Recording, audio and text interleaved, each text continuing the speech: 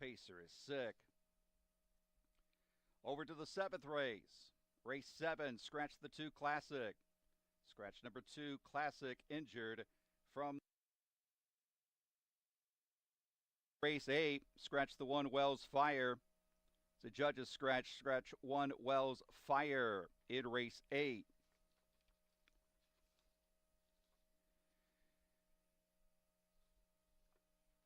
Over to the 12th race. Race 12, driver change for 4Z's Dream. The driver, George Napolitano Jr. George Napolitano Jr. drives the 4Z's Dream, race 12.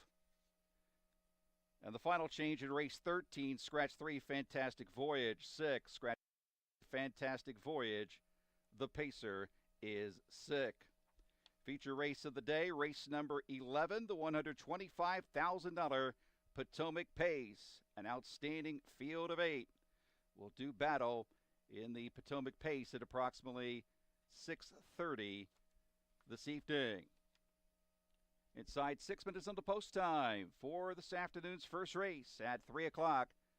Track is fast, temperature 59 degrees. The best of harness racing luck here this afternoon at Rosecroft.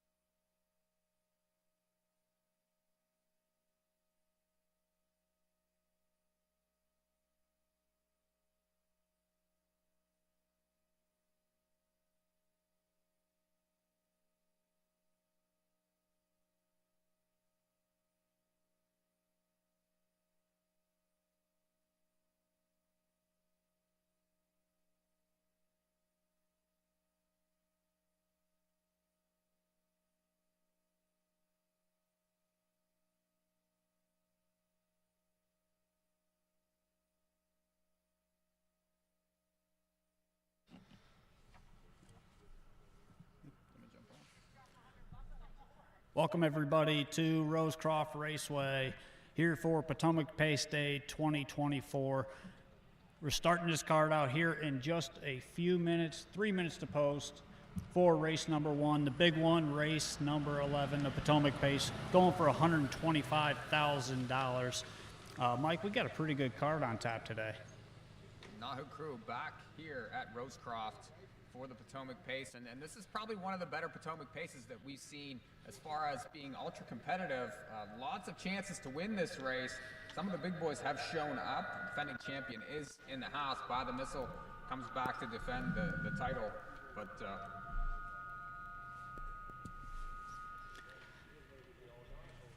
I just shut it off.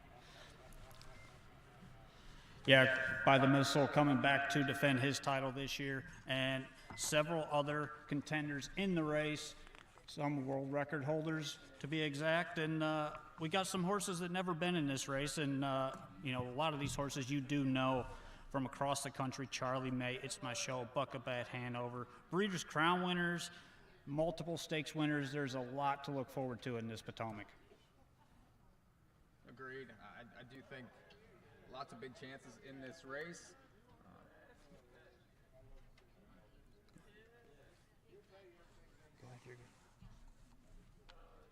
I think it's interesting that Charlie May shows up here. Certainly plenty of class with him. $2.2 million on the card. A Buckabat Hanover, really a phenomenal year. Over $600,000 for him. El Rey's certainly hot right now. By the Missile back from that injury has raced well since he's returned. Little Rocket Man's had an unbelievable year. Ruthless Hanover, tons of class with him. Very competitive race this year, Rod. But that's later on. Approximate post time is 6:30 p.m. Eastern, so make sure you stick around for that race. It's the big one.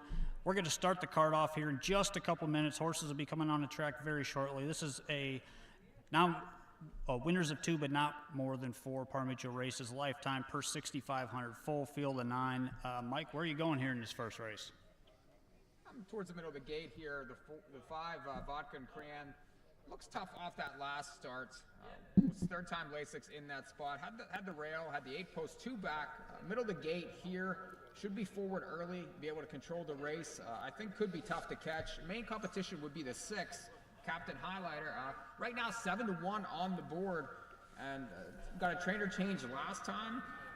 This horse, I think, plays very well here. Could end up in the pocket, so I think it's 5-6 in race number 1. I'm not too far off from you. I do like the 5 and 6, but I'm going with the 2 online. Eric Davis drives for Amanda Blackford. A very nice horse, shows early speed, has an inside post. He is a little bit versatile because last week he had to come first over, just got a little bit tired. The track wasn't as fast that night, and they went a really slow first half. I don't see that happening. We're in the sun today. The track looks lightning fast, and the track's been pretty fast most days here recently at Rosecroft. My second choice is the 4, Big Truss. He also has some gate speed, and Hugh O'Neill drives for Sean Callahan. Made over $35,000 this year, but doesn't win a whole lot. Has 8 second-place finishes on the year versus just 3 wins. And our colleague James Witherite joins us here right before the first race post-parade. James, what do you got? Honestly, just taking a quick cursory look at this first race, Rod, and looking at the board, Vodka and Cran 3-5 favorite, now down to 1-2. Makes a lot of sense as the public choice, especially having won via a strong first over grind against just lesser company. 4 starts back, 3 starts for Greg Trotto, though, yet to find the winners in closure. Gonna have to work a little bit harder to get into position from the beginning here. Maybe 4 Big Truss. Ooh, 17-1. Love the price on Big Truss. Yes, weakened late, but was behind a much tougher draw off. I think looking at the key race angle here, as far as this class is concerned, the draw-off race much tougher than the Pizzagena race, and that's going to bode well for Big Truss. I don't think we're going to get 14-1 at the off, but I do think he's probably a much more credible mid-price player. They are out for the post-parade 4, race number 1. We will be back right after that post-parade.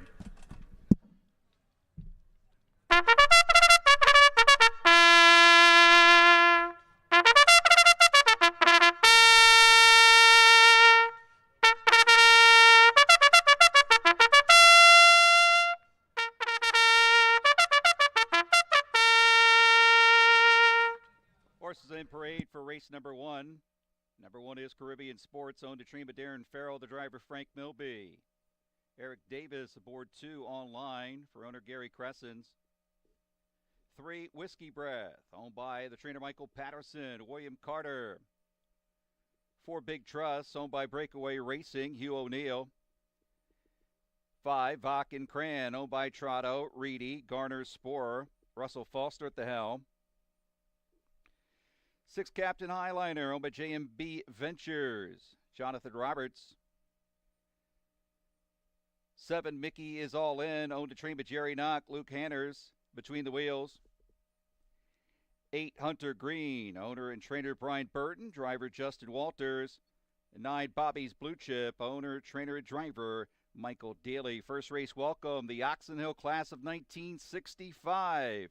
Win Play Show Exacta, Trifecta, Superfecta. It's also the first half of the early double, and there are no changes in either half of the early double.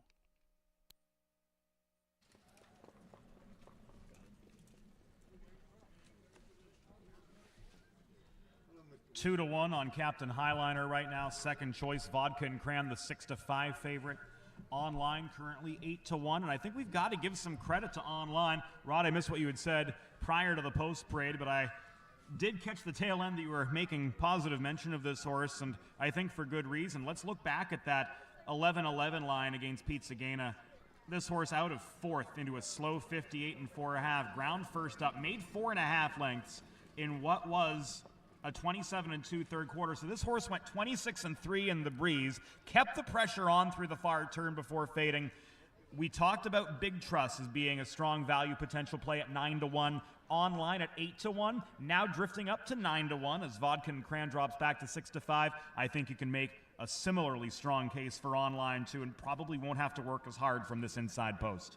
Yeah, I totally agree. I think from the inside, he's well positioned early to be up close, and he's not going to have to really move or do too much action in the middle of the race. So this could set up for him getting a 2, maybe 3-hole trip, and he's just in the right spot for me. I love the price, 7-1, and my second choice, 9-1. I mean, I'm loving what the odds board's telling me right now, Mike. This dude likes to go forward early, though, and he could end up on the front in this race. It'd be interesting to see what Foster does with the 5 away from the gate. Certainly better post forward that one. I think it's those two early, the 5 and the 2. The 6 probably ends up third early and maybe makes an early move first up. They look like the 3 in the 3 main contenders in this race. If it does heat up early, maybe you could get the 1 underneath. Closed very well last time. That was this horse's best race in a while. 10-1, certainly taking action here now. I could see the 1 on the bottom side of the Tri or the Super. Here's the one question that I've got for both of you, and I think the question that's going to be the key to anything in this race. You've got the key race angle, 5 horses coming out of the draw-off race, 3, 4, 6, 7, 8. Online, the horse that comes out of the race having done the most work in his last start, comes out of the weaker division, as do 1 and 5. So we've got the key race angle on one hand, we've got that 26-3 third quarter that Online put in after hitting the board in 3 straight before that from Kinder Trips. What's going to be the prevailing factor? Well, I think you're going to get a mix of both of those races in here. You got a lot of early speed from both of those races combining into this race. That's going to play a big key. Who's going to go, who's not early on in this field. I do think it's interesting, too, that Jonathan Roberts ends up on the 6 here. And that horse was 23-1 2 back, 32-1 last time, now 3-1 on the board. I do think, though, for this barn, who's 9 for 16 so far, tough to look past. Second time Eric L, too. Yeah. That's second time Eric L, that's big. Roberts off Online is a little bit of a, I don't want to say a red flag, but it's certainly something that caught my attention. Captain Highliner 3-1 does come out of the key race, does show closing potential, is trending upward, let's note. And in a race, Rod, as you mentioned, with a lot of early speed, could do well for more of a stalker closer type as opposed to a speed presser type. This race falls into Captain Highliner's lap the more I look at it. It really does. You have to use him at 2-1. Now he is down to the 2-1 favorite as they approach the gate. It's post time for race 1 on Potomac Pace Day 2024. And without further ado, we'll send it up to the top of the Rosecroft Grandstand. The longtime voice of Rosecroft Raceway, Scott Warren, with the call.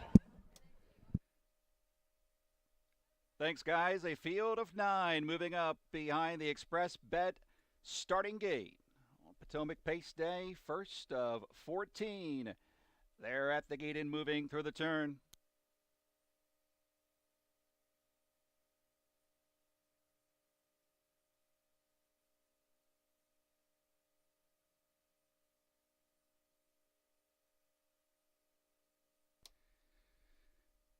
Field of 9 behind the starting gate. Once again, we welcome the Oxon Hill class of 1965.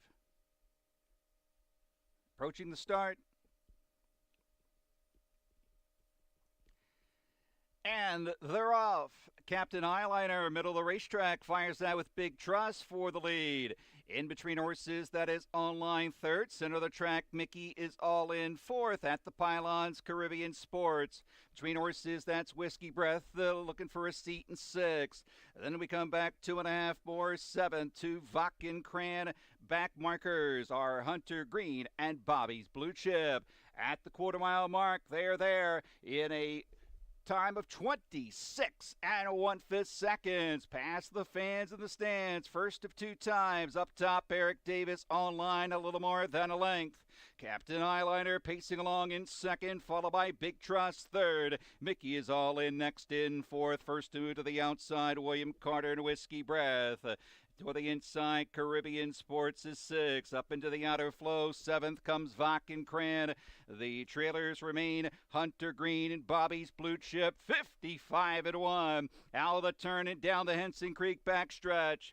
Leader remains on line a length. In the pocket, Captain Eyeliner second. Uncovered Journey for Mickey is all in third. To the inside, Big Trust fourth. Second over, that is Whiskey Breath as they are side by side and stride for stride to 3/4. On line, the leader. Here comes a 3-wide rally from Whiskey Breath at 124. And with a swoop move, Whiskey Breath on the far outside up to get a short lead. In between horses, that is Mickey is all in. Vakken Cran up on the outside. Off the turn in the stretch. They're on their way home in the opener. And it's Whiskey Breath between horses. Up on the outside, Vakken Cran. In deep stretch, Whiskey Breath, Vakken Cran. It is Vakken Cran to the outside to win it in 153 and 2.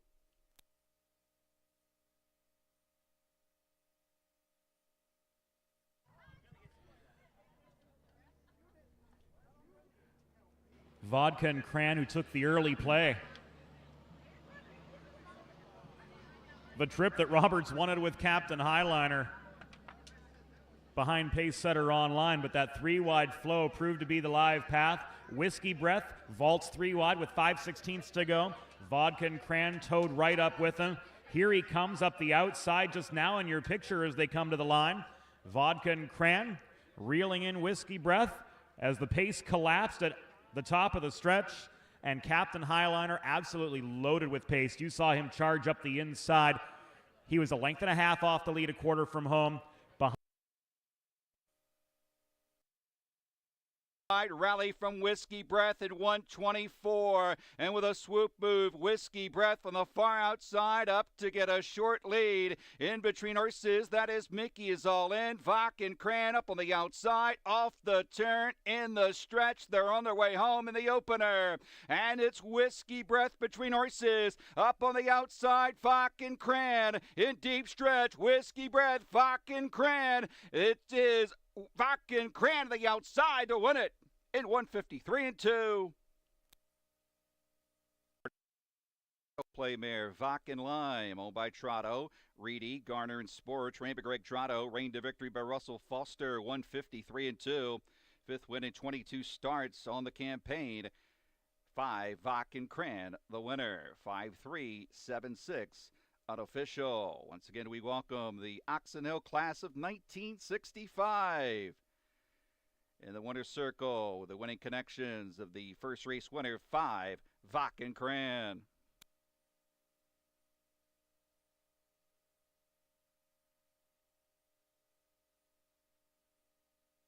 First race results are official. 5-3, 47-40.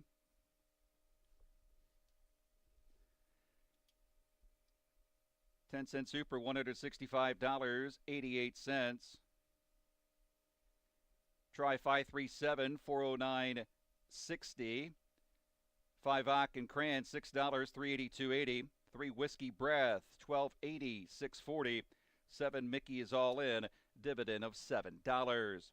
Rundown first race, 1 Caribbean Sports was 7, 2 online, 8th. 3 Whiskey Breath was 2nd. 4 Big Trust, 5th. 5 Vakken Cran, the winner. 6 Captain Highliner was 4th. 7 Mickey is all in, 3rd. 800 Green was 6th. 9 Bobby's Blue Chip finished 9th. 782, 514, 369, top to bottom, 153 and 2. Second race upcoming. In loving memory of Joanne Zelko, it's a condition event. Field of 9, no changes, less than 9 minutes at 3:21.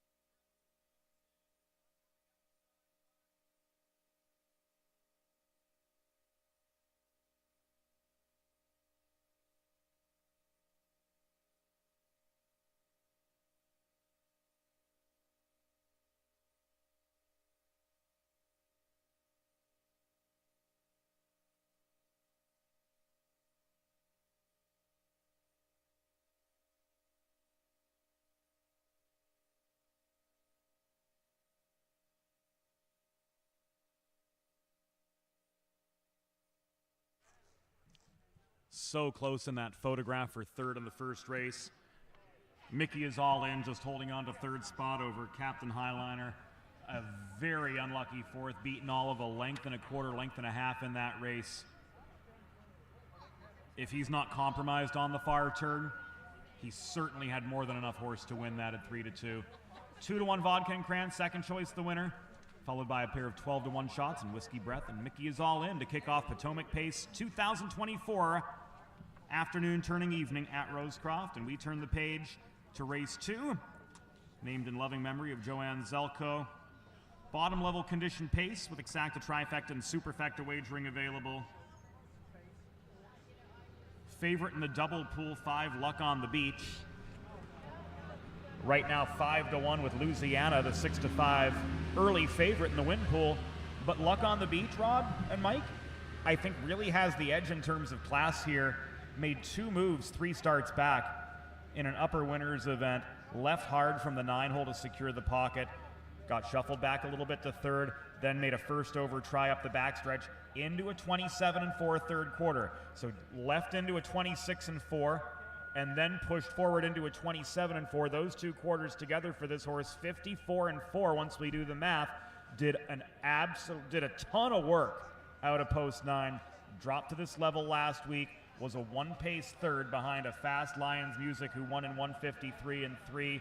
Big class edge right now, the way I see it anyway, for Luck on the Beach, who's sitting pretty comfortably at 4.5-1. Yeah, the tote board says it all right now with the 6 being 2-1.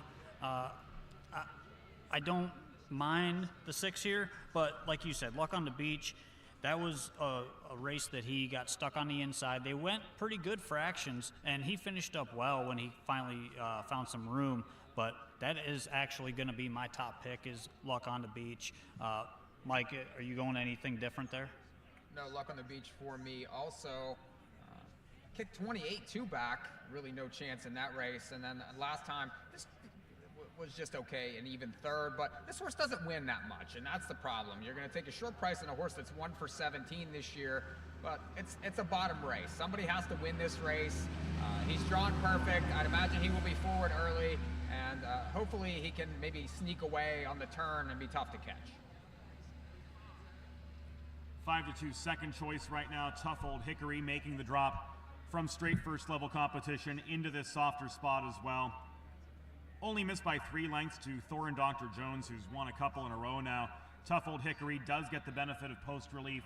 As mentioned, 5-2 on the board. Straight Joe dropped to this level, now draws inside. 4-1 co-third choice, along with Luck on the Beach, who just went down to 5-2.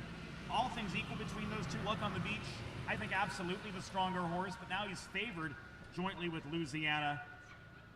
Looking at some of the roughies here, for Na Batman really needs to turn it around. Reunited with William Carter, who drove this guy to a 3rd place finish, 4 starts back, and a 4th place finish, 3 starts back. Was hard used from in both of those races into some pretty fast paces. So does getting Carter back in the bike, does that lift this guy at 7-1? 14-1 on Redwood again and Rock Smart, both dropping from straight first level events. Redwood again, even but no threat last time. Rock Smart just never got involved. I really don't know how you can make a case for Rock Smart, but Redwood again on a 2nd straight drop in class. And let's note, he won at this level 6 starts back at 28-1 with the right kind of trip. If he gets a little bit lucky, he could make an impact at 14. Yeah, I totally agree. I've got him selected 4th in my selections in this race. It's really going to depend on trip with him. He can definitely win. We know he's classy enough. He's got 3 wins on the year. He is getting up there in age, but he gets Russ Foster back in the bike.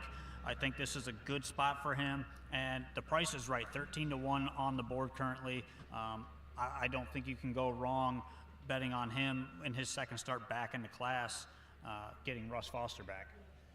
Yeah, one horse that I want to use that's a long shot here that's really hasn't been mentioned is the 9, Man Attack. Just 235 starts for this 10-year-old and has plenty of 21 wins, 36 place, 36 thirds. Old class type horse, has had a rough time the past couple years, but if you look at that 2-back line, this horse raced pretty well. Ended up making a big move in that third quarter to end up on the front, and then just tired to be third. He's another one that can kind of get into this race here at a big price. Just needs the right flow. The outside post does hurt, but if you look at some of his prior lines, is capable of a decent finish. So use a little 9 there in your tries and supers. Mike, I do want to ask you real quick before the post parade.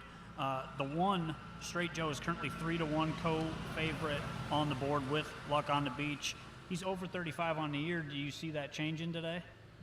I don't see it changing, but I do think the post switch is leading to some of the action on this one. He had 7, 9, 7 the last 3 starts. Did finish up a little better last time. That was one of the better races in a while for that horse. So inside draw now, 7-2 though, very short for a horse that's over 35 this year. Yeah, I tend to agree. And a horse that I'm targeting a little bit here at a price is the 6, Louisiana. You get Luke Anders back on the bike. The horse had a tough trip last time, was 3 wide down the backside and got stuck out there 3 wide all the way through that last turn. I don't mind his last 2 starts, honestly. I do think that horse has raced well since arriving at the racetrack, especially 2 back, 27 and 4 on the ends. This horse definitely rates. I don't think that you're going to get 9-2 here. The money's going to come for this one late. Here's after all the talk about value that we can muster, here's the thing that stands out to me most about this race. There is no predictable early speed the way I see it. This could turn out to be such a paceless race. Somebody's going to lead by default, and the question from there is, how much does pace make the race? I mean, maybe that's why the one's taking a little bit of money here. I mean, there are shades of speed. Does the one lead by default? I could see it. I could see the one leaving here, especially from the inside draw. Certainly is being bet like he's being well meant here. Second time Trey Porter, I do think interesting. Here is the post parade for race number 2.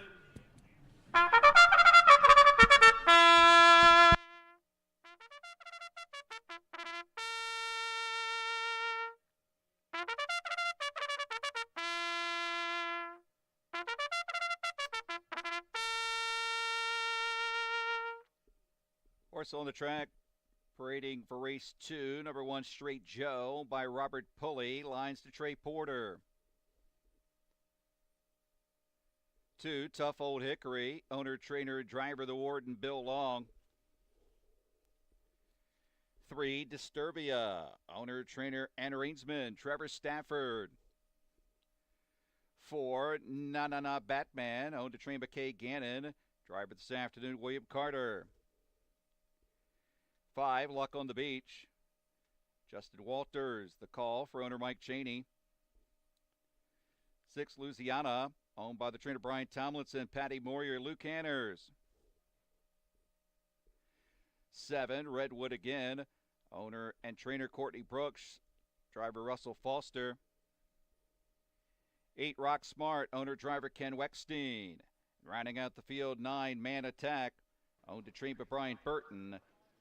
Between the wheels this afternoon, Jonathan Roberts, field for race 2, loving memory of Joanne Zelko. In play, show exact to trifecta, superfecta wagering, wager now. Jump back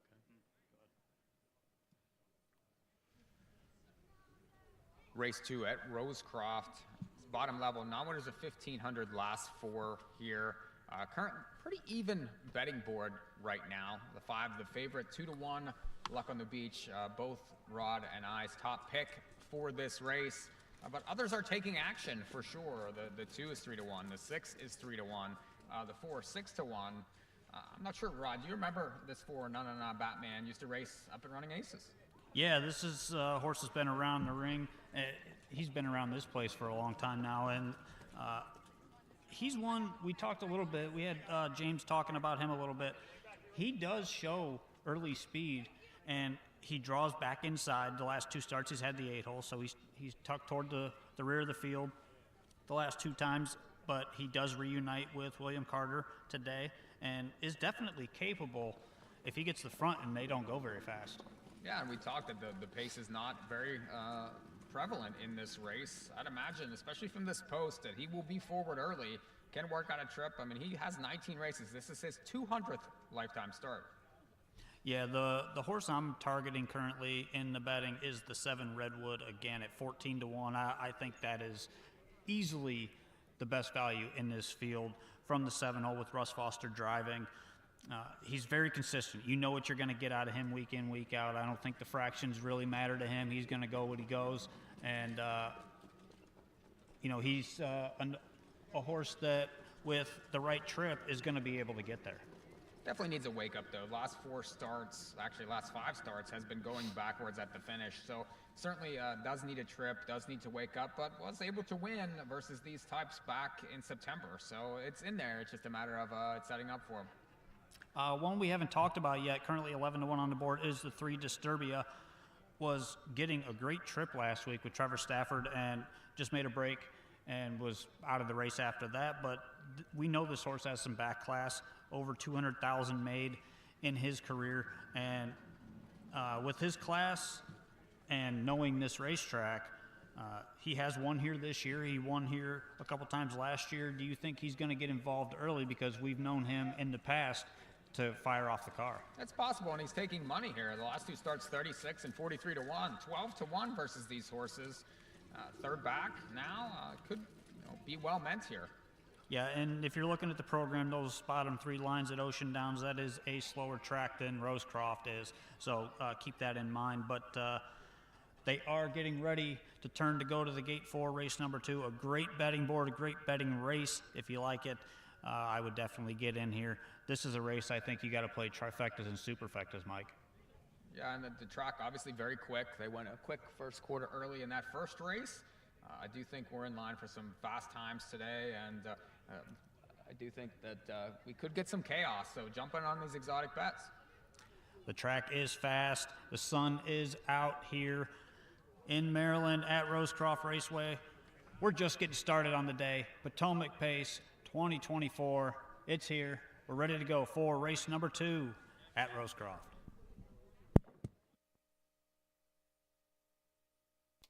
Have a scratch being announced for the very first time, and it occurs in the Potomac Pace, race number 11. Scratch the 2, It's My Show, sick. Scratch number 2, It's My Show. Out of race 11, the Potomac Pace. The pacer is sick.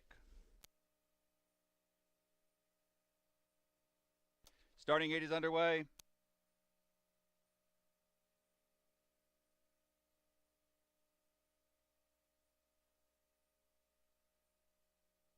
Second race field at the gate and moving through the turn.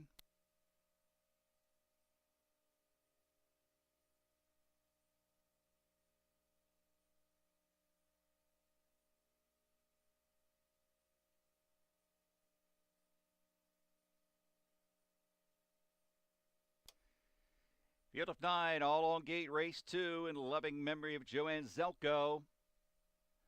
Set for the start. And they're off. Na Batman, middle of the racetrack, leaves out, along with Luck on the Beach. From the outside, Redwood again, way on the outside. That is Rock Smart. They are 4 wide, going to the quarter-mile mark. Na Batman has the lead. Luck on the Beach up on the outside, looking for a seat. Down on the inside, Straight Joe third. Still parked out there, 3 wide is Rock Smart. As they go past the opening quarter, it is incorrect on the board. Pacers come past the stands. And Luck on the Beach up on the outside to get the lead from Na Batman. In between horses, Redwood again. At the pylon, Straight Joe. 3 wide is Rock Smart, followed by Tough Old Hickory. Out is Louisiana. Man Attack and Disturbia into the clubhouse turn. Hard pressed to get there, but he's got the lead. That is Luck on the Beach. As they wheel by the half, he has a 2-length lead. As they swing off the turn and up the backstretch, it's Luck on the Beach bow by a length and a half. Na Batman is second, followed by Straight Joe, third on the inside. Tough Old Hickory up on the outside. Redwood again. In between horses, Man Attack, 3 wide, Louisiana. Less than 3/8 remain as they approach the 3/4 station. Luck on the Beach is still the leader. Luck on the Beach goes by 3/4. Na Batman second, Straight Joe third. As they come to the top of the stretch, it's Luck on the Beach to the outside. Na Batman. Along the inside, Straight Joe will wait the passing lane as they straighten away. Luck on the Beach. Straight Joe. Na Batman. Through the lane, it is Luck on the Beach. Straight Joe. Outside, Na Batman. Far outside, Louisiana. Straight Joe to win it.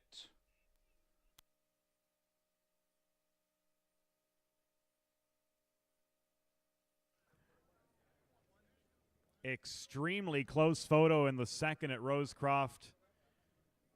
We weren't expecting that contested of a pace, but after Luck on the Beach worked clear of Na Batman in the early stages and then faced pressure from Na Batman coming off the home turn, Straight Joe inherited the pocket and came roaring up the open stretch.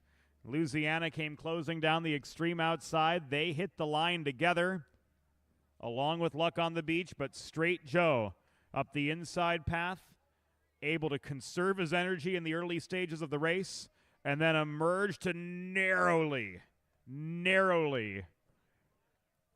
nip Luck on the Beach and Louisiana for an 11-1 upset. Second race field at the gate in Beach goes by 3/4. Na Batman second. Straight Joe third. As they come to the top of the stretch, it's Luck on the Beach to the outside. Na Batman. Along the inside, Straight Joe will wait the passing lane as they straighten away. Luck on the Beach. Straight Joe. Na Batman. Through the lane, it is Luck on the Beach. Straight Joe. Outside, Na Batman. Far outside, Louisiana. Straight Joe to win it.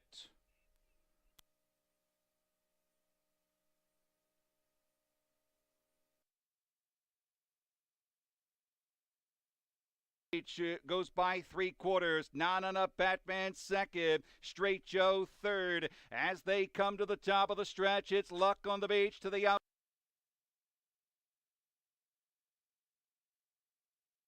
On the Beach goes by 3/4. Na Batman second. Straight Joe third. As they come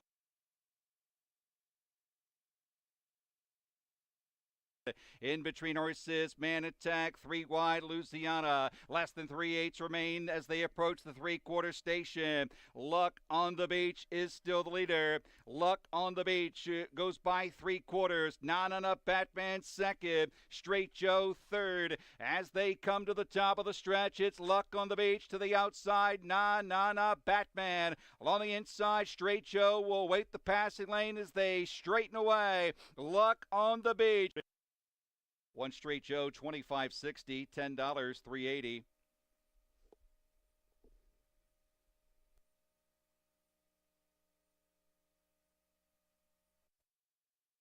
Second race field at the gate and moving through the turn.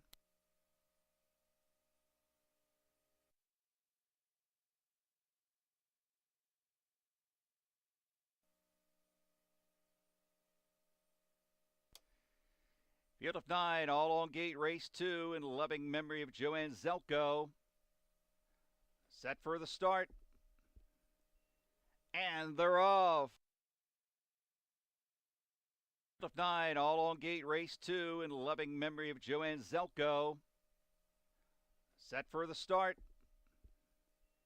And they're off. Na Batman, middle of the racetrack, leaves out along with Luck on the Beach. From the outside, Redwood again, way on the outside. That is Rock Smart. They are 4 wide going to the quarter-mile mark. Na Batman has the lead. Luck on the Beach up on the outside, looking for a seat. Down on the inside, Straight Joe third.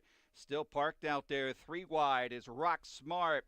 As they go past the opening quarter, it is incorrect on the board. Pacers come past the stands. And Luck on the Beach up on the outside to get the lead from Na Batman. In between horses, Redwood again. At the pylon, Straight Joe. 3 wide is Rock Smart, followed by Tough Old Hickory. Out is Louisiana. Man Attack and Disturbia into the clubhouse turn. Hard pressed to get there, but he's got the lead. That is Luck on the Beach. As they wheel by the half, he has a 2-length lead.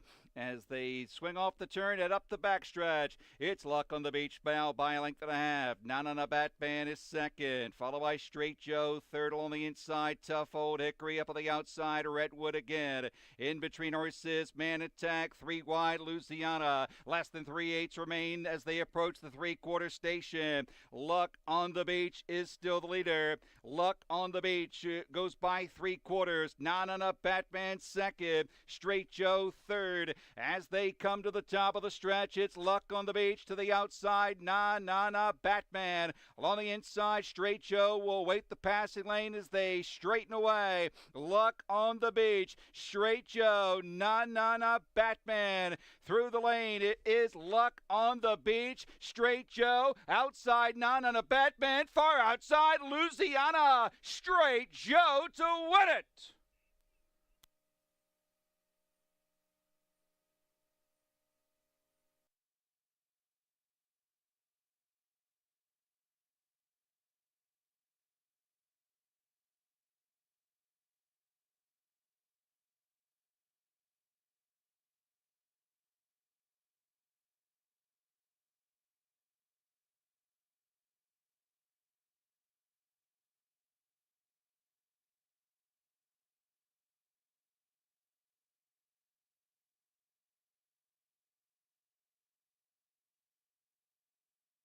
Three-quarters, Nana Batman second, Straight Joe third. As they come to the top of the stretch, it's Luck on the Beach to the outside, Nana Batman. Along the inside, Straight Joe will wait the passing lane as they straighten away. Luck on the Beach, Straight Joe, Nana Batman. Through the lane, it is Luck on the Beach, Straight Joe. Outside, Nana Batman. Far outside, Louisiana. Straight Joe. After each of races 3 through 10, each winner gets a $50 betting voucher and a t-shirt that is color-coded to correspond with one of the starters in the Potomac Pace, which is race 11. Of those 8, whoever is associated with the winner of the Potomac Pace will get a $500 betting voucher. So for our friends on track, our second chance contests begin in race number 3. Also, Pete Strong t-shirts in support of our beloved race caller, Pete Medhurst, for sale on track, $35 each, and all proceeds go directly to Pete's recovery as we're all pulling for Pete to get back to full strength before long. Absolutely. This is one of the best causes that we've ever had, and we all love Pete here at Rosecroft Raceway and across the country, which is evident by the people reaching out to purchase these t-shirts. If you want one, feel free to reach out to Gina. Maybe she's walking around all over the place, so if you see her, stop her and see if you can get a t-shirt from her. And we're moving right on to race number 3. Second level condition pace, the fantastic Fuller's Pace, optional $10,000 claiming event, attracted a field of 7 with exacta, trifecta, and superfecta wagering available. I'm a little intrigued by Lion's Music taking such heavy play at 1-9, being quite literally the only horse moving up in class in this race. Yes, he won going away by the better part of 4 lengths in 152-2 last time out. Last time at this level, 2 starts back, road cover into contention, lifted to be third behind Always Be Magic. That was a 54 and 1 mile, so yes, he is trending upward. Yes, he does have an easier time of it this go from a much kinder starting spot. But Starship, I think right now at 5-1 has a massive, massive class edge coming in from third level events before that. Showing pace, not enough to win at the open level, but certainly enough to work within striking range in the late stages. Starship off a hard-used third place finish, brushed boldly in the middle stages of that event. 54 and 3 to the half, 122 and 3 for the first 6 furlongs. Ultimately was reeled in as the 3-5 favorite by Alderton AM, but huge class edge for Starship on the step down, especially off such a strong effort. And we're getting 7-2 on him, guys. Yeah, Starship is one of those horses. I think this is really his level where he just thrives. You go back about 10 lines or so, and he's beat these horses. He's beat every one of these horses before. I think inside post, he's going to be pretty aggressive once again. I don't think you'll see those fractions that he had to go last week, and he did it the hard way. You know, he had to leave from the rail, got away third, and then made a first over move and ended up clearing, but he paid the price late.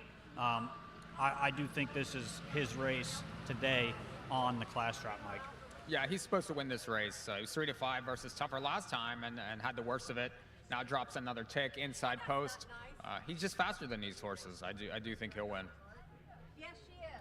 Yeah, there's no reason I would be betting 2-5 price-wise on Lions Music. That's just entirely too short for me. I'm not even looking at him at closer to like 3-1. There you go.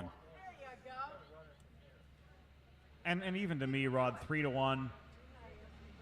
With somebody like Starship in the race and with Honky Tonk Flame, Fast Chat, and Ricky Bobby in the house all dropping in class off lines that do show merit. I mean, Honky Tonk Flame just never got involved last time out, but did chase all right at 20-1, 2 starts back. Fast Chat, even for minors against Tougher. Ricky Bobby in the house. Didn't win at this level, 2 starts back. Just missed Z's Dream by a half length, but did a ton of work through a 27-4 last quarter. There are just too many strong class droppers here for me to accept maybe anything less than 5-1 on Lions Music, despite the strength of that recent win. This isn't a one-step class hike for Lions Music. This is more like 1 2/3 or 2.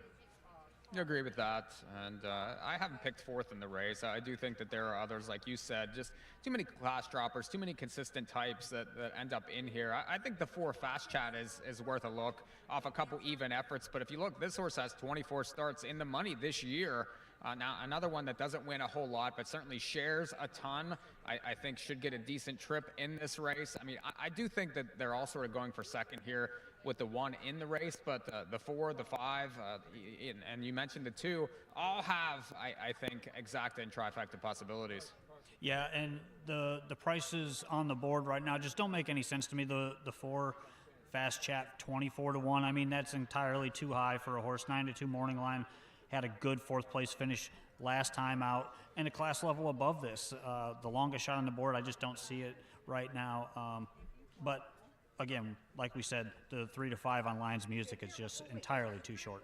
And before the horses come onto the track for race number 3 at Rosecroft, just a note for our fans on track this afternoon turned evening.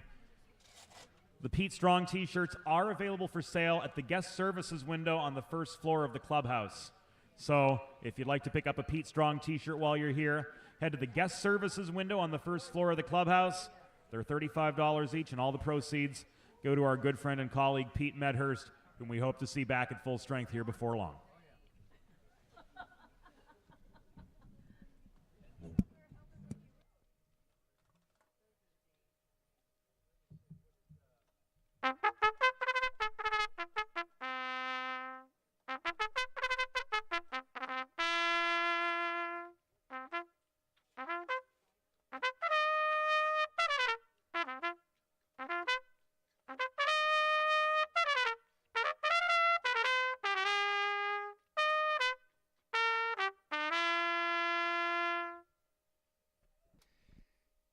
Bases are on the track for the 3rd. Number 1 is Starship, owned and trained by Bib Roberts driver Jonathan Roberts. 2, Honky Tonk Flame, owned by Lonnie Cohen, Justin Walters, the driving assignment.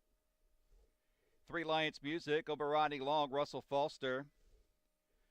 4, Fast Chat, owned by Lisa Dennison and Greg Dipsky, Eric Davis.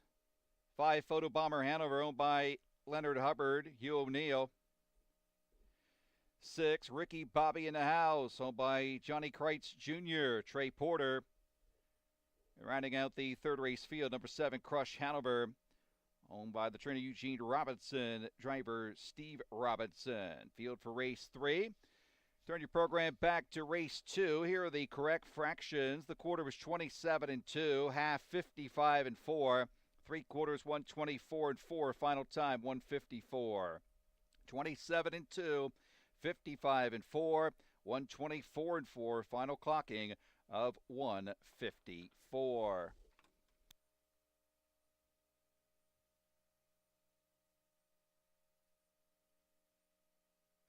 Nearing post time for race 3 at Rosecroft, and Starship's just taken over favoritism at 6-5. Lions Music drifting up to 9-5 as the second choice. 6-1 on both Fast Chat and Ricky Bobby in the house.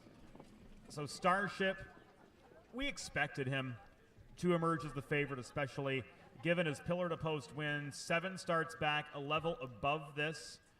His hard-used third-place finish more recently. And this is about a half-step class drop for him, but another consecutive pole draw, and Jonathan Roberts taking him over to Honky Tonk Flame. A lot going his way. 3-2 doesn't scare me off. No, absolutely not. And even 6-5, I'm on this horse. This is the class that he seems to excel the most at. And, you know, he's got a ton of back class, too. He's made over $400,000 in his life. He knows what he's doing, and he knows when he's in a little bit cheaper, and this is definitely cheaper than what he's been facing, Mike. It is. I'm looking at some exacta probables here, and they're decent, actually. If you look, the 1-4 is 13, the 1-5, 39, the 1-6, 24. So all certainly, I think, have possibilities. If you like the one, you don't have to accept the 6-5. You know, look to get an exacta going here, and you know, increase your payouts. Right now we see Crush Hanover 21-1 in front of us and on our TVs.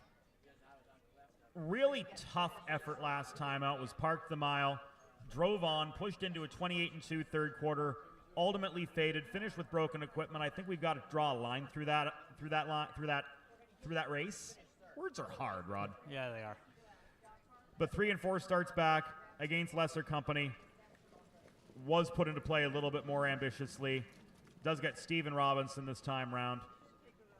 Maybe a shot at a minor, but a lot's going to have to go his way. Yeah, he's got to have pretty much everything go his way to win this race. I think, you know, he does have 3 wins on the year, and the speed is definitely there. I think this is just one of those classes that he kind of fell on the short end of the stick. It was one of those things. He fits the class, but you know, there's others that are dropping that just started to fit the class. So he to me, definitely a long shot in this race, and 16-1 longest shot on the board right now. Yeah, I'd imagine that from this post, they'll probably just back out, even though this horse likes to show speed. Maybe, you know, head to the back and, you know, hope to trip out and grab a minor award here. Nearing post time for race 3 at Rosecroft as this septet of second-level condition pacers, with one in for the optional $10,000 tag. That's Photobomber Hanover, who's kind of been on a little bit of a downturn lately in terms of form. Did bounce back with a third-place finish last week behind Thor and Dr. Jones, but was more or less one-paced after being gifted the pocket. I don't think you can put a whole lot of stock in that. Right now he's 18-1. Others with more positive form cycles trending upward, taking the play. We will make this your last call for the third race at Rosecroft, as pacers are circling on the far turn, and they'll be moving into line behind the Express Bet starting gate in just a few moments.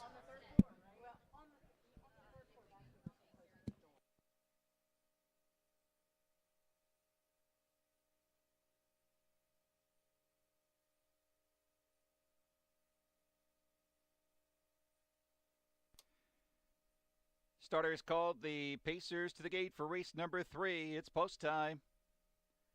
The Fantastic Fullers pace a field of 7.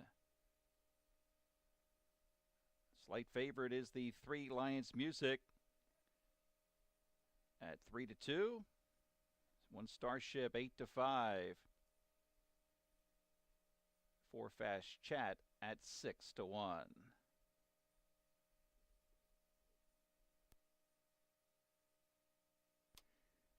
Clubhouse turn.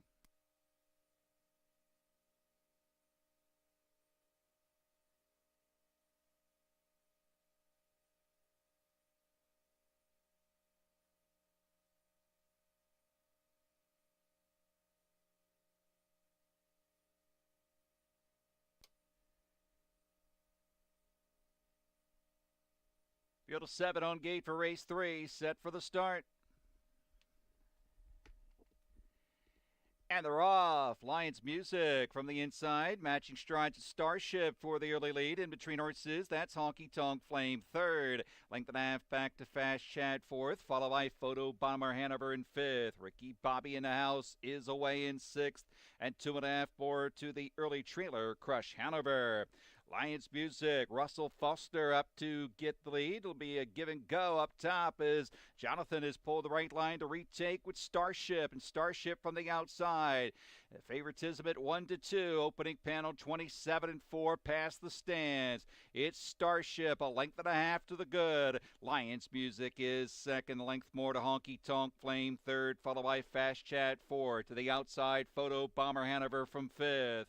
Ricky Bobby in the house next in sixth, and the back marker remains Crush Hanover into the clubhouse turn. Starship trying to make every pylon a winning one. By the half here in 56-2, 28-3 on that second quarter up the backstretch. Starship a length and a half. Lions Music gives chase. Following in third is Honky Tonk Flame. Uncovered bid from Photo Bomber Hanover. Skimming the pylons. Fast Chat. Ricky Bobby in the house. And Crush Hanover 2.75. Starship leads the way. Starship 3/4 complete. 1:23 and 4/5. Midway on that final turn. Starship a length and a half to the good. Lions Music. Honky Tonk Flame to the outside as they come to the top of the stretch. Starship turns home on top. He's still 2 to the good. It's Starship. The rest are giving futile chase. It's Starship. Starship will take race 3. Lions Music is second. Photo for third in 1:51 and 2/5. Seasonal best mile for Starship. Stepping down off a really good third place effort, seizing early control of the pace. And he was able to control some pretty sensible early fractions, 27-4, 56-2. Picked it up with a 27-2 third sectional, and then gradually edged away off the turn for home, won by the better part of the 3 lengths while driven out. Lions Music on the step up in class. I thought Rod did really well to hold second over 6 Ricky Bobby in the house. Way. Starship 3/4 complete. 1:23 and 4/5. Midway on that final turn. Starship a length and a half to the good. Lions Music. Honky Tonk Flame to the outside as they come to the top of the stretch. And Starship turns home on top. He's still 2 to the good. It's Starship. The rest are giving futile chase. It's Starship. Starship will take race 3. Lions Music is second. Photo for third in 1:51 and 2/5.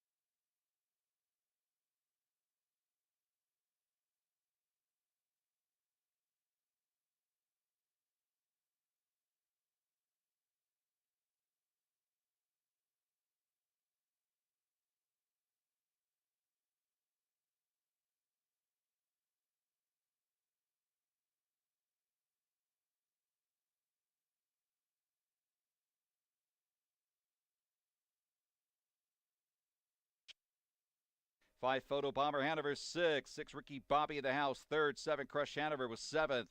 142, 56, 37, 151, 2/5. Fourth race upcoming. We welcome the Maryland Horse Industry members. It's a condition event. When play show exacta trifecta superfecta. Race 4 kicks off at pick 3. Races 4, 5, and 6.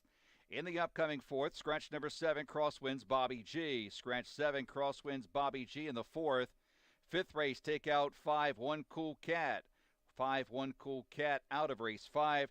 No changes in race number 6. Upcoming fourth in less than 9 minutes.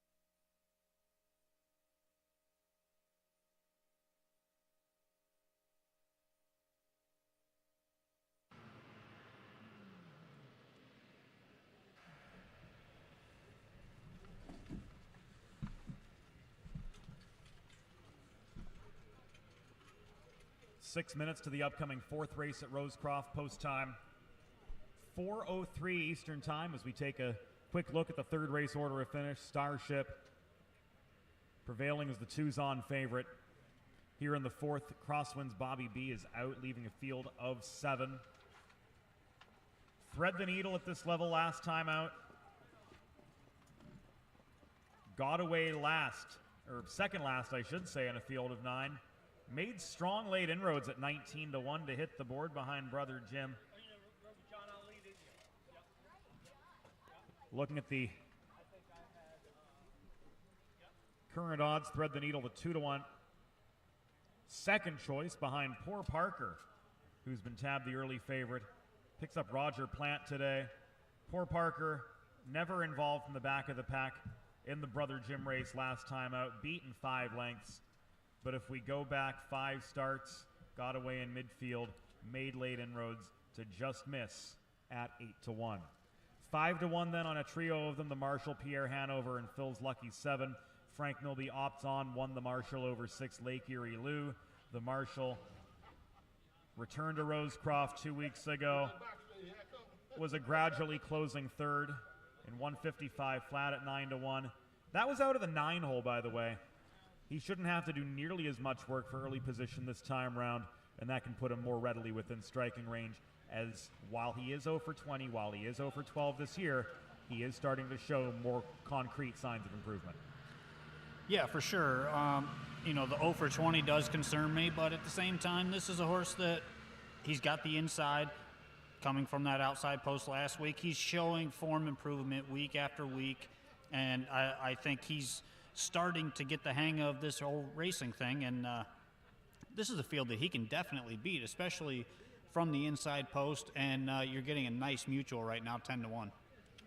Yeah, no 1 for me here. I haven't picked fourth. I like the 8, Phil's Lucky 7. The couple starts at Saratoga, Now showed up here. This is the third start. Rosecroft was bet last time. Showed a lot of speed and got tired late. I do think the scratch certainly helps, and we'll be up close again. I think could prove tough to catch in a race that doesn't feature horses that like to win. So I do think that Phil's Lucky 7 will take some beating here in race number 4. My top pick here is the 5, Thread the Needle. Currently 2-1 off that 6-1 morning line. Had no chance in his latest, coming from way off the pace. Slow fractions in that race, and that really made all the difference. He only got beat 3.5 in that race, so made up 7.5 lengths in that final half. And I thought raced extremely well, showing that he can improve and finish miles. This is a spot from the middle of the gate. I think he can work out a trip from the back, come second over, and possibly win this race. And currently 3-1, I'm loving that price. My second choice is the 3, Buttermaker, who was second in that same race. He sat up close in those easy fractions, and he's been... He did have to work for that pocket spot, though, Rod. He did. He had to go off the car, 28 flat first quarter, and he did get a good trip after that. So I'm not giving the horse any excuses. I think he's improving, and he fits well against this field.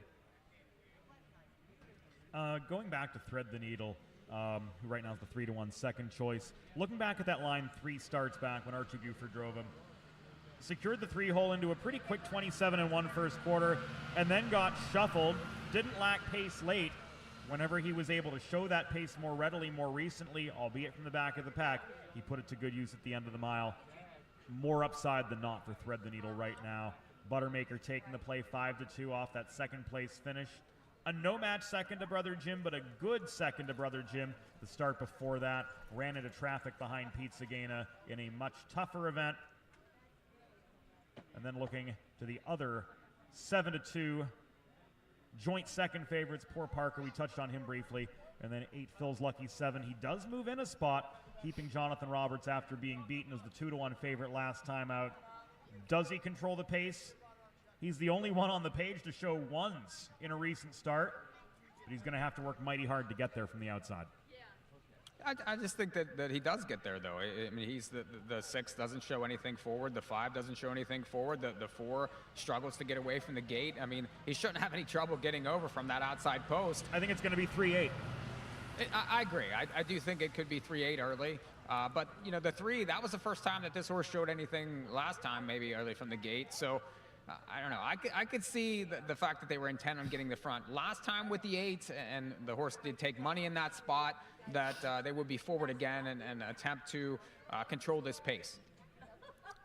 One of my things in this race, the 5, Thread the Needle, shows some sneaky speed off the gate, actually. If you look at that start 3 starts ago, had the 4-hole, got away third, and a 27-1 first quarter.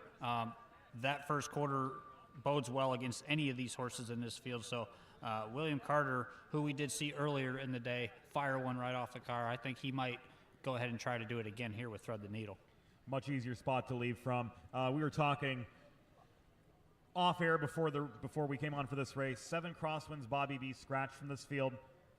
That changes the complexion of this race completely. He was one of the few in the field on paper to consistently show speed. Now with him out, it's a lot more of a crapshoot in the early go. Just want to mention, too, there's another free contest if you're on track or off track. ContestJockey.com has free contest for Rosecroft. So go to ContestJockey.com and you can sign up for free with your email address. Live money, mythical contest that keeps you involved the entire time. Starts in race number 6 today. Cash prizes, free entry. So check out Contest Jockey and jump in there. Race 4, Post Parade, will be coming out any second here. The horses are just leaving the paddock. And we go to James Witherite.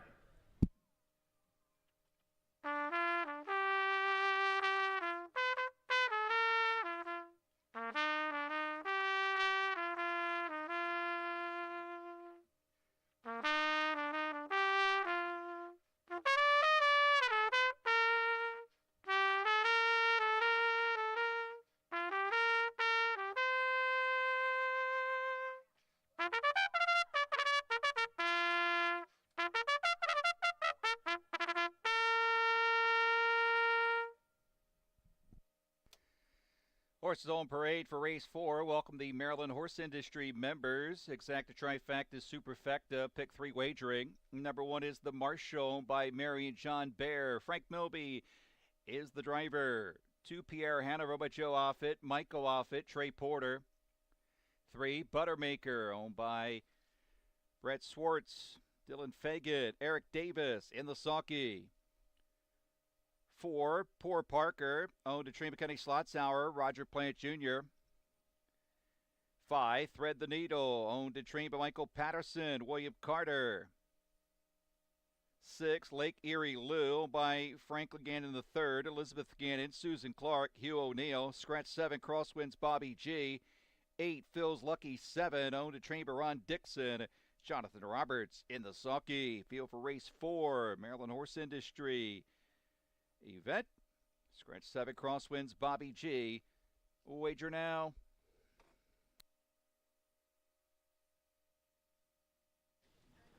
This 4th race starts a 50-cent pick 3.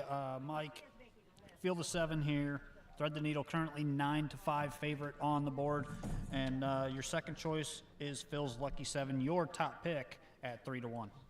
Yeah, top pick on the 8, and I can understand your 5 here, especially with his last 3 final quarters. He just needs to be closer early. Needs to be, I think from this post can certainly get involved, and 2-1 right now, but the exacta prices are spread all around the board here. So I think that's where the value lies. You can check out some of these exacta probables. You can connect a couple of these horses. You can certainly make some money here. Yeah, for sure. You definitely can make some money in this race. 3 horses, 3-1 or lower, and there are currently 6 horses, excuse me, that are under 10-1 on the board. So a great betting race, great race to start the pick 3 here at Rosecroft. It's also a non-winners of 1, non-winners of 2. Does that play a factor in your handicapping, James? Come again with that, Rod? With this race being a non-winners of 1, non-winners of 2. Not really. Just looking at it as objectively as possible, the fact that it is a non-winners of 1-2 handicap. For me, I just treat it as a non-winners of 2. The Marshall and Pierre Hanover are moving up in class. The bulk of this field is non-winners of 2 company. So the Marshall 7-2, yes, he's going to have to work significantly harder. What we weigh there is the fact that he does have a couple seconds speed edge over the likes of Buttermaker and Thread the Needle, who is the current favorite. Inside gives them a little bit of an edge here, but I think it's going to be too much for them to overcome. Comes out of a couple fast races, though, and you're right, should be closer early. No question. Some tough posts, and I would be curious to see how involved that they go early, but 0 for 20 doesn't lie here. No, but we did see earlier a horse that was 0 for the year end up winning, and that was 0 for 35 on the year. It's true. So, 0 for 20, it is a little off-putting, but at the same time, I'm not too worried about it, especially from an inside post. It's a good betting race. Nice even board here. You have several horses between 2-1 and 4-1 on the board, so wide open. Again, look at some of the exactas. The exactas with the 8 I'm looking at right now are quite fruitful. So I like the 8 on top. I'm going to be punching some exactas here. Yeah, I'm sticking with Thread the Needle here. 2-1 favorite currently. And my second choice is the 3 Buttermaker. And he is now down to the second choice on the board as well. So I guess I'm playing chalk today, James. I really think that this is one of those races where you can make a case for the 4 horses that we've talked about the most, the Marshall, Buttermaker, Thread the Needle, and Phil's Lucky 7. They all show enough ability, maybe not necessarily to win, but to certainly be credible contenders here. A lot of it's going to be, how does this race unfold? Yeah, and that's hard to say. Like we were talking about, there's not a without Crosswinds Bobby B, it is a total crapshoot what happens in that first furlong. Yeah, anybody can try to leave. We think Buttermaker is going to leave. We think Phil's Lucky 7 is going to leave, but the other 5, we really don't know because the circumstances of this race are that wide open. Seeing the lack of pace, who's going to take a shot? I'm going to say 26-4 first quarter there. No chance.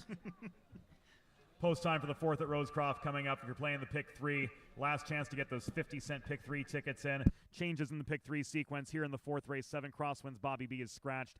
In the 5th race, scratch number 5, One Cool Cat. The 6th is clear. Horses will be taking up their positions behind the Express Bet starting gate in just a few moments. And we'll send it upstairs to Scott Warren once again for the call of race 4 at Rosecroft momentarily.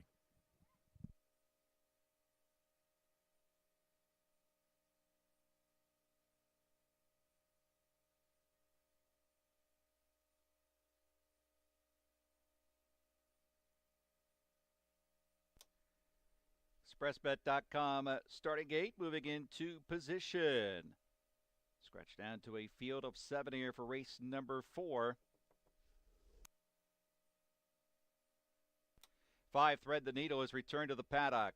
Slight delay here. 5 Thread the Needle has returned back to the paddock.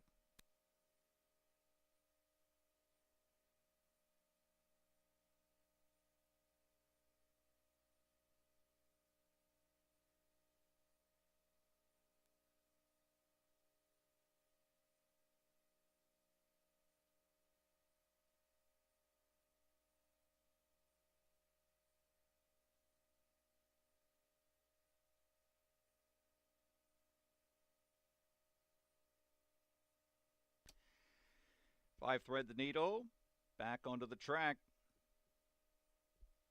Starter is called for the Pacers.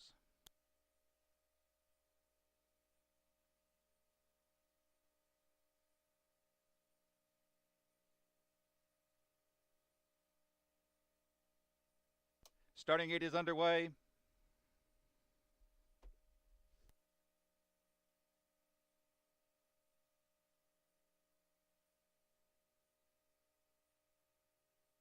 Fourth race field at the gate and moving through the turn.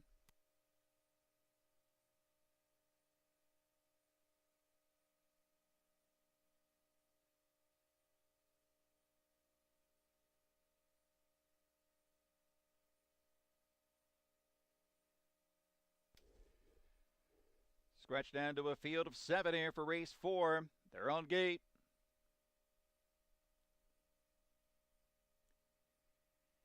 And they're off. Lake Erie Lou, quick off the wings of the gate, going to the front. Buttermaker will look to come away in second, and it's a gap of 3 to Poor Parker third. Length and a half more to Thread the Needle fourth. 2.5 more to Phil's Lucky 7, who is away in 5th. And we come back to the Marshall in 6th, and the early trailer is Pierre Hanover. Lake Erie Lou has got the front here. Quarter good, 26-3. Pacers come past the stands. Lake Erie Lou. No front end speed on the program, but he's got the front here by 2. Racing in second, Buttermaker. 2 back third to Poor Parker, followed by Thread the Needle. 2.5 more to Phil's Lucky 7. Trailers remain the Marshall and Pierre Hanover over to the halfway point. Lake Erie Lou is there. Past the half here in 56-1. How the turn it down the backstretch. Lake Erie Lou, a length and a half. Buttermaker is second. First over bid from Poor Parker third. To the outside, Thread the Needle, second over fourth. Up the inside is the Marshall fifth. Outside 6, Phil's Lucky 7 and Pierre Hanover. 4 in, 3 out to 3/4. Lake Erie Lou, your leader. 3/4 on the board at 125 and 1/5. Midway on that final turn, Lake Erie Lou, a 3-wide bid from Thread the Needle. As they come to the top of the stretch, Lake Erie Lou has company. Thread the Needle the far outside. Buttermaker looks for racing room. They're into the stretch, and up on the outside, Thread the Needle gets the lead. Buttermaker gives chase. It's Thread the Needle in front. Wins it by 2 in 154-3.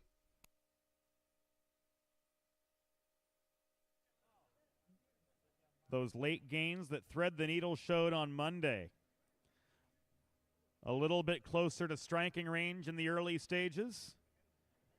And William Carter puts that late closing kick of the son of Down by the Seaside to work, as we see here off the home turn. Thread the Needle spinning to the lead in the final 16th and powering his way to career win number 2 as the 4-5 favorite. The upward trends continue for Thread the Needle, taking the 4th at Rosecroft. 5 Thread the Needle first at your leader. 3/4 on the board at 125 and 1/5. Midway on that final turn, Lake Erie Lou, a 3-wide bid from Thread the Needle. As they come to the top of the stretch, Lake Erie Lou has company. Thread the Needle the far outside. Buttermaker looks for racing room. They're into the stretch, and up on the outside, Thread the Needle gets the lead. Buttermaker gives chase. It's Thread the Needle in front. Wins it by 2 in 154 and 3. Looking in their programs. 5-3-1-4 here in the 4th. To the water circle, 5 Thread the Needle. 3 Old Bay Gelding down by the seaside, owned by the trainer Michael Patterson. Centerville, Maryland, driven to victory by William Carter, 154 and 3. Second win in 21 starts, a lifetime mark for number 5, Thread the Needle.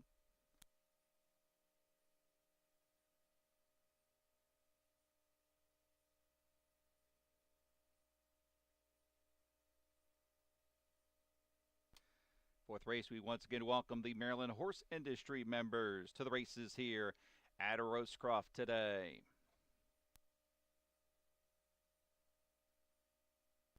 Fourth race results have been declared official.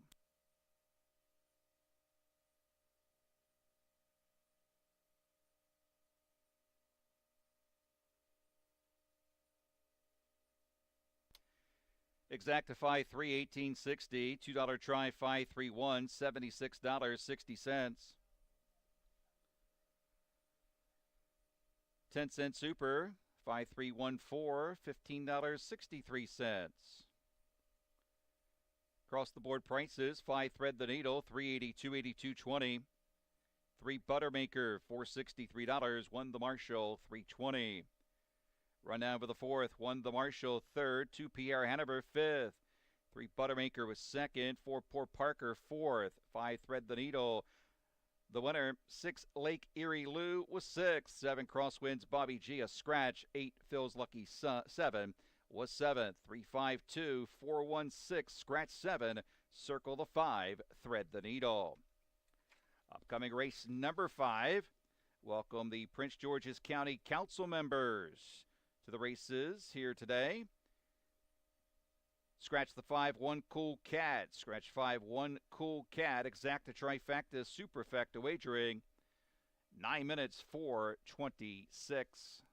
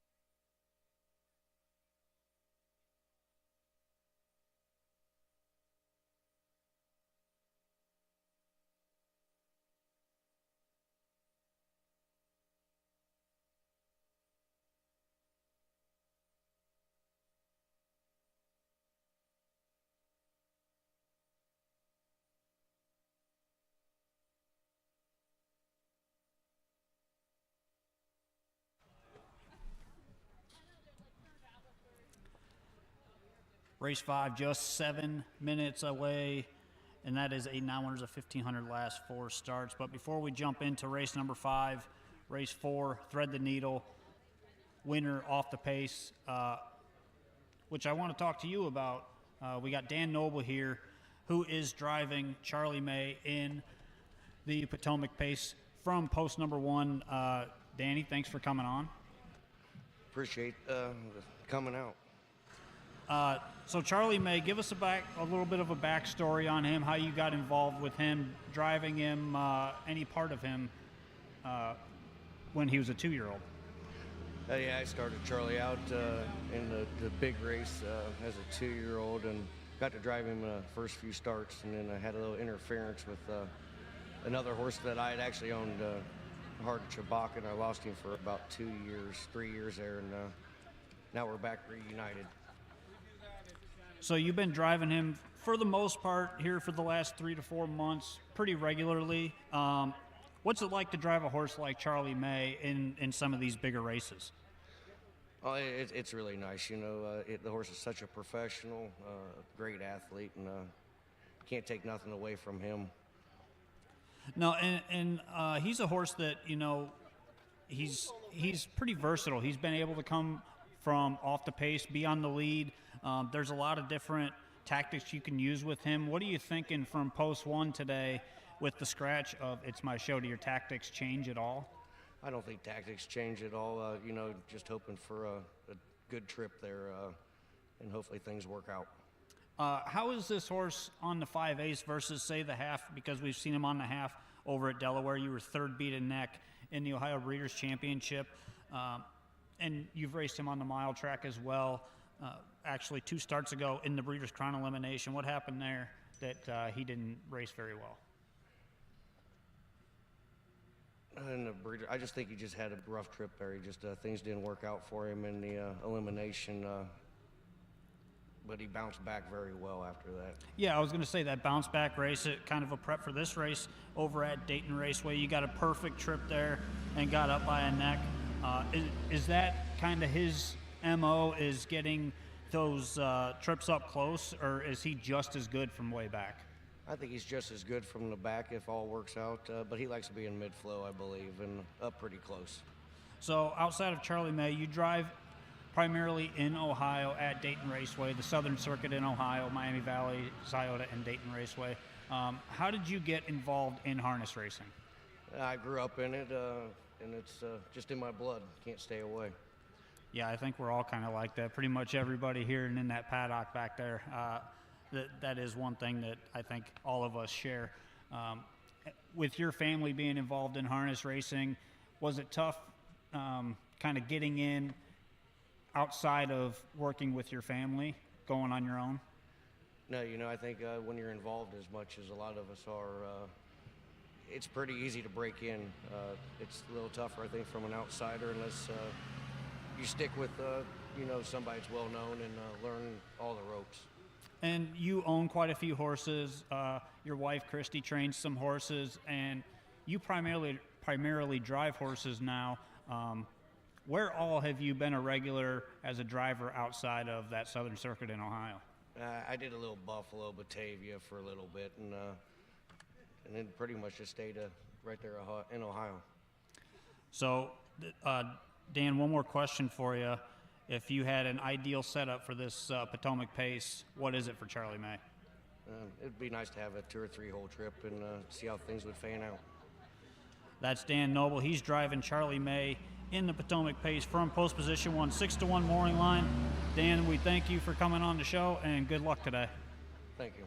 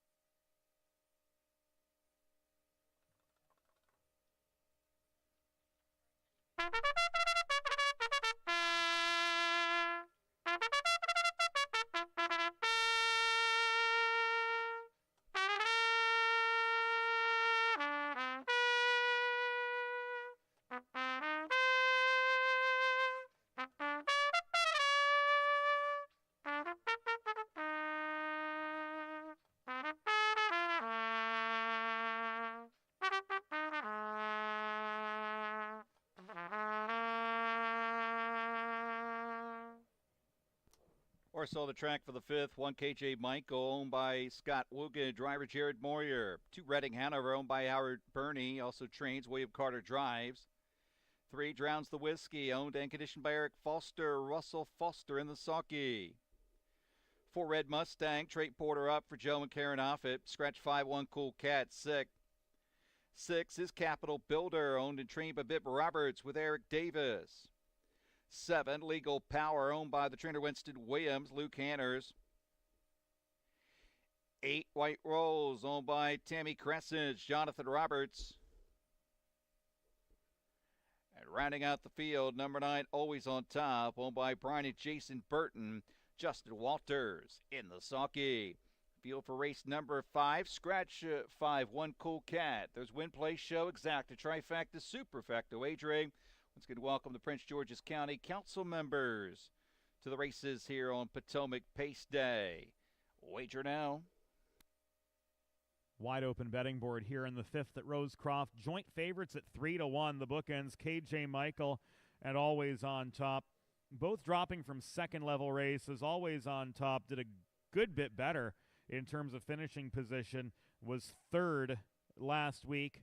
Emerging out of traffic to take that 3rd spot at 17-1. Will have to overcome the extreme outside post. KJ Michael, on the other hand, rallied from well off the pace to just miss a bottom level event 2 starts back. Then made a mild bid on the jump up to this level. Weakened off the home turn, but was in the Z's Dream race. Finished in 153-2 behind what was a set of really hot early fractions. And now taking over the favoritism at 2-1, Drowns the Whiskey, coming in from Philadelphia, making his local debut. Has raced 2 times already for Eric Foster, an even 5th for 10,000, a no factor but even 6th after that. More early involvement's going to bode well for him, and this is a significant step down in class in his 3rd start for Eric Foster. 5-1 right now on 2 Reading Hanover. As we take a look at 4 Red Mustang, 13-1. Reading Hanover's shown up from off the pace pretty well in his last 2. 4th over this Rosecroft Oval. In a little bit kinder company 2 starts back. Disappointed as the 1-5 favorite, but made 2.5 lengths in the final quarter of that race. Followed that up, moved 3 wide at Philly onto the far turn. Didn't do so much in terms of gaining ground, but stayed even to protect 5th. This to me feels like a lateral move from that Philly race, but the inside post and the reunion with William Carter both should work well for 2 Reading Hanover, who are showing 5-1 right now. Rod Allums. I'm going with the 4 Red Mustang. I love this spot for him. He's one of those horses that tends to do his best work on the front end, and I really think that he is in a spot that he can leave. He hasn't shown leaving recently. He's been drawn outside post pretty much every week, so this is one of those spots that I think he's in a good place to leave off of the car. My second choice here is the 1 KJ Michael, and he is currently the 2-1 favorite from post position 1 as they get ready to go here for race number 5. The first drawing winner that we have on track, Mike Lesniski. Come up and get your T-shirt and your prize. We got that ready for you. So here in race number 5, I am going 4, 1, 7, and 9. Loving the price. Currently the longest shot on the board, the 4 Red Mustang. Just a minute to post. Get your bets in for race number 5.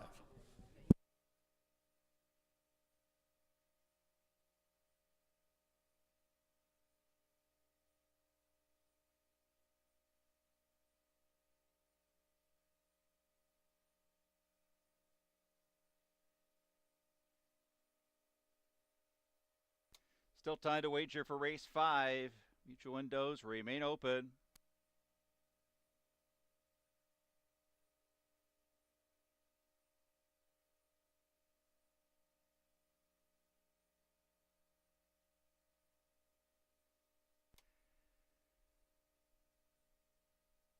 ExpressBet.com starting gate moves into position.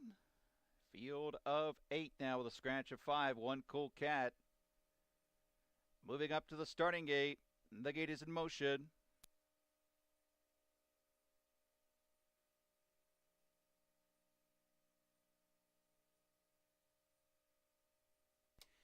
Even money on the 1, KJ Michael for Jared Moyer, now at 8-5.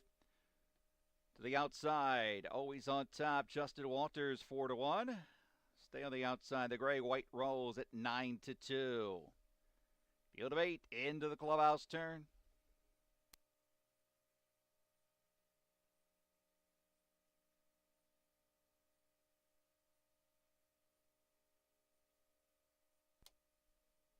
Eight pacers on gate for race 5. Tardy beginning, couple lengths to the 9, always on top. They're off, and they are pacing.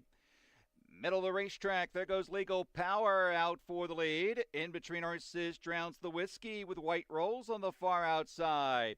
Redding Hanover paces away 4th, followed by KJ Michael in 5th. Red Mustang comes away in 6th, followed by Capital Builder in 7th, and always on top is the trailer in 8th. It's Luke Hanners and Legal Power, a length and a half to the good. Drowns the Whiskey away in second, 27 seconds. Pacers come past the stands in straight alignment. They're all behind Legal Power, 9-2 here by almost 2. Drowns the Whiskey is second. White rolls next in third, followed by Redding Hanover 4. Then it's KJ Michael, Red Mustang, Capital Builder, and always on top to the halfway point. Your leader remains Legal Power. Legal Power is there, halfway home in 56 seconds, 29 seconds on that second quarter up the backstretch. Legal Power, the leader. Drowns the Whiskey is second. On the inside, that is White Rose up on the outside. Redding Hanover up into third. Into the outer flow comes KJ Michael, second over 5th. 6th toward the inside, Red Mustang. Stacked up third over 7th, Capital Builder, and always on top at 3/4. The leader remains Legal Power, 124-4. Right alongside now, Redding Hanover sticks a nose. Ahead, a neck in front as they come to the top of the stretch, and Redding Hanover scoots away by 2. Legal Power with KJ Michael in the center through the lane. The leader is Redding Hanover by 2. KJ Michael is second. It's William Carter and Redding Hanover in front. 153-2.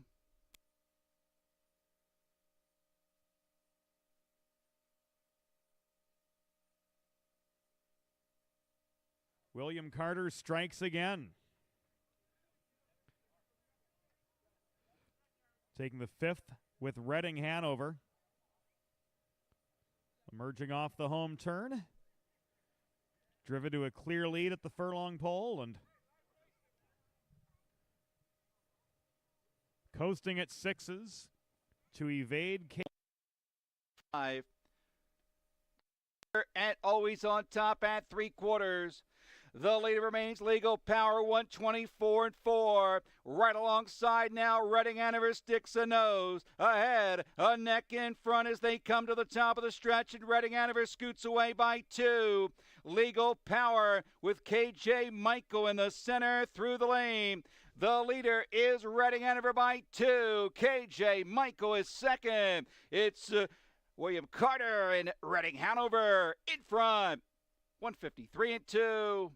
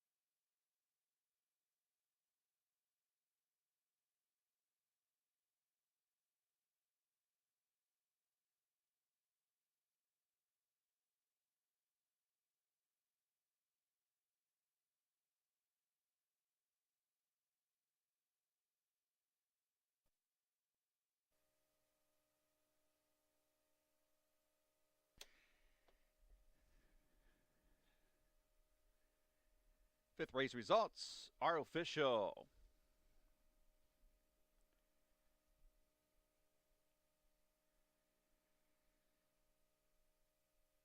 Across the board prices, 2 Reading Hanover, $15, $7, $5.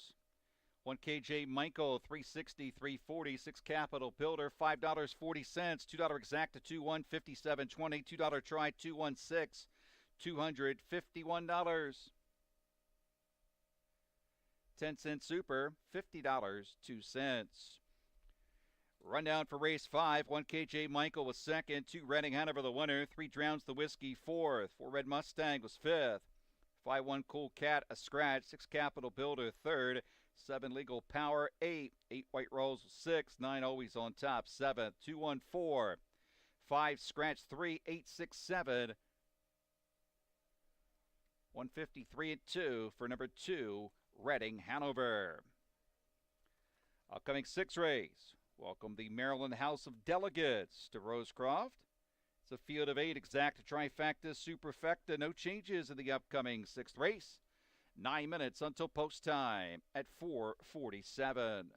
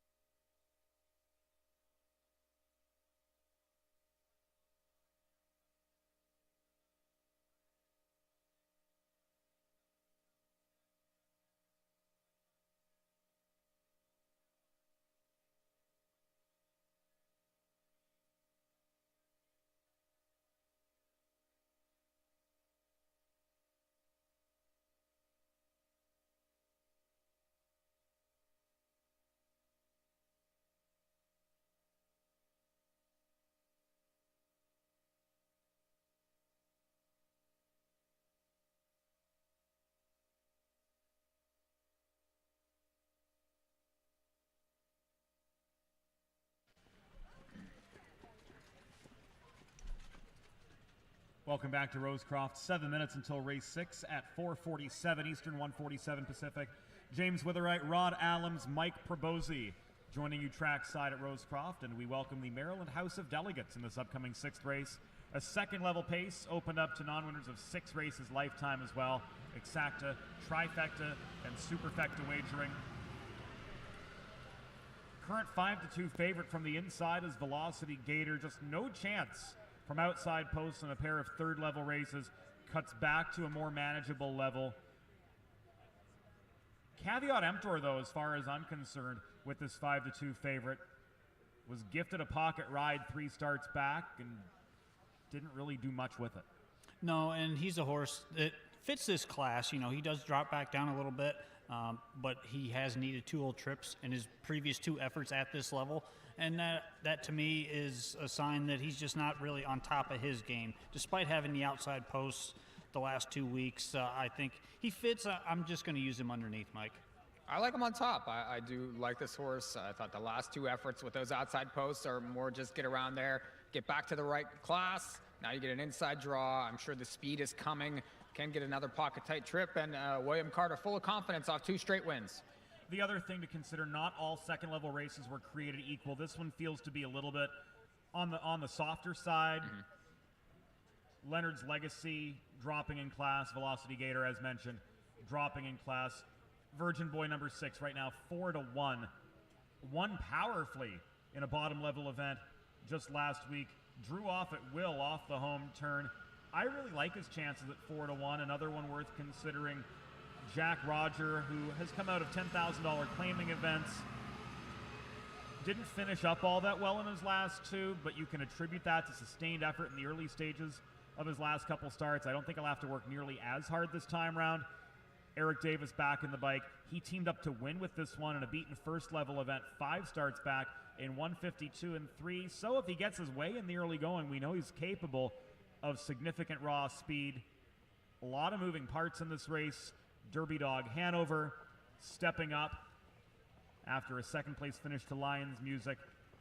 That class hike, again, not quite a full level, and it's offset by this inside draw. So 7-1 on Derby Dog Hanover. I really like the value, maybe not necessarily to win, although he did beat tougher company from off the pace 7 starts back. I love Derby Dog Hanover as an inclusion in the deeper exotics. He's an include for me. I have him second, picked second in my picks for this race, and I do think he could get the right trip here. Does have to step up slightly, but he's in form, and you know he certainly has 7 wins the last 2 years. This horse is capable and could get the right trip here. Yeah, and like you said, he is in form versus other horses in this race that seem to be either tailing off or just kind of going through the motions right now. A horse like Derby Dog Hanover, he's got early speed and he can come from off the pace. He's versatile in that regard, and I think that bodes well here. The line that really, to me, is most indicative of what he can do is that 11-4 line against second level company. Got away fourth behind a contested 26-2 first quarter. Moved to the outside, lost cover. Ground forward into a 28-4 third. Worked to the lead. Ultimately was engulfed in deep stretch, but had done significant work through the middle stages after losing cover to gain the lead at this level. If that move is softened a little bit by having cover for a little bit longer, if that move is a little bit better timed, if he's able to snuggle handy to the pace without as much exertion, any of those factors can help Derby Dog and Hanover improve. And unfortunately for us here at the desk, the price on Derby Dog Hanover has just tanked. We've gone from 7-1 to 1-2 in the snap of a finger. Yeah, big money coming in there on Derby Dog Hanover. I do want to remind everybody on track, this is your final call to get your losing tickets in from race number 5. We'll be drawing here in about a minute and a half right before the post parade comes out here for race 6. My top pick here, the 8, Leonard's Legacy. We haven't talked about this one yet. Had post 9 last week. Justin Walters stays in the bike on the class drop. He raced in the open 2 of his last 3 starts, is going back down the ladder a little bit, but this horse has a win just 4 or 5 starts ago in 150-4 over this surface. I do think he fits perfectly in this field, Mike. He does fit perfect, and Justin Walters, up-and-coming driver. He puts horses in the right spots. He's definitely familiar with this one. I do think you're getting value here, 6-1, and probably we'll drift up even. I do think that he will take sort of the middle of the road money in this race. With respect to Leonard's Legacy, Mike, let me add to this. In those open races, yes, he finished 5th and 8th. However, he wasn't lacking for late pace on either occasion. Pair with that the exertion that he put forth to clear into a 26-2 first quarter last time out against Tougher, and then out of traffic, working to save the 5th spot. A little bit of racing luck can go a long way for him at 4.5-1. I agree, and I do think, like I said, I think he'll drift up here. He certainly got the class. He just needs to get the right trip, and this could end up being contested pace, especially with the 3 who tends to want to go forward. I think the 6 off that last win up close, they should be coming from the back here, I think, late. And we've just now got our first second chance drawing winner. Our first second chance winner is Ron McCormick. Ron McCormick. Come down to the set during the post parade. She gave it to him. Oh, she gave it to him. You'll get a $50 Rosecroft wagering voucher. This guy. And entry into our big drawing following the Potomac Pace. Thank you. What number? Give me a good color shirt. You gave me one 2 years ago. I won on.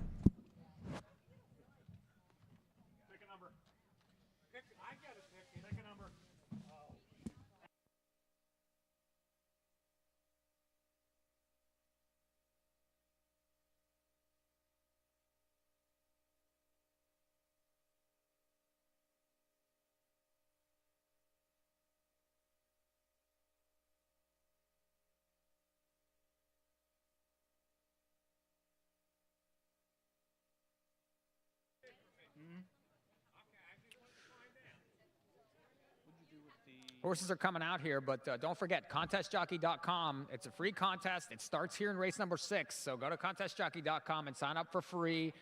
Cash prizes here today for the Rosecroft contest and plenty of other contests on that website, so check that out.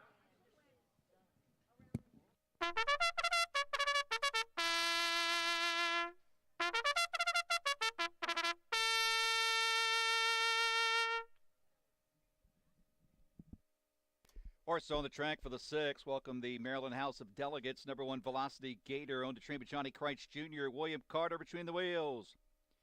2, Derby Dog Hannah, owned by McKenzie and Kristen Keel, Russell Foster. 3, Jack Roger, owned and trained by Katie Callahan, Eric Davis. 4, Everbridge, owned by the trainer Howard Burney, Roger Plant Jr. in the sulky. 5, Rolling About, owned and trained by Declan Donaway, Luke Anners. 6 is Virgin Boy, owned by the trainer Kerry Walty, Jonathan Roberts.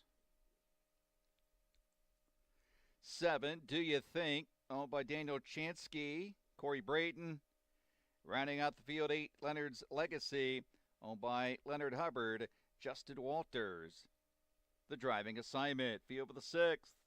Exacta Trifecta, Superfecta Wagering.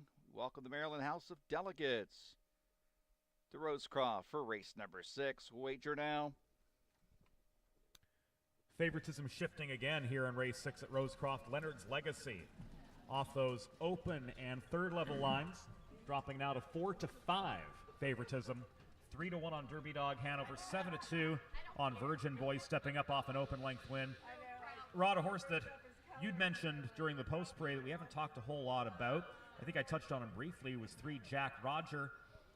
Did a lot of work in his last 2 races for early position to work into the lead, be it a 26-1 push forward last time out, or be it that more sustained grind to the 4 in a first 6 furlongs and 122-4. 2 starts back, ultimately didn't have enough to last the whole 8 furlongs, but certainly showing signs of life. Yeah, this is a horse that has a ton of early speed, and he can get a little bit hot. I think that's really the only trait that's a negative about him. He's plenty fast enough to win this race.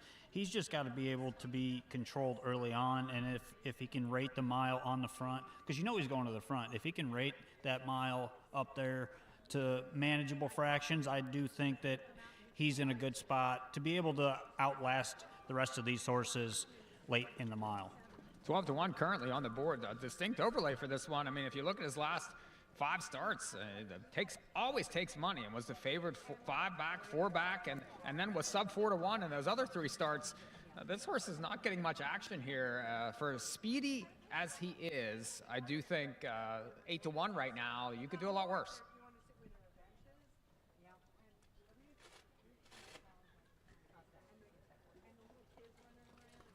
Virgin Boy, I think, is really going to be the X factor in this race. 9-2, third choice right now. We've talked about Leonard's Legacy at length. We've talked about Derby Dog Hanover at length. Virgin Boy, at this level, 6 starts back, was second from a handy pocket ride. Had some struggles against third level company more recently. Bottomed out on the class ladder last week. Vaulted clear by 4 off the home turn. Certainly can handle the step up, and here's a look at Virgin Boy right now. The big question, is he going to be able to get the trip he needs to contend? Yeah, I don't think he's going to be in a bad spot by any means. J-Rob will definitely have him in the right spot on the racetrack. So I do think he's got a chance here. 9-2 is about the right price for me if I were to be playing him. I personally do not have him in my top 4, but I think he's the right price right now, Mike. Yeah, he has to trip out for me. I know that he was able to win last time, unable to dominate on the front end, but this is a tougher bunch here, and he's going to need to trip out. He's going to need that pocket trip to be able to be effective versus these horses. Horses gathering on the far turn right now for race 6. Leonard's Legacy even money favorite. Derby Dog Hanover 5-2. Virgin Boy 9-2. Velocity Gator 8-1. The other 4 are in double digits. We'll make this your last call for the 6th at Rosecroft. Horses are heading to the Express Bet starting gate, and we're going to head upstairs to the longtime voice of Rosecroft Raceway. Coming back for Potomac Base Day 2024, Scott Warren. Starting gate is underway.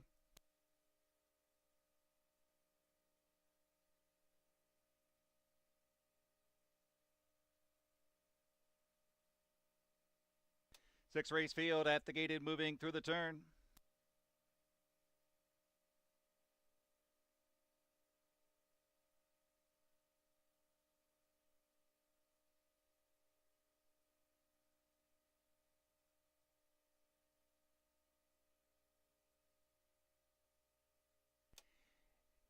Eight pacers approaching the start. Race 6. It's post time. And they're off. Virgin Boy quick off the wings of the gate, going right to the front. Up on the outside, Jack Roger. Derby Dog Hanover away in 3rd. Velocity Gator along the inside, 4th. Leonard's Legacy up on the outside, 5th. Away in 6th, Everbridge. Following in 7th, that is Rolling About as they go to the quarter-mile mark.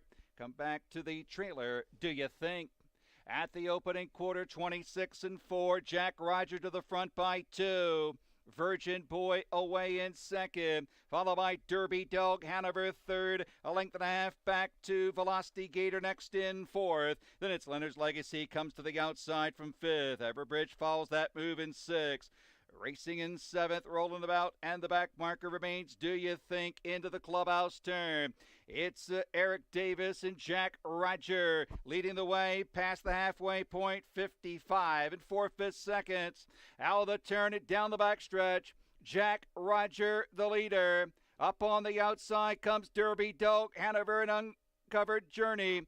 Inside 3rd, that's Virgin Boy. 2nd over is Leonard's Legacy to the inside in 5th. Velocity Gator 3rd over 6th is Everbridge. Then it's back to Rolling About and Do You Think 123 and 2/5 midway on that final turn. Jack Roger trying to pull the upset alongside Derby Dog Hanover. Along the inside, Virgin Boys, they come to the top of the stretch, and Jack Roger turns home on top. Jack Roger, the leader. Down the inside comes Virgin Boy with Derby Dog Hanover. Virgin Boy gets the lead. Virgin Boy to win it. Outside, Everbridge looks to have gotten 2nd, 152 and 2.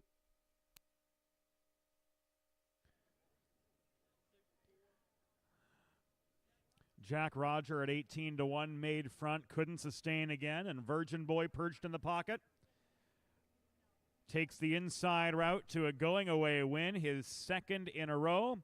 Here he scores at 3-1 in 152 and 2. That is a new lifetime best for the newly minted 13-time winner, Mike. He got the trip that he needed. Certainly is in excellent form right now and was able to, sit in the perfect spot behind Jack Roger. How about 50-1?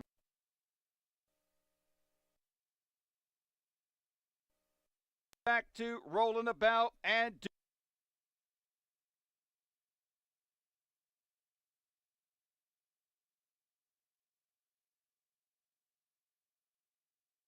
Jack back to Rolling About and Do You Think 123 and 2/5 midway on that final turn. Jack Roger trying to pull the upset alongside Derby Dog Hanover. Along the inside, Virgin Boys, they come to the top of the stretch, and Jack Roger turns home on top. Jack Roger, the leader. Down the inside comes Virgin Boy with Derby Dog Hanover. Virgin Boy gets the lead. Virgin Boy to win it. Outside, Everbridge looks to have gotten 2nd. To the winner's circle, 6 Virgin Boy, 5-year-old bay gutted by Always a Virgin. The Some Beach Somewhere mare, Burning Beaches, owned and conditioned by Kerry Welty of Westminster, Maryland. Driven to victory by Jonathan Roberts, 152-2. The sixth win in 22 starts in the year, and a lifetime mark this evening for number 6, Virgin Boy, 2 in a row.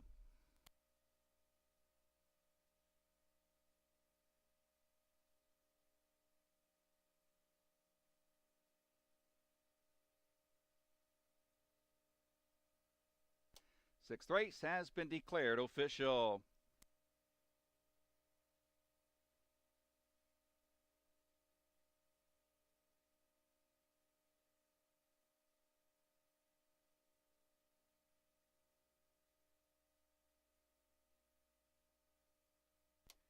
Six four exacta 159.60. 643 trifecta 984.80. 6 Virgin Boy 820 460 340. 4 Everbridge 30 340 $10. 3 Jack Roger 880.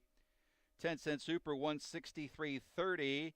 The pick 3 of 3 $167.20. Run down for the 6. 1 Velocity Gator was 5th. 2 Derby Dog Hanover 4th. 3 Jack Roger 3rd. 4 Everbridge 2nd.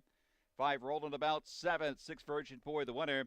7 Do You Think 8. 8 Leonard's Legacy was 6th. 5 4 3 2 7 1 8 6 on the bottom. 152-2. Winner 6 Virgin Boy. 7th race upcoming. Welcome Maryland Senate members. Race 7 exacta trifecta superfecta. Race 7 kicks off another pick 3. Races 7, 8, 9. 7th race, scratch 2 Classic. 2 Classic out of the 7th.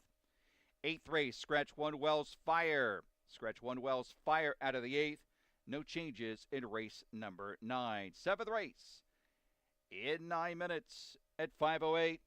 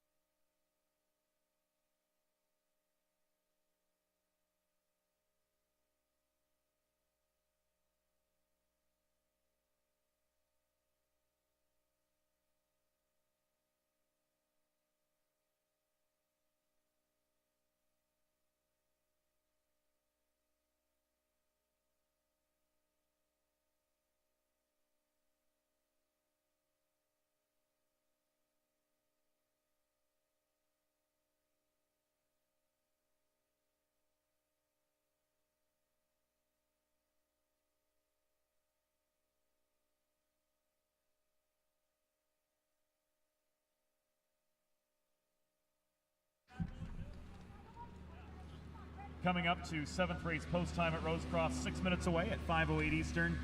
James Witherite, Mike Probozzi joined on set by current 3rd leading driver at Rosecroft and a mainstay here in Maryland harness racing, and One of my favorite interviews, actually, over the years, Jonathan Roberts.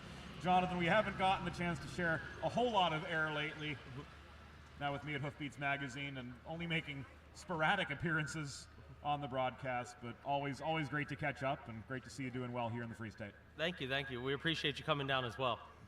No, it's been great to be back at Rosecroft, where it all began for me back in 2007. Yep. So, anyway, let's get right down to business and talk about some of your upcoming drives on the card. Looking in race 9, Schwartz Brothers Pat back in off an effort that saw him stalk closely, emerged to just miss by a length. You picked off Jack Quick, who was stepping up from a bottom level win to drive Schwartz Brothers Pat. What really drove that decision for you? This is actually my first time driving Schwartz Brothers Pat, but I really like the horse. I've watched him race quite a bit. You've raced against him I've a raced fair bit, against yeah? him quite a bit. That's not to say that Jack Quick didn't race really well last week. He was excellent. But I think that horse I think Schwartz Brothers Pat might be in a little better spot tonight, just the way I think the race might unfold. So I think there's going to be some speed, which there's, not a stretch around here. But I think he'll land in a good spot up close early and be able to stalk, and hopefully he can get out and get the job done. And then you're driving another one for trainer Michael Hall of particular note all the way back in race 13. You won the Open with him last Monday, and that is 2022 Breeders' Crown champion Ammo. You've had the call on this guy for quite a while, and he's been doing pretty well. Yeah, there's to not. say the absolute least of it. Ammo, there's not a lot bad you can say about him. He raced any sort of way I want to. The race just kind of worked out really well for me last week. I was able to fall into a good spot, and they were speeding a little bit early. But that's not to say he can't do it on the lead either. He's just as good up there as he is stalking a horse. There's a reason why he won a Breeders' Crown. He's a pretty good horse. And horses of that caliber, it's been a while since I've sat behind a horse of that caliber. But whenever you're in the bike, when you got the bit in his mouth, you just feel he's got an extra gear. He's just got that motor. Yeah, you just feel the power from sitting there. Yeah, he's got a lot of go. He's got gears that not very many have, and he's one of the very few horses that say that they can say they beat Confederate. That's a very short list, and he's one of them. But that is a very short list. Yes, Jonathan. it is. He's an excellent horse, and we're happy to have him here in Maryland. But he'll do it any way I want to. I know getting to write about him during the Ocean Downs meet in particular, and now seeing him on this side of the bay doing good things and looking to build off 2 wins in his last 3 starts, as you mentioned, he can do it all. He can press, he can stalk, he can brush to the lead, he can rally from off the pace. It's a huge advantage having a horse with that many tools. It makes my job a lot easier. I can kind of let the race unfold and race him any way that the race dictates instead of me having to race him a certain way. There are certain horses where you've only got a plan A. Yep. There are certain horses where you've got plan A and plan B. Yep. With a horse like Ammo, you've got plans A, B, C, D, and E. And man, that's really got to make your job a lot easier. It definitely makes my job quite a bit easier. Having that many tools is just, it's very rare, especially around here. Another one of note for you, race number 10. Mm-hmm. Delaware Chrome coming in for $5,000. Was a 1-paced 4th last time. He's a horse that you've driven before. You won with him for $7,500 back in April. First start back with him after Hugh O'Neill drove him his last 3. Yeah, I qualified him. He qualified really well. He was going to need a couple of starts to kind of get his feet under him. I had some success with him back in the spring here, and he beat horses at this level before. I haven't been driving him the last few starts, so I can't say if he's that good or that bad right at the moment. But I think he fits, But going off of what he's done before, I think he definitely fits in this race. And the fact that you know the horse, too, from previous efforts certainly gives you an edge that the 10-to-1 morning line otherwise wouldn't indicate. No, that's true. I know what his capabilities are and what he can do. And if he races anywhere like he did back in the spring, I think he'll be a contender in this race. Another one that we touch on here before the 7th race field comes out and we cut you loose. 12th race, number 8 Racer Pacer. Yes, saddle with the outside post, but this is a horse dropping from Open Company. You won with this guy back in September in a 2nd level race. You nearly won with him in a 3rd level race the week after. yielded to the pocket in the 26 3/4, pulled up the backstretch, made a bit on the far turn, stayed on well for second. Looks like he's a horse that's got a lot of go, but probably not quite the same breadth of a toolkit as somebody like Ammo. Yeah, that's to say the least. He's a very quick horse. He has been racing very well all the way down the program, really. When he was in the opens, he was just in with a few horses they're just a little bit better, and this level fits him a lot better, I think. I think he'll be a contender in this race as well. He seems to be a horse that he does his best work when on or near the lead, and you're going to have to keep him in the clear for a best shot. Yeah, absolutely. He's very quick off the car, and he kind of does it on his own and puts himself in a good spot most of the time. I think he'll fit in this race really well. Worried about the 8 hole at all? Not really. I'd rather have the 8 than the 1. So with the slanted gate, certainly with the slanted understandable. gate, You can slingshot to the first turn and try to play that angle a little bit. Yeah, and he's a pretty quick horse anyways, so that makes my life a little bit easier from out there. So I'd much rather have the outside than the And with rail. Captain's Choice, the logical favorite in that field, if you're able to work out a trip behind him, if you're able to clear and then let him go and sit a pocket behind him, that probably bodes well for you. Yeah, and I think there's probably a couple others that are going to have that same idea too. So we'll see how it plays out getting to the first turn. Jonathan, thanks for chatting with us. Good luck on the rest of the card. Thank you very much. Thank you, fellas.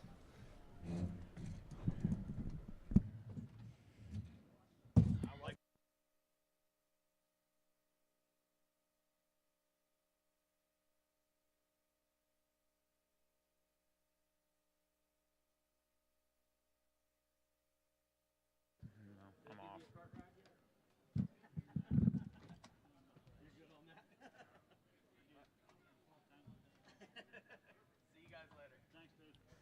Another second chance drawing winner, Terry Cease, C-E-A-S-E.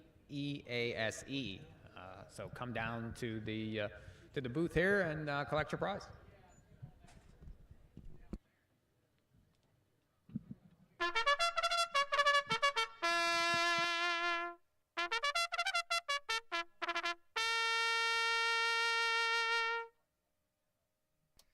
Horse on the track for tonight's 7th. Welcome the Maryland Senate members to Rosecroft. Number 1, Fight Like Mike, owned at Tram County Slotzauer with Roger Plant Jr., Scratch 2 Classic. Number 3 is Luck is on the Way, owned by Mike Cheney. Hugh O'Neill drives. 4, Dr. Mickey, owned by Mike Cheney, Trey Porter. 5, Rock on the Hill, owned by Robert Nichols, Eric Davis, and the Sulky. 6, Northern Network, owned to train by Eugene Robinson, Steve Robinson. 7, Illini Hank, owned by Brian Tomlinson, Patty Moyer, Jared Moyer. 8, Miles Rockstar, owned to train by Declan Dunaway with Corey Braden. And 9, Southwind Lafferty, owned by Tammy Lafferty, Russell Foster, and the Sulky. Field for the 7, Scratch the 2 Classic. Wager now. Just to update the contest jockey standings after the first race, quite a few people had that first winner, Virgin Boy. 11-way tie for first there on contestjockey.com. I won't read down all the names, but lots of people took their entire $240 bankroll and put it on the 6 in that first race. So check out contestjockey.com. Lots of fun on these contests, and this is going to roll on all day long. Looking at the 7th race here, Maryland Preferred. This is bottoms, numbers of 1,500, last 4. And checking the board, currently the 1, Fight Like Mike. How could I not like this one, Rod? 4 to 5 on the board. Coming off a 3rd place finish. Horse certainly did take money off the class drop last time, but seems a little short to me.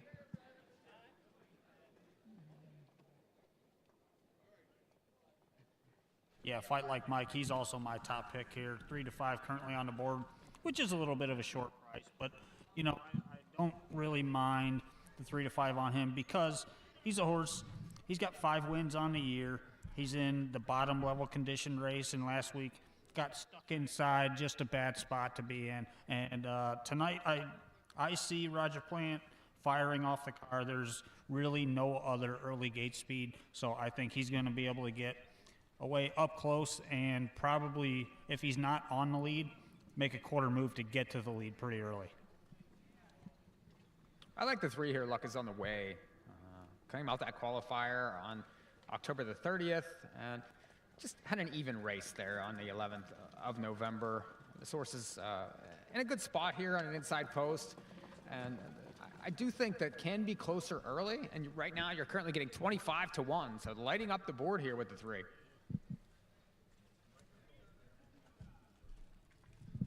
All things considered, guys, Rod, you talked a good bit about Fight Like Mike. I think he's going to be mighty tough at 4 to 5, especially on a 3rd consecutive class drop.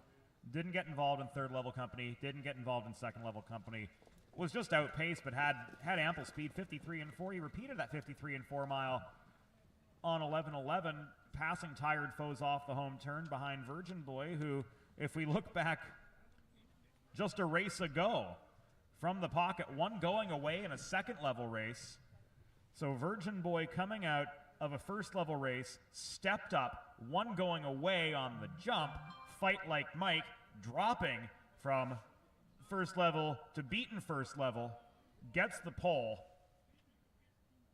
I think the key race angle is going to be mighty tough to topple here, guys. What kind of trip do you think he gets, 4 to 5 on though? Fight Like Mike. I don't love a short price, but I think he's too tough to go against.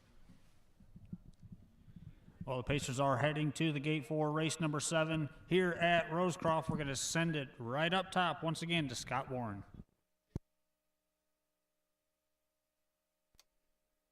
ExpressBet.com starting gate into position for race number 7. Scratch down to a field of 8 with a scratch of 2 classic.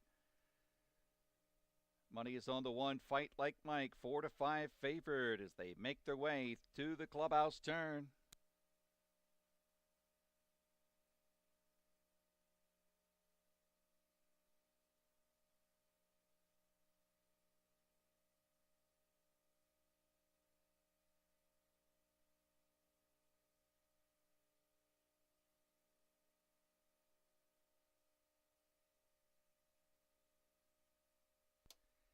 Eight Pacers on gate for race 7, approaching the start. And they're off. Southwind Lafferty from the far outside leaves out with Northern Network in between horses. Down on the inside, Fight Like Mike away 3rd. Followed by Luck is on the way. Comes away for 2 more to Dr. Mickey next in 5th. Ditto the same margin. Rock on the Hill is away in 6th. Back markers are Illini, Hank, and Miles Rockstar going to the quarter-mile mark. On the front, Southwind Lafferty. Opening panel up on the board, 27 and 4. Southwind Lafferty, the leader. Now moving up on the outside comes Fight Like Mike. Roger Plant Jr. in the 2 to 5 favorite. Fight Like Mike, a length and a half. Southwind Lafferty is 2nd. Northern Network next in 3rd. Here comes Rock on the Hill, up on the outside, first over 4th. To the inside next is Luck is on the way as they make their way to the halfway point. 2nd over there is Illini Hank. Moving up 3rd over, Miles Rockstar and the trailer at the end, Dr. Mickey. 57 seconds up the backstretch. It's Fight Like Mike by a length and a half. 2nd is Southwind Lafferty. Uncovered journey for Rock on the Hill. To the inside, 4th, Northern Network. Up on the outside, 5th, Illini Hank as they race and pace to the 3/4. 4 in, 4 out. 6 panels up on the board at 125 and 3. Midway around the final turn. Fight Like Mike, a length and a half. Southwind Lafferty. Rock on the Hill is giving way as they come to the top of the stretch. And Fight Like Mike is 2 to the good. Southwind Lafferty gives chase inside the final 8th. Fight Like Mike. Fight Like Mike is moving like a winner. Fight Like Mike in front. 154 and 2.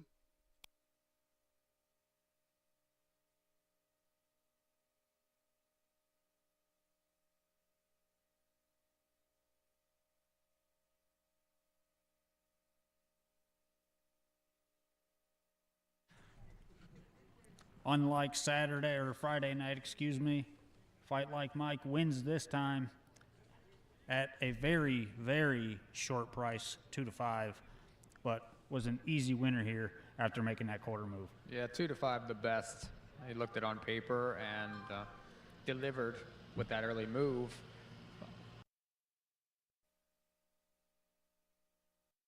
Six panels up on the board at 125 and 3. Midway around the final turn. Fight Like Mike, a length and a half. Southwind Lafferty. Rock on the Hill is giving way as they come to the top of the stretch. And Fight Like Mike is 2 to the good. Southwind Lafferty gives chase inside the final eighth.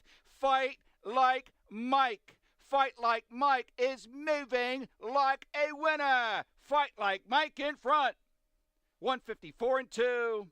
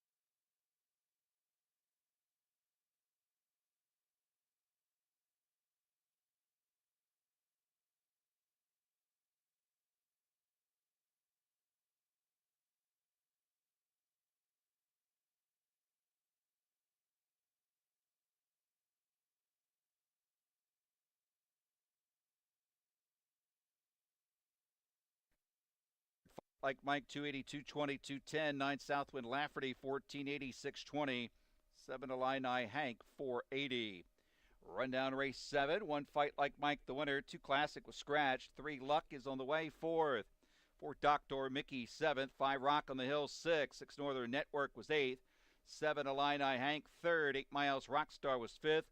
9 Southwind Lafferty, 2nd. 1 Scratch, 4. 7, 6, 8. 3, 5, 2.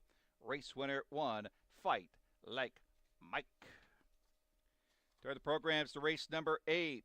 Welcome the Charles County Council members.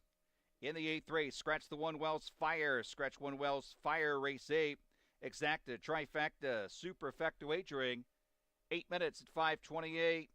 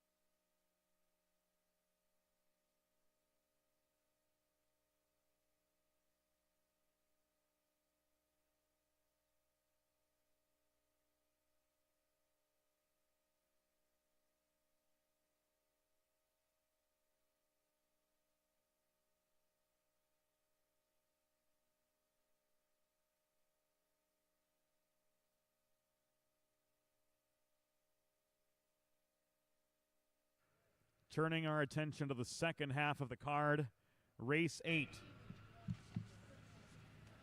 Non-winners of 4, the Charles County Council members' purse with exacta, trifecta, and superfecta wagering available. Favorite in the pick 3 pool. Love on the line. Right now 7-1. Wells Fire is scratched, so we're left with a field of 7. Brother Jim, the early favorite at 4-5. Stockton midfield 1 going away and a non-winners of 2. Just last week in 56-2. Moving in the right direction, but the likes of Pete Sagana proven at this level after winning his last 2, one from on the lead, one from an earned pocket. Pete Sagana's going to be mighty tough. Starlet Dutch Boy won at this level 2 starts back as well. Was saddled with an outside post more recently, but still managed to make up 6 lengths in the final half mile at 24-1. We've got Love on the Line, who's improved belatedly to just miss by a half length last out and made up over 6 lengths in the last quarter of the start. Before that, you're getting 7-1 on Love on the Line. I like 3-2 on Pete Sagana. I think he is the horse to beat. Love on the Line, 7-1 underneath. Sign me up. Oh, absolutely. Right now, that price is just way, way too high. I don't see him being 7-1 come post time. But right now, the board is looking pretty good with Pete Sagana being the obvious favorite in this race. I think at post time, 3-2 currently on the board. He's won his last 2, and he's done well from outside posts in his previous 4 starts. He seems to be in top form right now. Looks pretty tough to beat, but this is also a group that he's been facing, and he has won. He's been up on the lead and next to the lead, and this is another spot that I expect him to be forwardly placed, but a similar field. And my top choice here is the 8 Love on the Line, who was second to him last week from coming way, way off the pace from the half. My top pick's a 3. I think should be really tough in this spot. 2 straight wins. Now you draw inside. Controls this race, and the non-winners of 2 and 3 I think are a little tougher than those straight non-winners of 2s. I do think ultimately the 3 will end up the favorite in this race. Right now you're looking at 4-1. There's money coming for that 2 Brother Jim. Yeah, Brother Jim 1-5 currently. I think is a very, very short price. It was an impressive win last time. He made a move just past the half and drew away from the field fairly easily. James, do you think that form continues, taking a slight step up in class for Brother Jim? I think that's a big unknown in this race. 1-9 on him, now 1-5. On the step up into horses that are very clearly more proven, I think we've got a huge underlay right now. Yes, I agree. Last week was a huge turnaround for him. But in terms of raw speed, it was a step backwards. And the fastest we've seen him go since arriving at Rosecroft was 54-2. And we've got horses on this page who have shown they can do work and still go a few ticks faster. So I think Brother Jim, he's going to have to step up his game a lot. He's moving in the right direction, but I think the step up in class is asking a lot more of him than 1-5 would otherwise indicate. So 1-5, he's going to have to win 84 times out of 100 for us to break even at this price. And I think it's entirely too easy to make a case for the other 6 horses combined to win at least 16 times out of 100.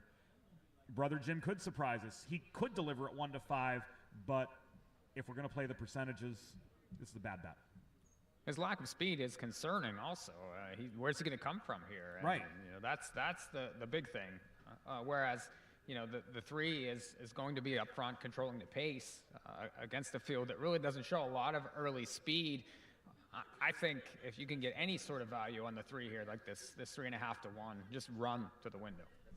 Yeah, I don't see you getting 7-2 on this horse at all. I think come post time, he's more 6-5. 6-5 even money. And that would be fair. Yeah, I think that's a fair number on him based on his current form. I mean, he is easily the most formful horse in this field right now. And like I said, I think we've all said it, if you get anywhere close to 7-2, run to the window. I think even at 6-5, I think it's a logical price, and I think he's still bettable at that price. Before the horses come out of the track for race number 8, we do want to send a tip of the hat to our parade marshals this evening. Brittany Bounds riding Ashton's Artillery, Nikki Ratledge riding Keystone Sable, and Amanda Malone riding Delivered to Lovin'. So we thank Amanda, Nikki, and Brittany for leading our post parades this evening on Potomac Pace Night 2024. We've got our next second chance winner for our fans on track. That is Mark Beyer. Mark Beyer. If you're here, come down to the set. We've got a $50 wagering voucher waiting for you, an entry into the grand prize drawing for a $500 voucher at the end of the night. Mark Beyer, you're our next second chance winner.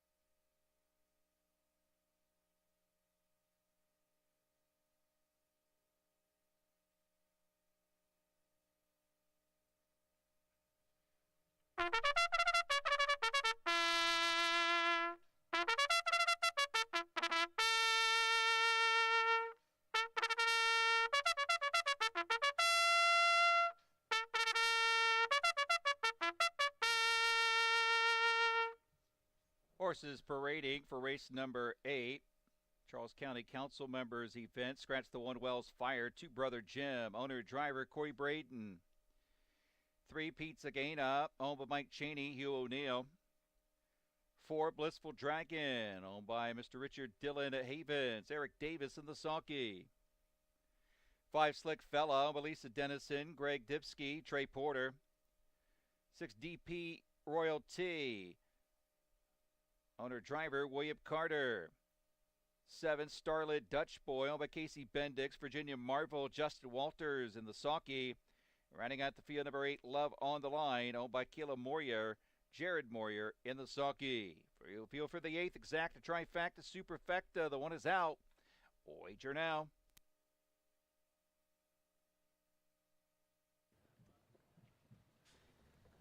Still a 7-5, now 8-5 price on the 2 Brother Jim. Current favorite on the board. Just a slight favorite over Pizza Gaina. Mike, we kind of talked about this a little bit earlier with Brother Jim most likely drifting up a little bit here in the price, and Pizza Gaina going down a little bit in price. 9-5 still a good price, though. Agree. 9-5, a great price on the 3. Lots of money coming for the outside 2 horses, though. The 7 and the 8 are both 6-1 in here. Neither one typically takes a lot of money in their races. So if you look at the 7, the last 4 starts, 24, 38, 24, 23-1. Similar with the 8, always double digits, both taking significant action in the win pool here, Rod. Yeah, I think both of them deserve to be taking some money, but again, my top choice, Pizza Gaina, along with James. My top 4 in this race, I went 3, 8, 7, and 2. Loving the price on the 8, Love on the Line after that really good start last week. And even the 7, Starlit Dutch Boy, who we haven't really talked about. He's another off-the-pace type, needs some pace to chase, and I don't really know that he's going to get it, but I'm still going to use him underneath. 2-1 currently on Pizza Gaina, James. I'm still not scared off by this price, and the big thing that I noticed for Pizza Gaina coming in from those 2 wins at this level, he's not going to have to work nearly as hard to get to the lead, especially with only 1 horse to clear, and with that horse being more a stalker closer type than anything. Pizza Gaina could end up low in speed here once again, guys. Money's starting to shift now, and it's not surprised. No, not really. And just the setup, the overall, class of the race, the 2 straight wins, inside post. I would look towards exotics, and the exotics have paid very well today so far. Yeah, exotics always tend to pay pretty well here at Rosecroft, and this is another 10-cent superfecta race.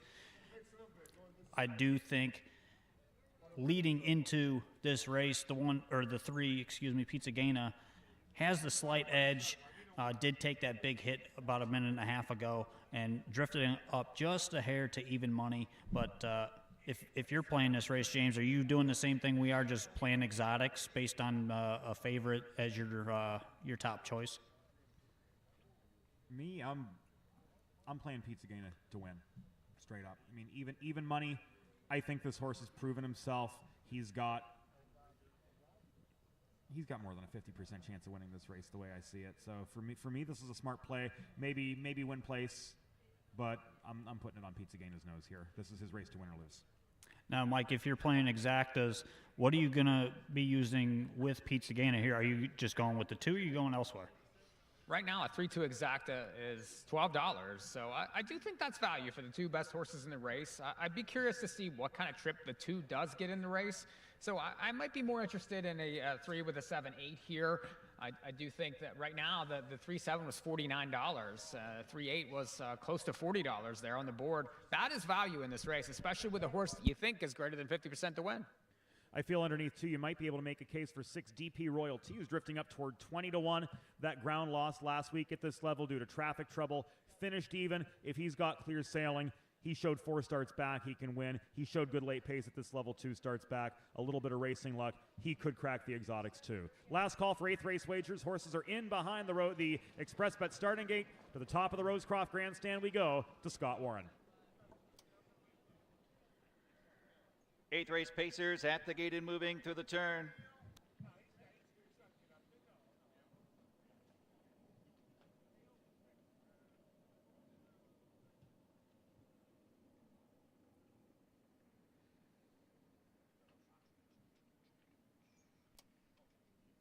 Yellow 7 with a scratch of 1 Wells Fire. Everybody moves down a position of the starting gate. They are approaching the start of race 8 here at Rosecroft.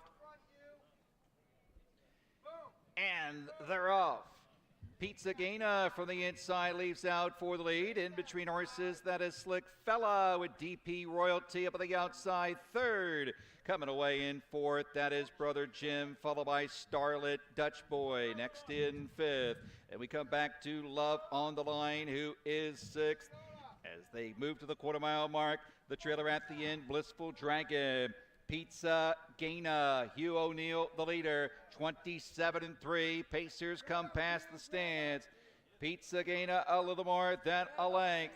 Slick Fella gives chase in second. Following in third, DP Royalty. Next in fourth is Brother Jim. Coming to the outside, Starlit Dutch Boy from fifth. That move is followed by Love on the Line in sixth. And Blissful Dragon is still the trailer in seventh as they're starting to pair up at the half. 4 in, 3 out. At the halfway point here, 58 seconds, 30-2. On that second quarter up the backstretch. Pizza Gaina, 3 parts of a length. It's Pizza Gaina on top. Up on the outside, DP Royal, make that Starlit Dutch Boy the outside second. Inside third, Slick Fella. Up on the outside, second over fourth, Love on the Line. Hugging the pylons fifth, that is DP Royalty. About 5 lengths front to back by 3/4 at 1:26-3. Midway on that final turn, Pizza Gaina the leader. Pizza Gaina, Starlit Dutch Boy. Along the inside, Slick Fella. Way on the outside, Love on the Line. They're at the top of the stretch. Pizza Gaina turns home on top. Angling to the outside comes Slick Fella. Pizza Gaina, Slick Fella. Up on the outside is charging at him. Pizza Gaina, Slick Fella. Towing it. 155-2.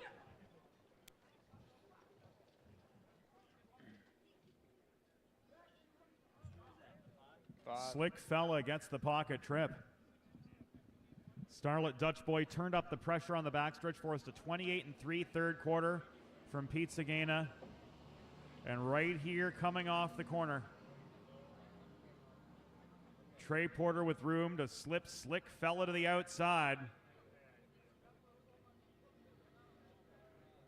And in the final 40 yards, he reels in the 6-5 favorite to win by a half to 3/4. Slick Fella, 5. 8th race pace.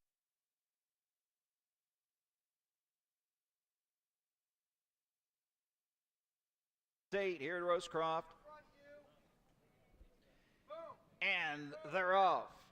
Pizza Gaina from the inside leaves out for the lead. In between horses, that is Slick Fella with DP Royalty up at the Royalty about 5 lengths front to back by 3/4 and 1:26 and 3. Midway on that final turn, Pizza Gaina the leader. Pizza Gaina, Starlit, Dutch Boy. Along the inside, Slick Fella way on the outside. Love on the line. They're at the top of the stretch. Pizza Gaina turns home on top. Angling to the outside comes Slick Fella. Pizza Gaina, Slick Fella up on the outside is charging at him. Pizza Gaina, Slick Fella towing it. 155 and 2. Greg Dipsky of Berlin, Maryland, trained with Janet Davis, driven to victory by Trey Porter, 155 and 2. Third win on the year and 37 starts for the race winner 5, Slick Fella. Driving double the evening for Trey Porter.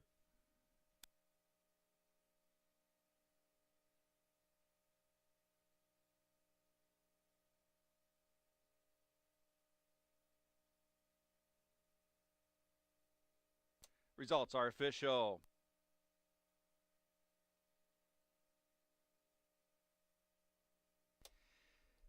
$2 exacta 5-3, 26.80. $2 try 5-3-8, $150.40.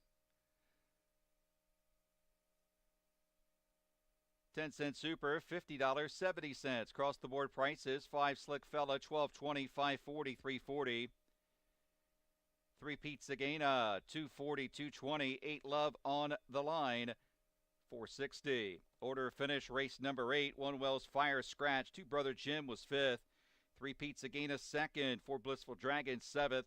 5 Slick Fella the winner. 6 DP Royalty was 4th. 7 Starlit Dutch Boy 6th. 8 Love on the line finished 3rd. Top down scratch 5-2. 7-1-4. 6-3 on the bottom. 155 to Fizz. Upcoming 9th race. Condition event optional claiming price. Welcome the Maryland Horse Industry Board to Rosecroft. Also enjoy your retirement Ross Petticord event. It's a field of 8. When play show exacta, trifecta, superfecta. Race 9 kicks off a pick 4. Races 9, 10, 11, and 12. No changes in the 9th. The 10th race is clear of changes. 11th race, the Potomac Pace. Scratch 2, It's My Show. Sick. Scratch 2, It's My Show out of race 11. Race 12, a driver change for 4 Z's Dream. The driver, George Napolitano Jr. Georgie Knapp drives the 4 Z's Dream, race number 12. 9th race upcoming, 8 minutes, 5:48.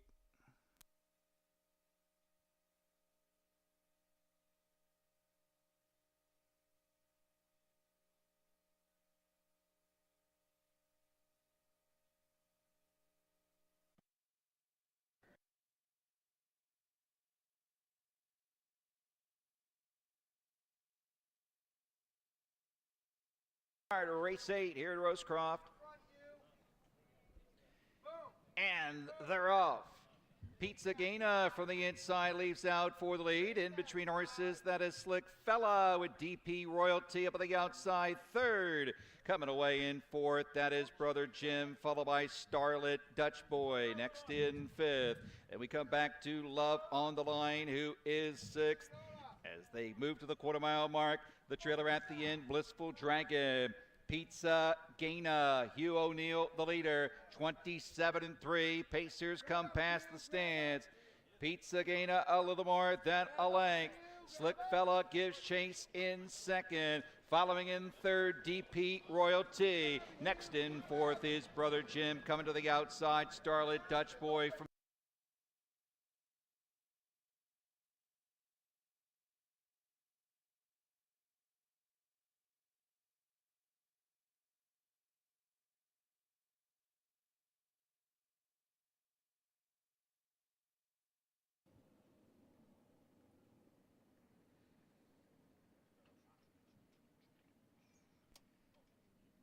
Yellow 7 with a scratch of 1 Wells Fire. Everybody moves down a position of the starting gate.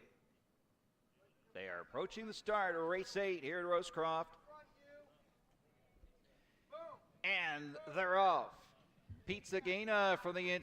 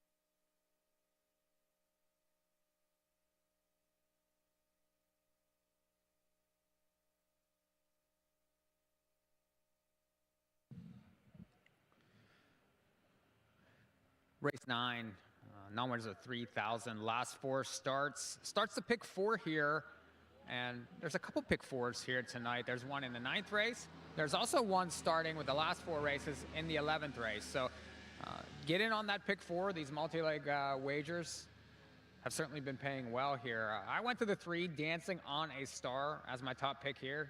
Dexter Dunn likes to drive, so that certainly attracts a lot of attention, and this horse drops from numbers of 4,500 last 5. Certainly has the closing kick. Kicked 27-2 in its last start. So definitely capable of beating these. Just probably needs a trip. Needs to be a little closer early. The 2, Jack Quick, 5-1 currently on the board. Coming off a blowout win at the bottom level, 7.5 length victory. Now it was 1-9 in that spot. Does get a new driver here. Justin Walters jumps into the bike. Has to step up in class, but certainly the last 2 races have been very sharp for this one. And we've seen a couple horses tonight step up and be able to handle that class step to success. So definitely look at that 2 in the 2nd spot. 3rd pick, the 4, Man Account. This horse has 26 lifetime wins. Lost by 4 lengths last time while favored at the bottom level, but has been up and down the class level most of the year. 5 wins in 37 starts, 5 wins last year. So certainly a very consistent type, a horse you definitely would like to own. Certainly get a lot of win pictures with that one. And then I'll finish out with the 7, Roctavius. This horse, another one from the Roberts barn, 9-hole last time, no shot. Prior start was favored at this level and was an on the lead tiring 4th on November the 4th. And James is back. James, what do you think about the 9th race here? Taking a quick cursory look at this 2nd level condition pace, optional claiming price 10,000. First time done on Dancing on a Star. That is massive, especially with this horse dropping back to a class where he was 2nd, 3rd, and gaining late on both occasions, both 2 and 3 starts back. He was even passing Tired Foes a level above this last time out. 1.5 to 1. Price doesn't scare me away. I think Dancing on a Star, picking up Dex, I think he can pick this horse up even more. Looking elsewhere on the ticket, Schwartz Brothers Pat rallied to just miss by a neck at this level last week. Back in against Similar, gets Jonathan Roberts, gets the pole.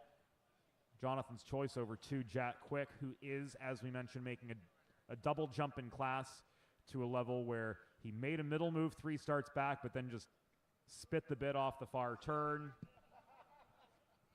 Roctavius 4-1.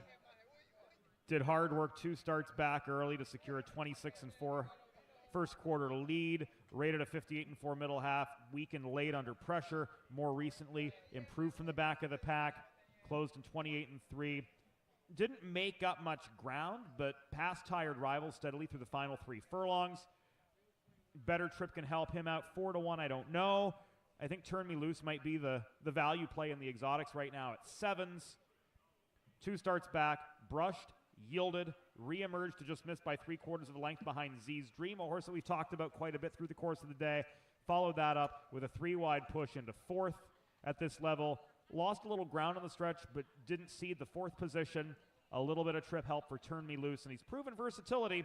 He can certainly factor in the exotics behind Dancing on a Star, whose favoritism is getting stronger right now at evens. Yeah, this is a nice race.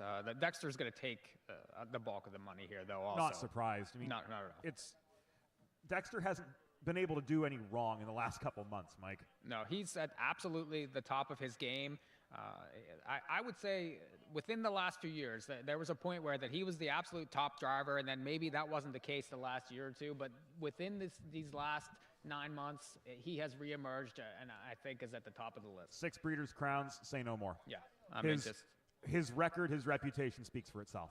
Absolutely. So the top driver in the sport shows up here at Rosecroft for the Potomac Pace, but he's going to jump in a few overnights also, and I like seeing that too, Mike. I do too. Absolutely. It's nice to see these guys out here driving for some of these other races.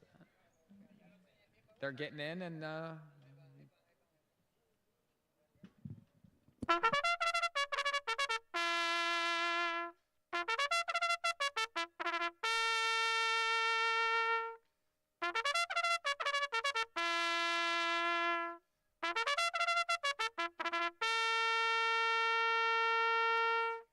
Horses on parade, race number 9. Welcome to Maryland Horse Industry Board. Number 1, Swartz Bros Pad, owned by Wilson Racing Stable Incorporated. Jonathan Roberts in the sulky. 2, Jack Quick, owned by Basil Sapienza, Justin Walters. 3, Dancing on a Star, owned by Robert Kloss Jr., Jackie McLeod, Dexter Dunn. 4, Man Account, owned by Trevor Stafford, Trey Porter. 5 is Tarragon, owned by Brian Tomlinson, Luke Hanners in the sulky. 6, Turn Me Loose, owned by Mackenzie and Kristen Keel, Hugh O'Neill. 7, Roctavius, owned by the trainer Pip Roberts with Eric Davis. And running out the field, 8, Always Be Magic, owned by Frank and Candy Milby. Frank Milby in the sulky. Field for race 9, it's a field of 8, exacta, trifecta, superfecta. Race 9 kicks off with pick 4. Wager now. Quick update to contest jockey right now. Anthony Donito is on top of the contest jockey contest, but several races to go here. We're just halfway through. 3 more races left. So lots of time for other people chasing to get in on this contest jockey leaderboard. Yeah, here in race number 9, we got a current 7-5, 3-2 now. Favorite on Dancing on a Star, picking up the services of Dexter Dunn in this race. My top 4 are 3, 4, 1, and 6. Mike, looking at this board, fairly decent betting board. If you get away from the 3, if you want to play anything else on top there, the 4, Man Account, a great price at 12-1, coming off a very nice second place finish. Yeah, I don't mind him in here. He's a consistent, like a warhorse, 26 lifetime wins, and has done it the hard way. So he's one that certainly has a late kick. But I do think that the 3, Dancing on a Star, is going to be difficult to beat. Now, when Jonathan Roberts was here, he mentioned the 1, Swartz Bros Pat. He jumped to this horse coming off that second place finish last time. And for the top barn here, Michael Hall, that one I think plays well and is certainly taking money. Another one to look at, current price of 9-1, is the 6, Turn Me Loose with Hugh O'Neill. Off the pace type, He never really leaves, always draws the middle of the gate. And 2 starts back, if you look at that line, he left, got parked past the quarter, 26-2, cleared 55-1, and just got beat on the line. Do you think maybe this is a race with that type of aggression again here? I mean, James liked this one. He mentioned this one in the time before that we were speaking about this race. I do think that O'Neill is aggressive, and aggression might not be a bad idea in this race, but I do think that, perhaps some of these inside horses will be leaving early, so that could affect things. Yeah, I think this is a very even betting race, and a great way to start off this late pick 4 running races 9, 10, 11, and 12. James, would you be inclined to go deeper in this race, or would you look to maybe go 1 or 2 deep, trying to spread out later on that pick 4 ticket? You're asking me to strategize a pick 4? Oh, absolutely. Way to put a guy on the spot. I feel like Dancing on a Star is strong enough here. Am I crazy about singling a 6-5? Not really, but I'd probably try to narrow it down here to a 2, maybe 3. Although I'm not the one to play one ticket, so I'll play a ticket that keys Dancing on a Star and spreads elsewhere, and then I'll play a ticket that spreads here in the 9th, and looking deeper in the sequence, maybe keys Are You Mocking Me in the 10th. Yeah, that's not a bad strategy. I think you have to go a little deep into Potomac. And I think the Potomac, there are so many options. A Buckabed Hanover, Ruthless Hanover loves 3 turns. By the Missile loves 3 turns. I think that the 11th can go. You make a case for El Rey. I think there are so many options in the 11th. You have to spread. So let's look for horses in 9, 10, and 12 that are logical singles, and I think one of those logical singles is Dancing on a Star, despite being 1.4 to 1 right now. I think a logical single could be in the 12th race, and Captain's Choice. Absolutely. Moves inside, different spot. Drops back to a winning level. Yeah. A lot of good things about Captain's Choice in the 12th. Absolutely could be a logical single, so maybe we build a ticket around Dancing on a Star, then a ticket around Captain's Choice. And time is running short for this 9th race. Before the horses head into line behind the Express Bet starting gate, our most recent second chance winner is Rick Scannell. Rick Scannell, come down to the set at your convenience. You're our next $50 winner. Now we head upstairs. Scott Warren for the call of race 9 from Rosecroft. ExpressBet.com starting gate is underway. Race number 9. They're into the clubhouse turn. Yeah. 3, 4, or 6. Pick a number. That's a good one. All right. Thanks, guys. Appreciate it. 8 pacers all on gate. Race number 9 approaching the start. They're off at pacing. Always Be Magic from the far outside leaves out. Dancing on a Star between horses. Down along the inside, Swartz Bros Pad. Away in 4th is Jack Quick. Along the inside, 5th to Man Account. 6th up on the outside, Octavius. Come back to 7th as they go to the quarter-mile mark. That is a Tarragon and Turn Me Loose to the quarter. Dancing on a Star's there for Dex. 26-2. Pacers come past the stands. 4 to 5 favorite. Dancing on a Star, a length and a half. Racing in second, Always Be Magic. Pacing along third, Swartz Bros Pat. Next in 4th is Jack Quick, followed by Man Account 5th. Racing up 6, Octavius, Tarragon, and Turn Me Loose. They're in straight alignment over to the halfway point. They're all chasing. Dancing on a Star, the free-legged pacer is there. Halfway home, 54-3. 28-1 on that second panel up the backstretch. Dancing on a Star, the leader. Always Be Magic Magic. First to move to the outside comes Jack Quick up into third. Swartz Bros Pat back to fourth. Up on the outside are Octavius fifth. Sixth to the inside, Manicow. Up on the outside, seventh, Tarragon with Turn Me Loose to 3/4. And Dancing on a Star is still the leader. Dancing on a Star 122. And for fifth, midway on that final turn. Dancing on a Star, Jack Quick inching up closer. Always Be Magic is giving way. They come to the top of the stretch, and Dancing on a Star still your leader. Jack Quick getting closer. Dancing on a Star, Jack Quick in the center. Dancing on a Star, Jack Quick with one final move to win it. 151 and 3.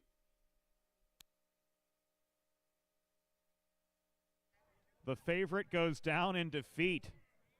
Jack Quick off a 7.5 length win over beaten First Level Company a week ago.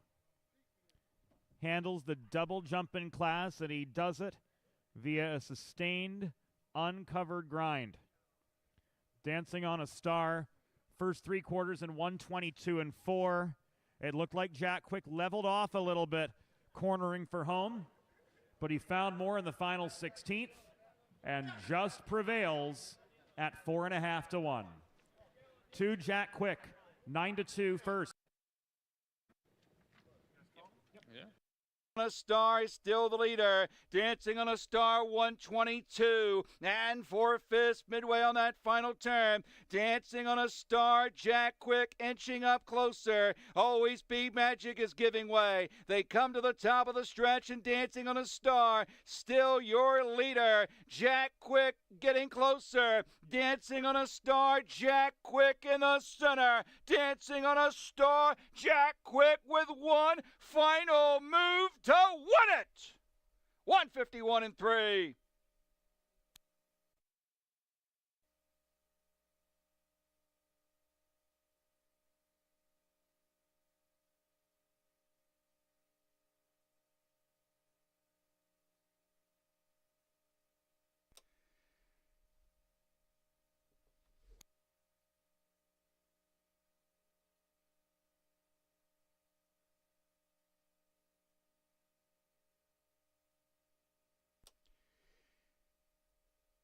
To Jack Quick, 9-year-old Bay Gun, a Binocular Breeze, the Peruvian Hanover Mare, Peruvian Banner, owned and trained by Basil Sapiens, Greenbelt, Maryland, driven directly by Justin Walters, 151 and 3. Third win, 20 starts on the year. It's the seasonal mark, 2 in a row for 2. Jack Quick.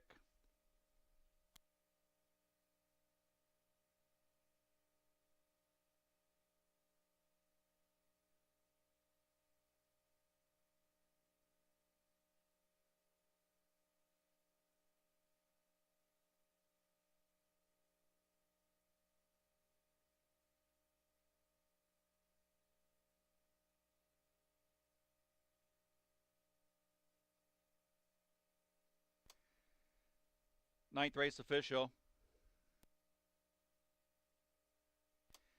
$2 exact at 2-3, 27.20. $2 try, 237, 193.20. The 10-cent super, $20.84. Pick 3, 3 of 3, 123.20. To Jack Quick, 11.20, 420, 340. 3 Dancing on a Star, 282.40, and 7 are Octavius, $5.40. Run down to race number 9. 1 Swartz Bros Pat was 4th. 2 Jack Quick, the winner. 3 Dancing on a Star, 2nd. 4 Man Account was 5th. 5 Tarragon, 6th. 6 Turn Me Loose, 8th. 7 are Octavius was 3rd. 8 Always Be Magic, 7th. 412, 568, 37, 151, 3/5. Race winner 2, Jack Quick. Race 10 upcoming. It's claiming handicap 5 to 7,500. We welcome Windback Farm to the races this evening. 10th race is also the Jackpot High 5. No changes in the upcoming 10th. 9 minutes, 6:10.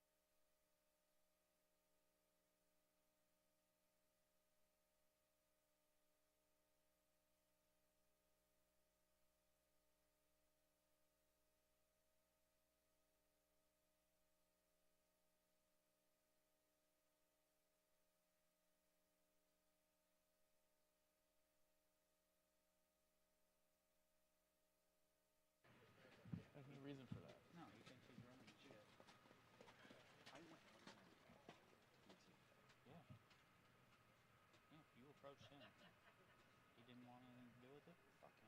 Take it. I need a race. Okay. You'll be back before post parade, right? I'll be back before post parade. Got it.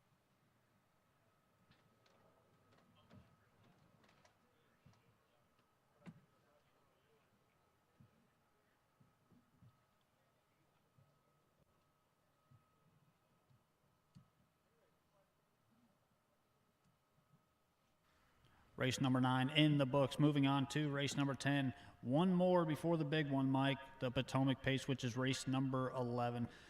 But before we get there, we've got a $5,000 to $7,500 claiming handicap. Purse $5,250.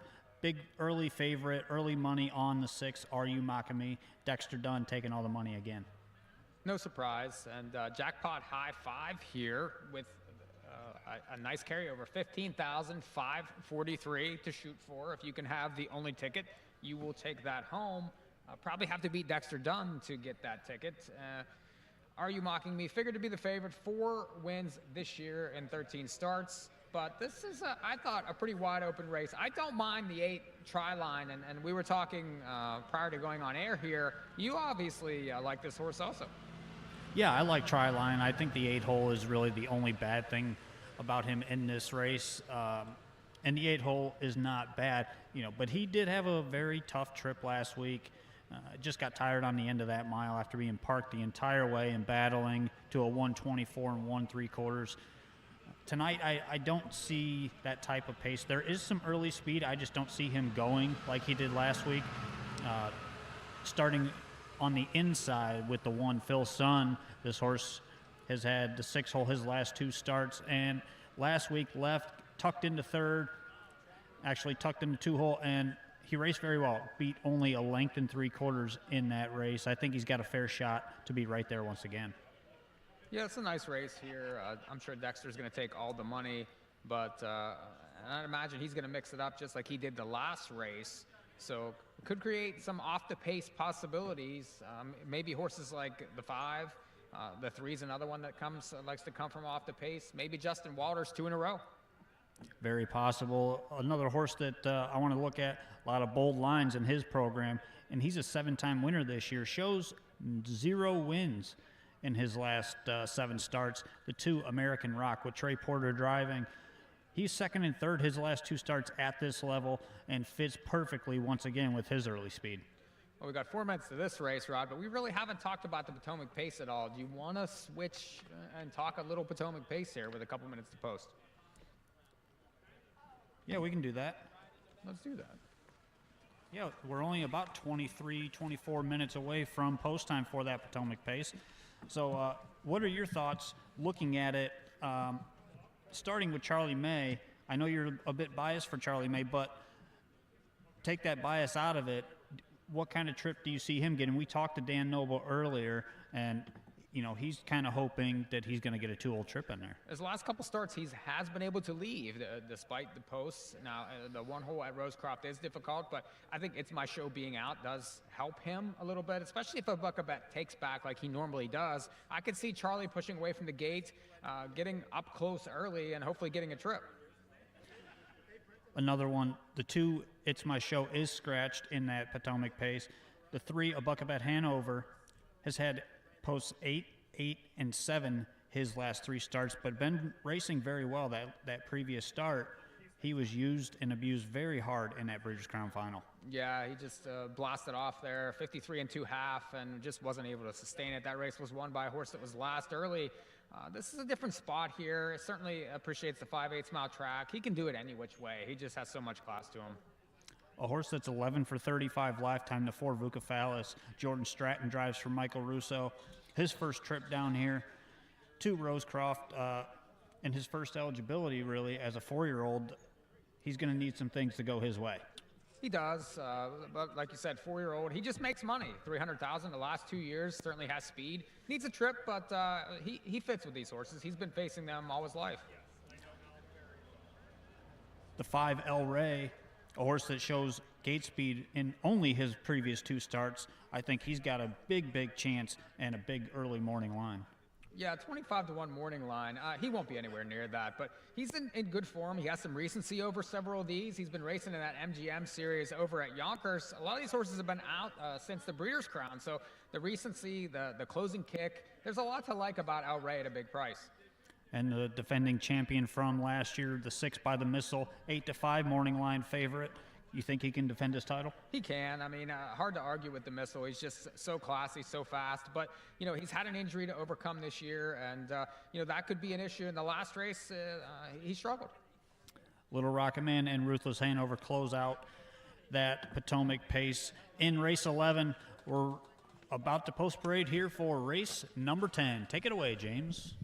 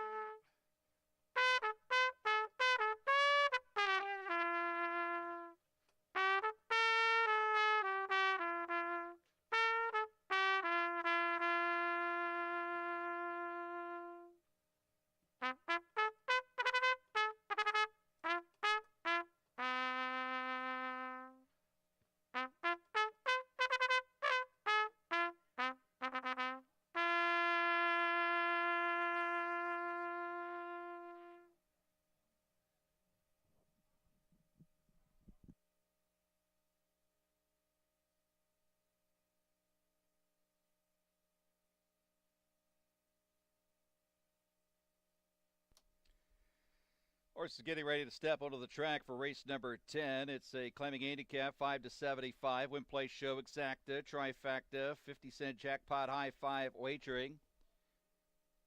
Carryover of like 15,000 and change. There are no changes in this upcoming 10th race.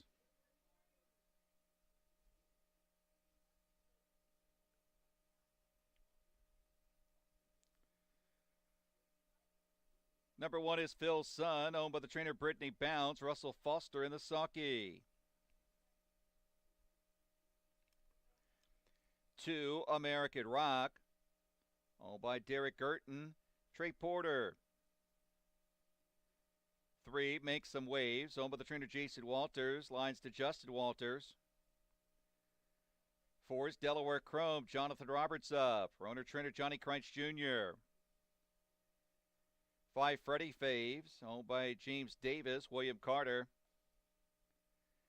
6, Are You Mocking Me, owned by the trainer Katie Callahan, Dexter Dunn. 7, Right There, Right Now, by Susan Baker with Eric Davis. Rounding out the field, number 8, Tri-Line, owned by the trainer Basil Sapienza. Driving assignment this evening to Hugh O'Neill. Field for the 10th. Claiming Pacers. Wager now.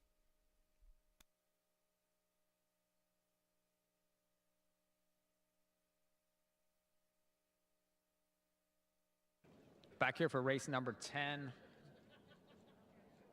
Current favorite at 4 to 5, Dexter Dunn, and the 6, Are You Mocking Me, coming off a nice win last time at 7 to 1 for the $5,000 level. And you're going to pay the Dexter Dunn tax here with him coming into Rosecroft and racing in these overnight rates. You're going to have to get a shorter price on the horses that he's driving. I like the 8 Tri-Line, 3 to 2 currently on the board off a 4 to 1 morning line. Tough trip last time, and now drops back into a claimer. Get a different driver here. I would imagine that they're going to be aggressive early, especially from this post. Currently 8 to 5 on the board. I would expect him to drift up here. We have a couple more winners if you're on track. 2 left here. Kevin Close, I know he's here. You are in the second chance. You won, so come to the booth. And looks like Chris Devine, also $50 betting voucher for you, and you have a chance for the 500. So come to the booth here and collect your prize.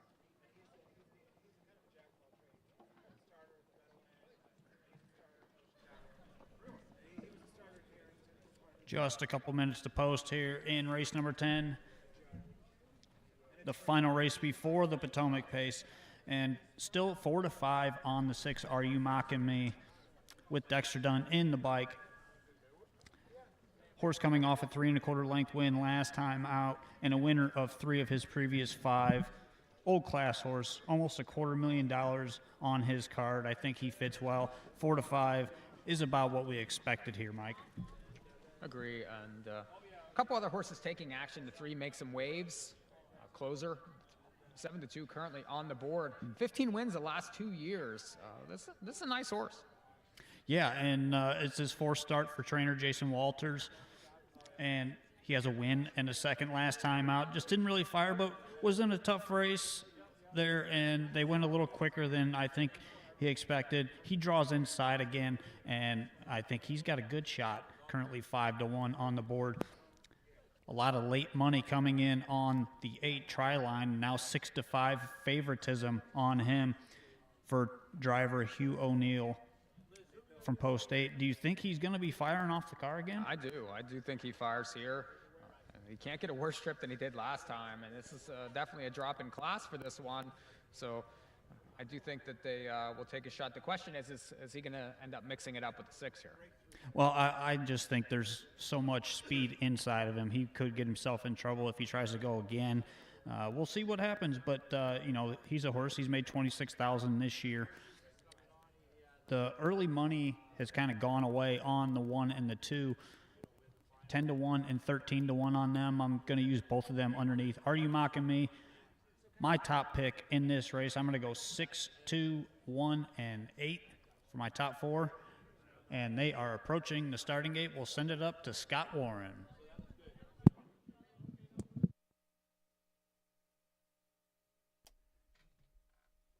Starting gates underway for race number 10.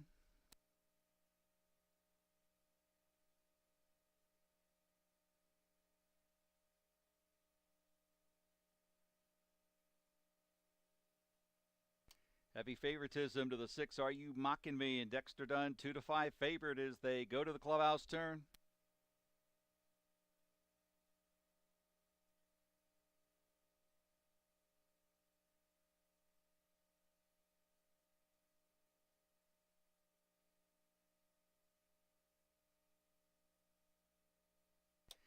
Claiming handicap pacers on gate, race number 10, approaching the start.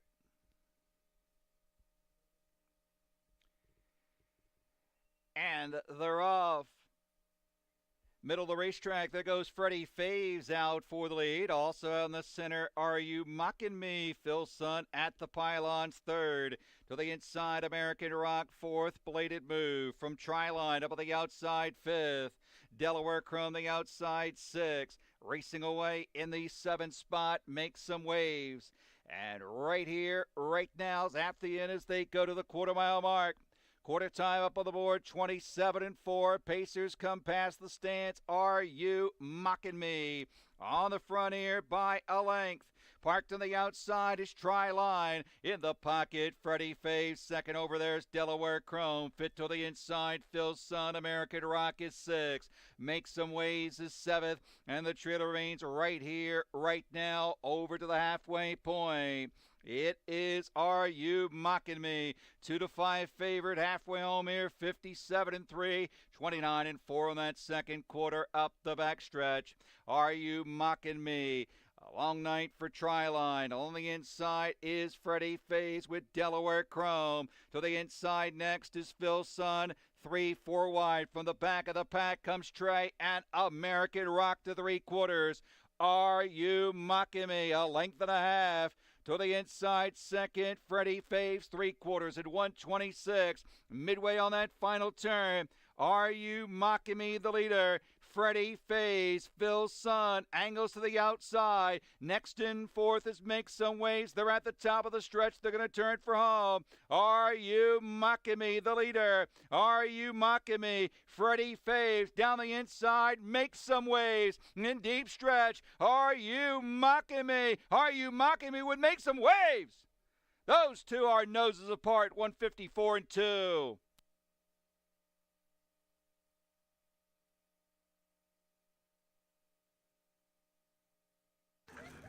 I reckon that's back-to-back wins for Are You Mocking Me?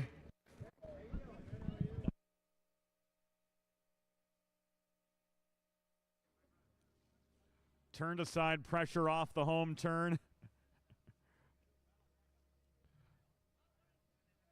And then held off Make Some Waves, who came charging hard up the open stretch. Are You Mocking Me? Now a winner in 4 of his last 6, confirmed by the photograph. 6, Are You Mocking Me? And Dexter Dunn, 2-5 favorite first. 3, Make Some Waves, 4-1 second by, half ahead. 5, Freddie Faves, 14-1 third. 1, Phil's Son, 19-1 fourth. 6, 3, 5, 1. The unofficial 10th.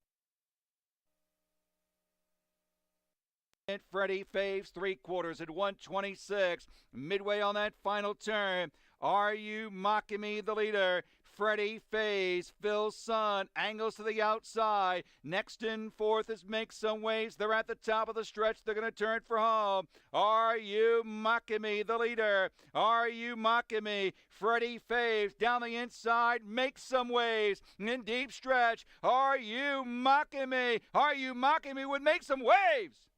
Those two are noses apart, 154 and 2.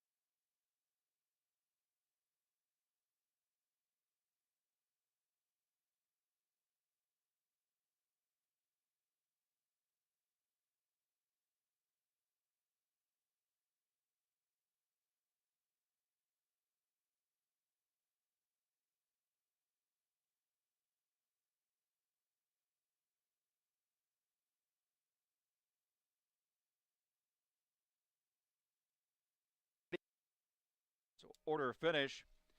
1 Phil Sun was 4, 2 American Rock 6, 3 Make Some Waves second, 4 Delaware Chrome 8th, 5 Freddie Face was third, 6 Are You Mocking Me, the winner, 7 right here, right now, 5th, and 8 Tryline was 7th, 462, 83157, 154 to 5th. Upcoming 11th, the one we've been looking for, the Potomac Pace Invitational. First, $125,000. Win, play, show, exact. The trifecta, superfecta.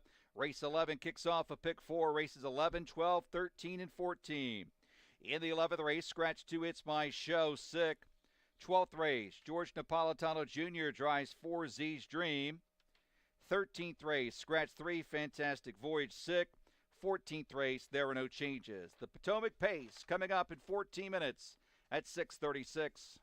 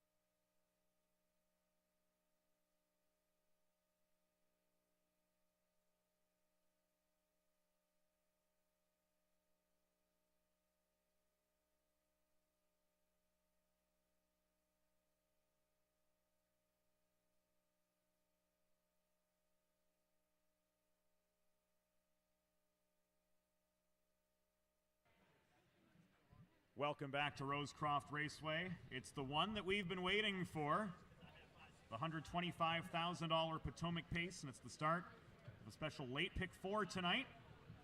Again, note the scratch of 2, It's My Show, leaving us a field of 7. James Witherite joined by Rod Allums and Mike Probozzi, trackside at Rosecroft. And this is a race with a lot of potential scenarios, a lot of horses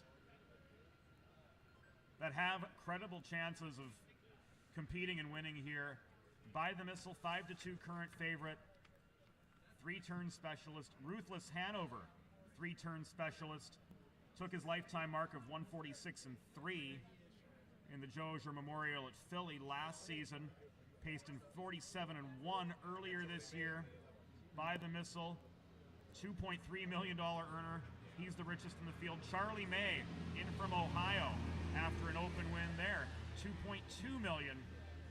A lot of talent in this field from top to bottom, and a wide open betting board. By the Missile 5-2, El Rey 9-1, and everybody else in between. Yeah, there's so many ways that you can handicap this race. I mean, it really depends how you see this race unfolding. For me, I think anything can happen. This is one of those races with these top horses across the sport that just seems to be who's going to go and who's going to decide to wait and try to make a late move. And to be honest with you, I don't know who's going to really fire hard off the cart. It could be a buck bet like he did last time in the Breeders' Crown Final. But, you know, if he goes, what happens to horses like By the Missile, Little Rocket Man, and Ruthless Hanover? Because we do know that Ruthless Hanover's going, Mike. I think this is a wide open race. Look at the board. There's not a horse over 10-1 right now. So what a great addition of this race. We've been here the last several years, and a lot of these races have been dominated by the favorites. Well, that was the last couple years. When this race first started, it was all long shots, and this race could set up for a long shot when it's all said and done.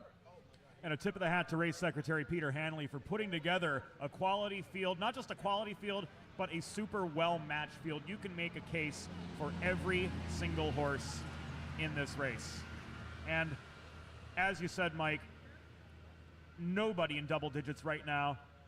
This is truly wide open. Wide open indeed. The defending champ By the Missile 5-2 right now. Charlie May certainly taking early money, 3-1. He's obviously one of my favorite horses. I do think he did come up sick for that Breeders' Crown. I do think that he could be trending in the right direction here off that nice open win at Dayton. The fact that they show up here, Dan Noble shows up here, I think it says a lot. Yeah, Dan came out to drive him, and it was kind of a late thing for Dan to pick up the drive because he originally had planned on not coming out, and the fact that he did it and he showed up for Charlie May today, I think he's going to get a fair chance to win this race, and Danny's going to do everything he can to put him in the right position to be able to win this race. We touched on By the Missile briefly. He's not had the greatest of 5-year-old seasons. Yes, he's been going up against the cream of the crop, but he's only 2 for 7. A horse out of the Midwest that's really had a terrific season. Little Rocket Man, post 7 right now, 4.5-1. Current 4th choice. He's won 13 of 18 this year. He comes in off a pair of wins over Hoosier. Did superbly earlier in the season in Kentucky as well. Winner of the Ewart Memorial, winner of the Hoosier Park Pacing Derby. He was just nabbed by a Buckabed Hanover in the Dayton Pacing Derby after doing the lion's share of the work. In that race, they meet again here. A Buckabed Hanover had a golden pocket ride, led from the inside, yielded, reemerged to win. If we look at those two head-to-head from Dayton, Little Rocket Man did a ton more work. He's done a ton of work in his most recent races, too. A middle move into a 54-2 half at Hoosier 2 starts back, and then speeding to the front after a 26-1/4 more recently. Little Rocket Man 9-2. He could be the now horse. He could be. He's done a lot of his damage, though, at Scioto and Hoosier. It's interesting that they show up in this race with this horse. Typically, you know, he stays home because he can make hay there. I mean, look at the 30 wins the last 2 years at Hoosier, at Scioto, in Ohio. the fact that they show up in this race means to me that the horse is doing very well. He certainly classes up with a lot of these horses. I'd be curious to see the trip he gets, though. Tons of speed to the outside of the gate here.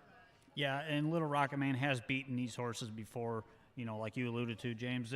He's a horse that has really been under the radar for the entire season. He's come up big at Northfield in stake races, at Scioto in stake races, at Hoosier in stake races. This horse is versatile, and he can go anywhere, and he absolutely loves the 5A mile track. Not to mention, too, and Rod, you'd know this a heck of a lot better than I would, but in terms of track configuration, with the camber of the turns, with the length of the stretch, Rosecroft plays an awful lot, at least from the outside looking in, like Scioto, which is a track where he's done very well. Yeah, it does. It's very similar, both very fast tracks. And I talked to Ken Rucker earlier in the week, and he said the horse is good coming into the race, and he's taking a shot, and he's hoping for the best. And I don't blame him, because this is a very, very nice horse. And now he's down to post 6, which is a perfect spot on the gate here at Rosecroft, which is probably better than having the 1 or 2 hole, to be honest with you, at Rosecroft. But I think he's in a spot. He's a versatile horse that he can kind of wait and see. Dave Miller can wait and see what happens those first 3 or 4 steps. I think the key to this race, just given how evenly matched it is, who can stay out of the early chaos? Yeah, I could see a lot of chaos early, too, especially, with By the Missile, Little Rocket Man, and Ruthless Hanover all drawn outside. Both like to go early, and Abucabet surprised everyone last time with, his early speed in that Breeders' Crown Final. He typically likes to come from off the pace. Well, he's got an inside post. If he decides to blast early, it could be 4 wide into that first turn. I mean, this is going to end up a trip race at that point. This is a very, very interesting pace scenario here. A lot's going to depend on that first, I would say, 1/8 of a mile. Yeah, and with the Buckabet Hanover, I wouldn't be surprised if he took back early, or if he decided he wanted to go to the front. I mean, this is a horse that I think can be driven anyway. He's shown that he can do it anyway, and he was just brutalized in that Breeders' Crown Final. So I think he's a versatile horse, kind of like a few others, but he's one that currently 5-1 on the board. Seems a bit dead to me on the board. What do you make that some of these horses have been off since that Breeders' Crown? Is that something that bothers you? Is that something that, it's been several weeks? No, I mean, 3 weeks ago it was the Breeders' Crown Final. Most of these horses kind of shut down for a little bit and then decided this would be like their tightener going for the TVG finals here in a couple weeks. But I think that with a horse like a Buckabet Hanover, a horse like By the Missile that haven't raced, Ruthless Hanover too, haven't raced since the Breeders' Crown Final, it's not going to make a difference. These guys have trained these horses up. They're ready to go. I don't see any issues with any of them missing 3 weeks. We're down to the final 2 minutes for race 11 at Rosecroft, the Potomac Pace, and By the Missile just took a significant hit on the tote board from 3-1, now to be the 4-5 outright favorite. 7-2 Ruthless Hanover, 6-1 Little Rocket Man, 8-1 Abucabet Hanover, 9-1 Vucephalus. Charlie May taking some play, 7-1 right now. The 4th choice on the board, and El Rey, the longest shot, but only 14-1. They'll be coming onto the track momentarily for the 11th race, the Potomac Pace, with $125,000 on the line and a star-studded cast of pacers about to square off just outside the nation's capital.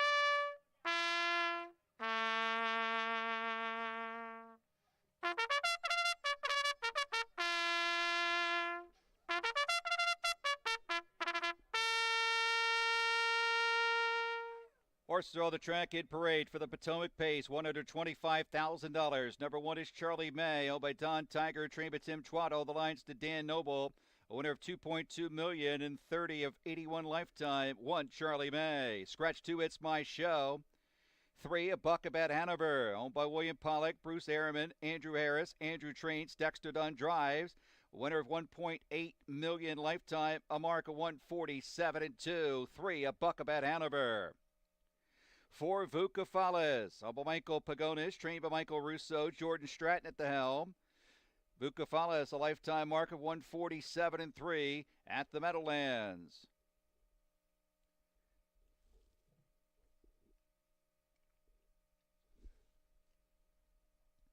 Stepping onto the track, number 5, El Rey. El Rey is owned by William Pollock, Bruce Airman, Andrew Harris. Andrew Harris trains, Todd McCarthy drives. A mark of 148 and 3 at Lexington.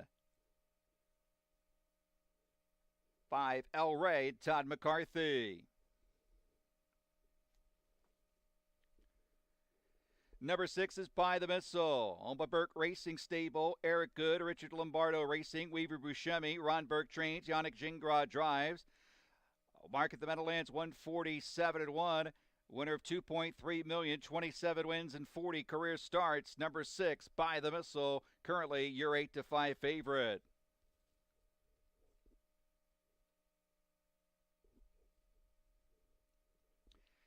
Seven is Little Rocket Man, owned by Russell Beeman and Jack Freeman of Anderson, Indiana. Ken Rucker trains, David Miller drives. 67 wins and 116 starts, 1.6 million. A winner at Hoosier Park, 147 and 2. 7, Little Rocket Man. And rounding out the field, number 8, Ruthless Hanover by John Cancelleri, trained by Tom Cancelleri, driven by George Napolitano Jr. Ruthless Hanover, lifetime best 146 and 3, 28 wins and 65 career starts. Currently 7-2. Number 8, Ruthless Hanover. That's the field for the Potomac Pace. Wager now.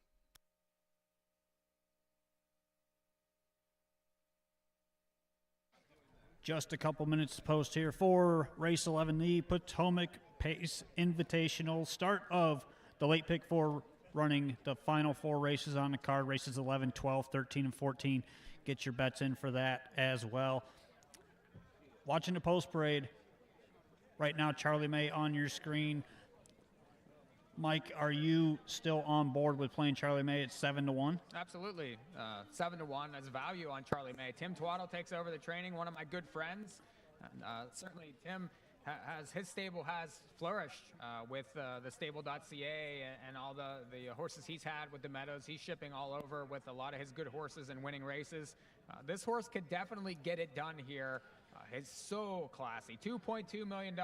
He's won big races before. I think he's going to get an ideal trip in this race. The 3, A Buck About Hanover, currently 9-2 with Dexter Dunn driving, trained by Andrew Harris, who has 2 in this race, by the way. Over 600,000 on the year, and he seems to be looking and feeling good on the racetrack after that brutal trip in the Breeders' Crown Final. Just a nice horse. Can really win with any trip, can come from far back, can win up close. I'd be curious to see the tactics they use here, especially coming off that brutal trip in that Breeders' Crown Final. Vuka Fallas currently at 12-1 on the board, coming off of that really good qualifier at the Meadowlands just last weekend in 152 and 4, last quarter in 26, and he looked like he was on cruise control at the wire. Talented 4-year-old, could be coming into his own here. Certainly just does nothing but make money. I'd be curious to see the trip that he gets, but he took some money early here, if you noticed. The 5, El Rey, currently sitting at 10-1 on the board. His last 3 starts have been really good. The last 2 at Yonkers, a win and 2/3 in those 3 starts, and he's made over $250,000 this year. Seems to be in the right form. He's going back to the 5-ace mile track. He's had success over the 5-ace. Do you think he can trip out and pull this one out? I like his recency. I like the company he's been keeping, especially at Yonkers, facing Desperate Man, Coach's Corner. Those are Yonkers specialists. This horse is in form. The fact that they show up here is intriguing, and he's 10-1. He's taking some money here. By the Missile, who we said earlier, the defending champion of the Potomac Pace. Last year he won it on the front end. You think he's going to get there this year? I think he can win. I think he's an exceptional horse. I'm not sure about the trip, especially from this post. And he looked like he was back prior to that Breeders' Crown final, and that wasn't his day. So we'll see what happens here. Yeah, he's currently 9-5 on the betting board. The 7, Little Rocket Man at 9-2, coming off of 2 straight wins at Hoosier Park, facing a little lesser company, steps back up, but he's beaten these. He's proven he can beat these, winning the Hoosier Park Pacing Derby, the Ewart Memorial, and several other stake races. He likes the 5/8 track. The fact that they ship here, I think, shows a lot of confidence. He's been knocking heads all year. He loves to win. 30 wins in the last 2 years. And the final horse in the field at 3-1 is Ruthless Hanover. George Napolitano Jr. drives for Tom Cancelleri. This horse, a true speed demon. The only difference is he just keeps going. He is fast. Speed. George Knapp shows up to drive. 3-1 on the board. He is being bet into these other horses in this race. So a lot of money is finding the 8 here. I think he's the key to the race. Well, they are approaching the starting gate here for the Potomac Pace. Your current favorite at 8-5 is the 6, By the Missile. Second choice at 3-1 is Ruthless Hanover. Horses are turning. We're going to send it up to Scott Warren for the call of the Potomac Pace.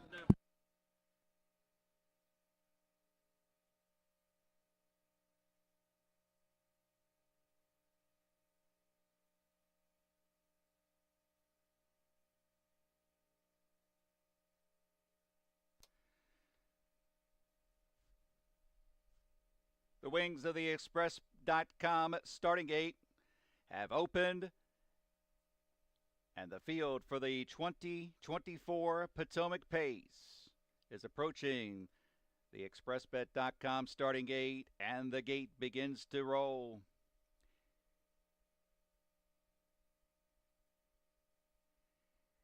8-5 favorite right now, number 6, By the Missile, Yannick Gingras. 3-1 on 3 at Buckabet Hanover, 4-1 on 7, Little Rocket Man. 11 of the race, the Potomac Pace at the gate and moving through the turn. From the inside out, it'll be Charlie May for Dan Noble, a Buckabet Hanover for Dexter Dunn, Vuka Follish, Jordan Stratton, El Rey, Todd McCarthy, By the Missile, Yannick Gingras, Little Rocket Man, David Miller, and Ruthless Hanover for George Napolitano Jr. It's post time for the Potomac Pace. This field is now in motion, and there they go. They're off and pacing in the 2024 Potomac Pace, and from the far outside, Ruthless Hanover, quick off the wings of the gate. A Buckabet Hanover will come away in second, followed by Charlie May next in third. Vuka Follis will settle in fourth, a length more to El Rey in fifth. Little Rocket Man and By the Missile is going to have to do it from seventh and last. Ruthless Hanover leads the way by 2. Ruthless Hanover at the opening quarter. He is there. Dick Jones, 25 and 4/5 for Ruthless Hanover's got the lead by 2.5. A Buckabet Hanover giving chase in second, followed by Charlie May, third, a length and a half more to Vuka Follis next in fourth. Then it's El Rey in fifth, Little Rocket Man, and something has gone wrong with By the Missile as he's looking to pull up here just past the 3/8 mark. Up top, it's Ruthless Hanover. Ruthless Hanover will wheel by the half in a modest 54 and 1/5 seconds. up the Henson Creek backstretch. Ruthless Hanover 2 lengths. Up Buckabet Hanover second. Charlie May third. Vukafalis come to the outside fourth. El Rey up on the outside fifth with Little Rocket Man six to the inside as they race and pace to 3/4. Ruthless Hanover is the leader. Ruthless Hanover will go by 3/4 at 1:20 and 3/5 midway on that final turn. Ruthless Hanover the leader. Up Buckabet Hanover poised in second. Vukafalis the outside third. Charlie May awaits racing room off the turn in the stretch. They're on their way home. Ruthless Hanover out of the pocket. A Buckabet Hanover in deep stretch. Ruthless Hanover the inside. A Buckabet Hanover up the inside. Charlie May. A Buckabet Hanover up to win it in 1:47 and 4.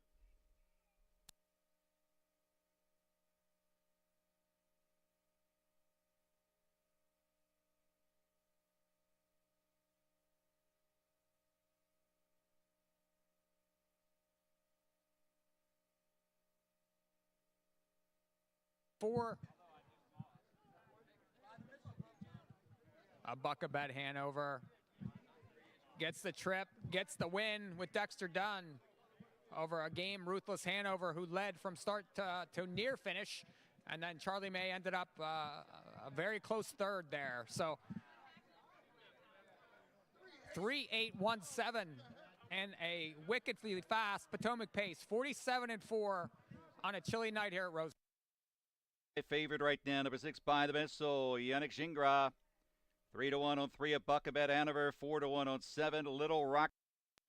Ruthless Hanover is the leader. Ruthless Hanover will go by 3/4 at 1:20 and 3/5 midway on that final turn. Ruthless Hanover the leader. Up Buckabet Hanover poised in second. Vukafalis the outside third. Charlie May awaits racing room off the turn in the stretch. They're on their way home. Ruthless Hanover out of the pocket. A Buckabet Hanover in deep stretch. Ruthless Hanover the inside. A Buckabet Hanover up the inside. Charlie May. A Buckabet Hanover up to win it in 1:47 and 4.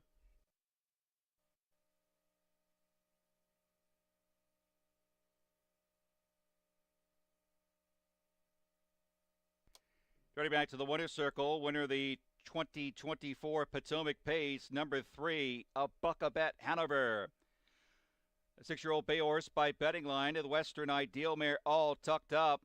Owned by William Pollock, Bruce Harriman, Andrew Harris, all of New Jersey. Trained by Andrew Harris. Driven to victory by Dexter Dunn, 147 and 4/5. The 6th win in 14 starts on the year. 21st lifetime win in 73 lifetime starts for number 3, a Buckabet Hanover. Winner of the 2024 Potomac Pace. Winning blanket presentation being made trackside in the winner's circle to the winning connections of 3, a Buckabet Hanover, the Potomac Pace winner.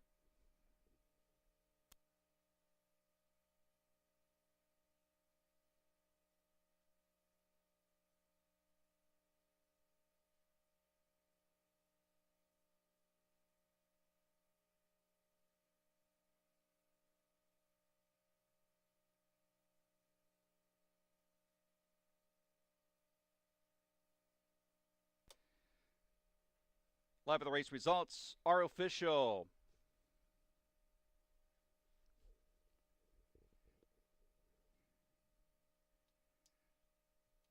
Three at exacta 59.40, 381 try 651.60. 3 at Buckabet Hanover 965.20, 348 Ruthless Hanover 985.40, and 1 Charlie May 780. The 10-cent Super $96.08. Order finished for the Potomac Pace. 1 Charlie May was third. 2 It's My Show scratch. 3 at Buckabet Hanover the winner. 4 Vukafalis was 6. 5 El Rey 5th. 6 By the Missile did not finish. 7 Little Rocket Man was 4th. And 8 Ruthless Hanover 2nd. 3 Scratch 1. 6 5 DNF 4-2. 147 and 4. Winning interview. Let's go downstairs to James Witherite and winning driver Dexter Dunn. Thank you, Scott. Dex, congratulations on the win. Trail behind Ruthless Hanover, was that plan A from the outset? I mean, you know, ideally it was. It was a perfect trip for him. He got off the gate pretty good, and he followed the right horse after that. It was a great mile by them though. Final 200, you pull him. How do you feel to you? Yeah, you know, like Ruthless was charging off the back turn, off the back there and into that last turn, and you know, sort of just coming off the last turn, I finally sort of got him up on the bit before we pulled him, and you know, he sprinted home good. But yeah, he had to fight for the win. But hey, he's been racing, you know, great all year. Terribly driven in the Breeders' Crown last start by me, and but apart from that, he's probably been the most consistent, good performer in this grade. A great way to make amends here. Coming in front of the stands first time when Yannick's horse was eased with the flat tire, did you know that By the Missile was out of contention at that point? Did that change? And if you did know, did that change how you approached the rest of the race? Yeah, I had zero idea that happened. And number 6, By the Missile, Yannick Ruthless. But yeah, once we got in that spot, and there was all. And number 6, By the Missile, Yannick Gingras. For done. Congrats, mate. Yep, thanks, James. Back to Favorite right now, number 6, By the Missile.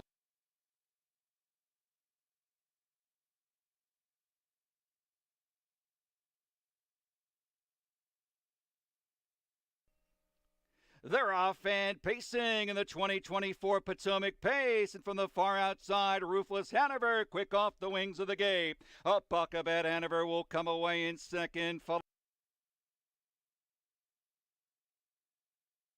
24 Potomac Pace, and from the far outside, Ruthless Hanover, quick off the wings of the gate. A Buckabet Hanover will come away in second, followed by Charlie May next in third. Vukafalis will settle in fourth, a length more to El Rey in fifth. Little Rocket Man and By the Missile's going to have to do it from seventh and last. Ruthless Hanover leads the way by 2. Ruthless Hanover at the opening quarter. He is there. Dick Jones, 25 and 4/5 for Ruthless Hanover. Got the lead by 2.5. A Buckabet Hanover giving chase in second, followed by Charlie May, third, a length and a half more to Vukafalis next in fourth. Then it's El Rey in fifth, Little Rocket Man, and something has gone wrong with By the Missile as he's looking to pull up here just past the 3/8 mark. Up top, it's Ruthless Hanover. Ruthless Hanover will wheel by the half in a modest 54 and 1/5 seconds. Up the Henson Creek backstretch, Ruthless Hanover 2 lengths. A Buckabet Hanover second. Charlie May third. Vukafalis come to the outside fourth. El Rey up on the outside fifth with Little Rocket Man 6 to the inside as they race and pace to 3/4. Ruthless Hanover is the leader. Ruthless Hanover will go by 3/4 at 1:20 and 3/5 midway on that final turn. Ruthless Hanover the leader. A Buckabet Hanover poised in second. Vukafalis the outside third. Charlie May awaits racing room off the turn in the stretch. They're on their way home. Ruthless Hanover out of the pocket. A Buckabet Hanover in deep stretch. Ruthless Hanover the inside. A Buckabet Hanover up the inside. Charlie May. A Buck.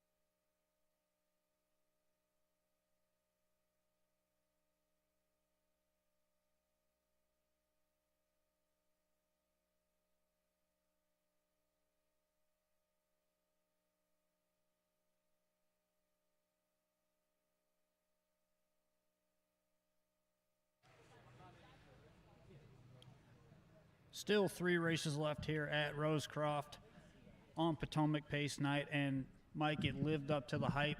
It was an awesome race from start to finish.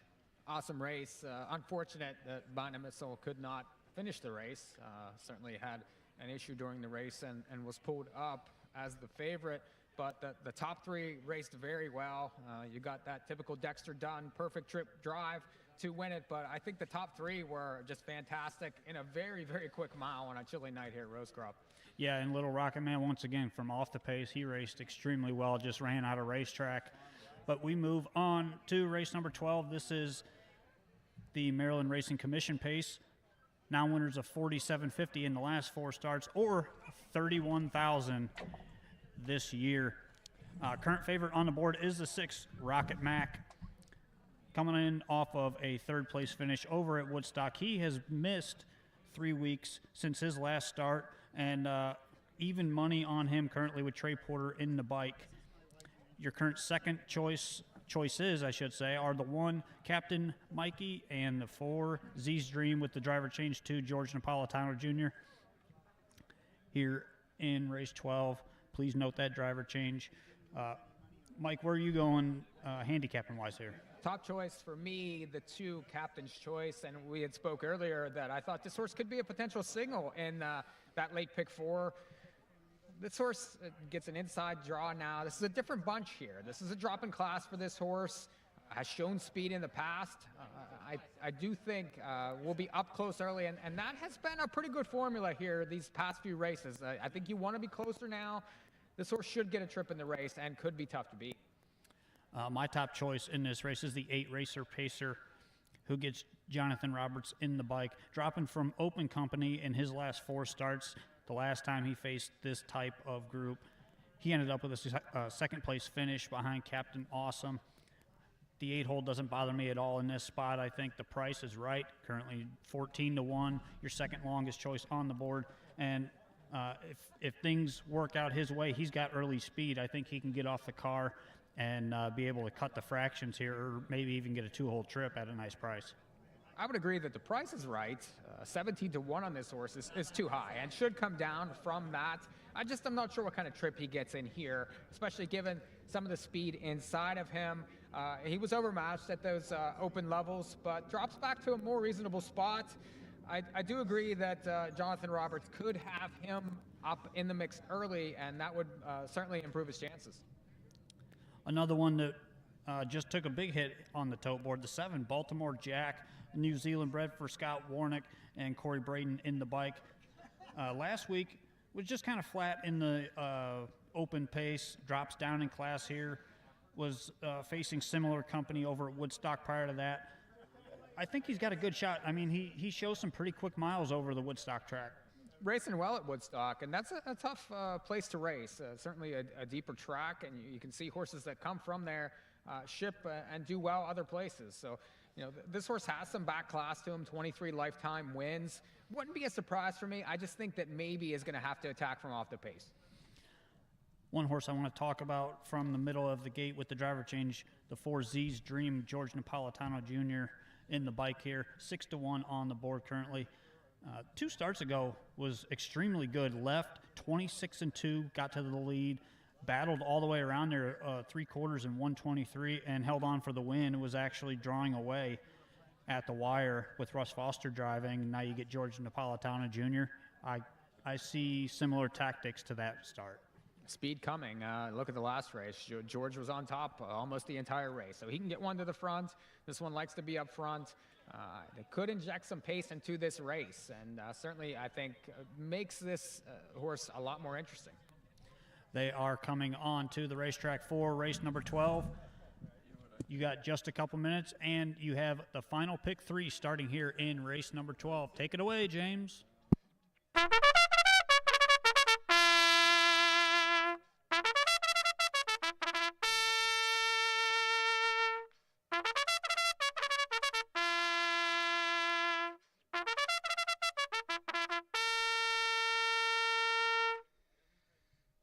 Horse stepping onto the track for race number 12, condition event, Maryland Racing Commission pace. Enjoy your retirement. Mike Hopkins, number 1, Captain Mikey, owned by the trainer Kerry Walty.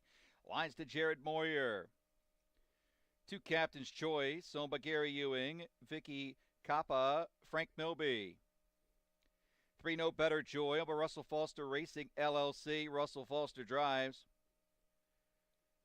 4 Z's Dream, owned by Christiane Rash. Driver change to George Napolitano Jr. 5 Shim, owned by the trainer Basil Sapienza, Justin Walters. 6 Rocket Mac, owned and conditioned by Steve Wetzel, Trey Porter, and the Sulky. 7 Baltimore Jack, owned by Deborah Warnick with Corey Braden. And rounding out the field, number 8 Race of Pacer, owned by Mike Cheney with Jonathan Roberts. Field for the 12th exacta trifecta superfecta. Pick 3 races 12, 13, and 14. Race 12, Georgie Knapp drives the 4. Race 13, scratch 3, Fantastic Voyage. Race 14, no changes. Yeah.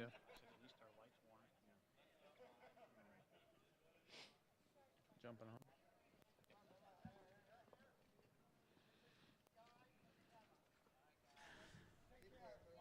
We've had a little bit of money changing hands here on the tote board.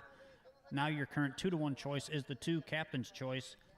Jumping from the non-winners or winners of 7, not 10, his last couple starts back into this 4,500, 4,750 last for condition. The last time he was in here 3 starts ago, a winner by 3 lengths and absolutely crushed him. Never looked back as a big favorite there.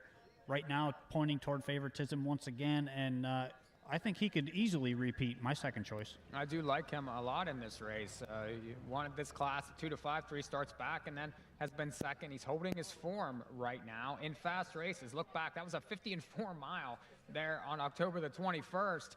This horse is quick, and I think he's got some class to him. He's going to be difficult to beat. Yeah, that 2 starts back against Ammo. He's in the very next race in the Open. I love Ammo. So, I mean, and he's going to be one of the favorites, if not the favorite, in that 13th race. But here in the 12th, you got 2-to-1 currently on Captain's Choice. Second choice on Shim right now at 5-2. He's been taking some money late here. He's hit the board in 17 of 27 starts this year, uber consistent. Shim just loves to get checks, and he's another horse you'd love to own. He's always getting a check anytime he gets out there. If you look at his record, I mean, he has almost 90 starts in the money lifetime. So he's right there all the time. He has speed. He can come from off the pace. He races well on these big days, too. We've seen him a couple of these times we've been here. Yeah, Shim is just one of those horses, a $250,000 earner. I mean, you get what you get out of him every single week. He's going to give it to you. Currently on the 4-to-1 is the 6 Rocket Mac, another shipper from Woodstock. We mentioned earlier off 3 weeks with Trey Porter and the bike. His money's been coming in consistently the whole time, Mike. Yeah, took an early bet, and this horse likes to get a lot of money. Finds a lot of money in those Woodstock races with 6-5 back on October the 26th. Comes from off the pace. This horse has a really nice last quarter. If you look 2 back, 28-1, flying home. He's going to be one to look for late. One we haven't really touched on much is the 1 Captain Mikey, 6-1 on the tote currently. He's a 9-time winner in 51 career starts, over 130,000 made, and a mark of 152-3 at Rosecroft. Just 4 starts back. His form has been holding very well as well. Having a nice year, 5 wins, 4 seconds, and 24 starts. Certainly much better than last year. He's consistent. He has an inside draw, and he's taking money here, 6-1 versus these. Well, they are heading to the starting gate. Get your bets in now for that final pick 3 of the night. We're going to send it up. Scott.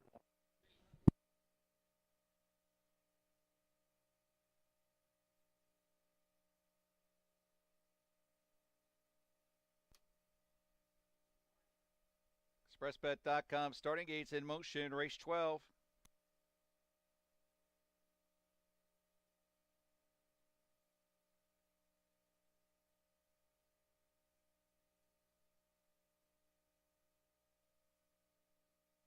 Clubhouse turn.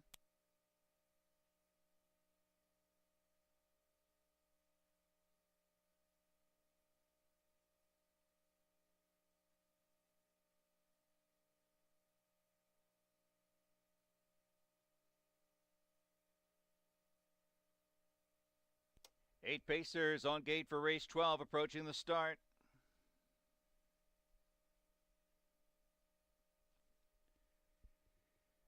They're off. Middle of the racetrack, there goes Shim out for the lead. From the far outside, a Racer Pacer at the pylons. Captain's Choice away in third. Z's Dream's going to settle in there fourth. In front of No Better Joy, who is fifth. 2 lengths back, 6-2, Captain Mikey. Then it's another 2-2, Rocket Mac, and Baltimore Jack is at the end, going to the quarter-mile mark. Up top, that is Shim, 26-2. Shim the leader. Here comes the move on the outside by Captain's Choice, and Captain's Choice gets the lead. Shim is back to second. Racing up third, Racer Pacer, 2 back, 4 Z's Dream underway. Fifth, No Better Joy. That moves fouled in sixth, but Captain Mikey. Then it's Rocket Mac and Baltimore Jack to the half. Leader up top, Frank Milby and Captain's Choice. 2-1 here, a little more than a length. Halfway home here, 55 and 1/5 seconds. Out of the turn and down the backstretch. Captain's Choice ahead. Up on the outside, No Better Joy's eyeballed the pace setter. Racing along the inside, third, that is Shim. Outside, fourth, to Captain Mikey. Fit to the inside, a Racer Pacer. Sixth up on the outside, Baltimore Jack, Z's Dream, and Rocket Mac to 3/4. That 3/4 time, 1:22 and 4/5. Midway on that final turn, Captain's Choice regains the lead. Captain's Choice, No Better Joy. They're nose to nose, wheel to wheel, driver to driver. Off the turn in the stretch, they're on their way home. Captain's Choice, a length and a half, opens up again. Middle of the racetrack, No Better Joy. Up the inside comes Rocket Mac. In deep stretch, Captain's Choice and Rocket Mac. At the wire, Captain's Choice, 152 and 1.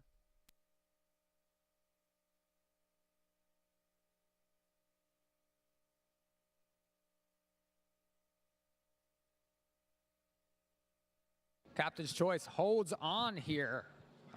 Big mile, 52 and 1. Pressured the entire way. And how about the 6, Rocket Mac, who took all that money, came flying up the rail to just miss at 7-2. Nice race here, Rosecroft, race number 12.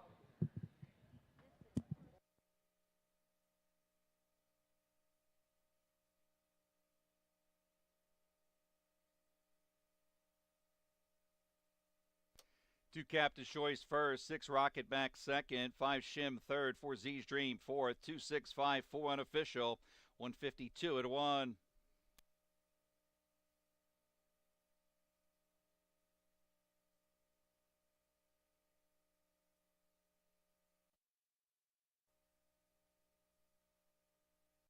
Rocket Mac to 3/4. That 3/4 time, 1:22 and 4/5. Midway on that final turn, Captain's Choice regains the lead. Captain's Choice, No Better Joy. They're nose to nose, wheel to wheel, driver to driver. Off the turn in the stretch, they're on their way home. Captain's Choice, a length and a half, opens up again. Middle of the racetrack, No Better Joy. Up the inside comes Rocket Mac. In deep stretch, Captain's Choice and Rocket Mac. At the wire, Captain's Choice, 152 and 1. Gilmare, Modern Muse. All by Gary Ewing, Vicky Kappa, trained by John Kappa Jr., driven to victory by Frank Milby, 152 and 1. Fourth win in 26 starts on the year. It's the season's best. For number 2, Captain's Choice, race 12 winner.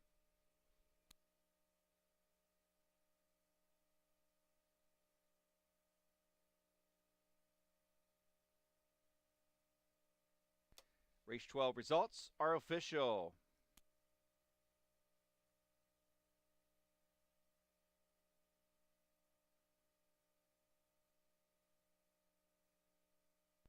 Pick 444, $121.90. Exacta 26, 46.80.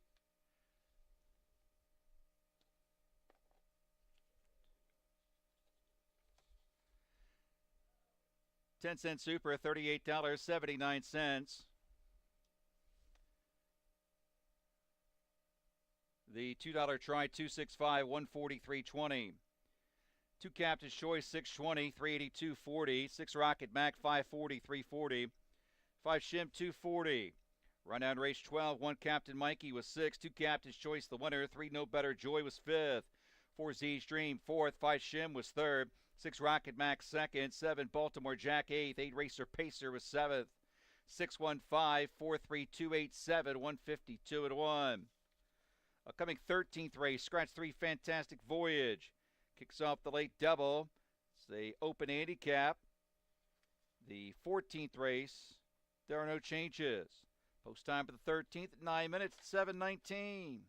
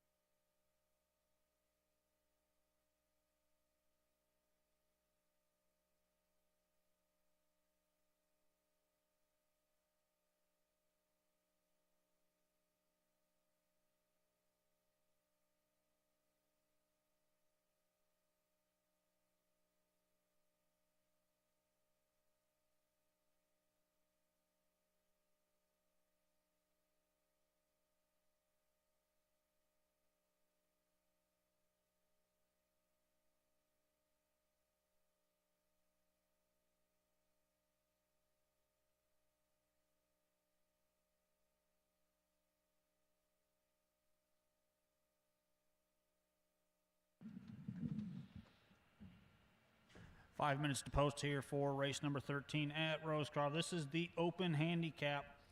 They are assigned post or handicap posts by their earnings in the last four starts. And we can start right on the outside with Ammo. Jonathan Roberts was up here and he spoke about this horse a bit earlier in the card.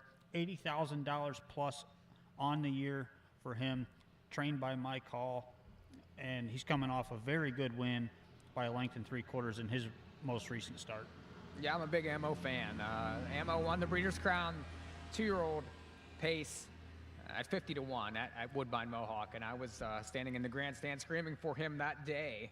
So that lots of great memories with this one, and he's become a very useful overnight horse. That 3-year-old year didn't go quite as they expected, but at 8 wins now, he's very fast, can do it from on the pace, off the pace. Very, very classy horse. I'm excited to see him. Yeah, I agree. He's a very versatile type, and he fits this open here at Rosecroft very, very well. The 7 Water Sports team is also coming off a win, but he missed last week. He beat Ammo in that most recent start of his. The Sun Beach Somewhere Gelding has banked over 350,000, has a mark of 148.2 over the Meadows, and the last 2 years his marks have been over 5/8 mile tracks. So I would say he fits well here, just as good as Ammo, if not better. Yeah, nice horse here. A lot of speed with this one, and just loves to win these past few starts. William Carter having himself a night. Would be his 3rd winner if he can get this one home. The 6 Don't Mess With Les. Roger Plant Jr. drives, and he's been racing very well. Jumped up last time out and was second to Ammo. He ended up having to 2 move, and he was on the lead 25-3, 54-1, just brutal fractions early, and he held very, very gamely late down the stretch. Consistent type and seems to has taken a liking to the Rosecroft racetrack. Has shown speed in all 3 starts, climbed the ladder and ended up in the open last time and wasn't beat too far, especially like you said with that wicked pace. So another one that certainly can inject some pace into this race. The 5 Business Director with Russell Foster driving. His last 2 starts have been very good. He seems to be coming back into his top form, and we know he loves this racetrack. He's won here, I think, 5 times, maybe even 6 times this year, a mark of 149, and for this season, that is his best. And this is just a horse that loves to win. Yeah, he's an open horse, and like you said, loves to win. Probably will be off the pace here, given all the speed to the outside of the gate. But if things heat up, you know he's going to be flying late at them. Yeah, I completely agree with that. The 4 Walden Woods with Hugh O'Neill in the bike. He won his last start, jumping back up to the open ranks. He has raced here quite a bit this season, and he's a 9-time winner on the year. Walden Woods, look 4 starts back. He was 5th, beaten just 3 1/4 lengths in this class, and I think he fits if you want to play him in exotics. These open tights might be just a little too tough for him. When he drops in class, he's able to boss some of those races. Now has to step back up, but he has an inside post and could trip out here, especially given his early speed. The 3 Fantastic Voyage is scratched in this race. The 2 Lend a Hand Man for Scott Warnick and Corey Braden. I don't see that Corey Braden has driven this horse, but he is an open type horse, jumps up in class just a bit. He faced winners over at Woodstock, 5 and 6 starts back, and was okay there, but that was on a half-mile track, and he's an off-the-pace type. He's off the pace. He does draw inside here, though, after a couple outside posts. Second start over this racetrack. That might wake him up just a little bit more. He's okay. He fits, I think, on the bottom of tries and supers. And Danger Zone from the rail, who was 3rd in this open class last week, off the step up. He's been in very good form for a long time now, and I think we're seeing the best of him come out. Yeah, it's interesting. He had to jump from the numbers of 3,000 into the open last time and got a nice check out of it. So a long shot to be sure. Needs things to go his way, but his last 2 starts show that he's in form. The outside 4 horses are taking most of the money here, with the current favorite being the 7 Water Sports team at 9-5.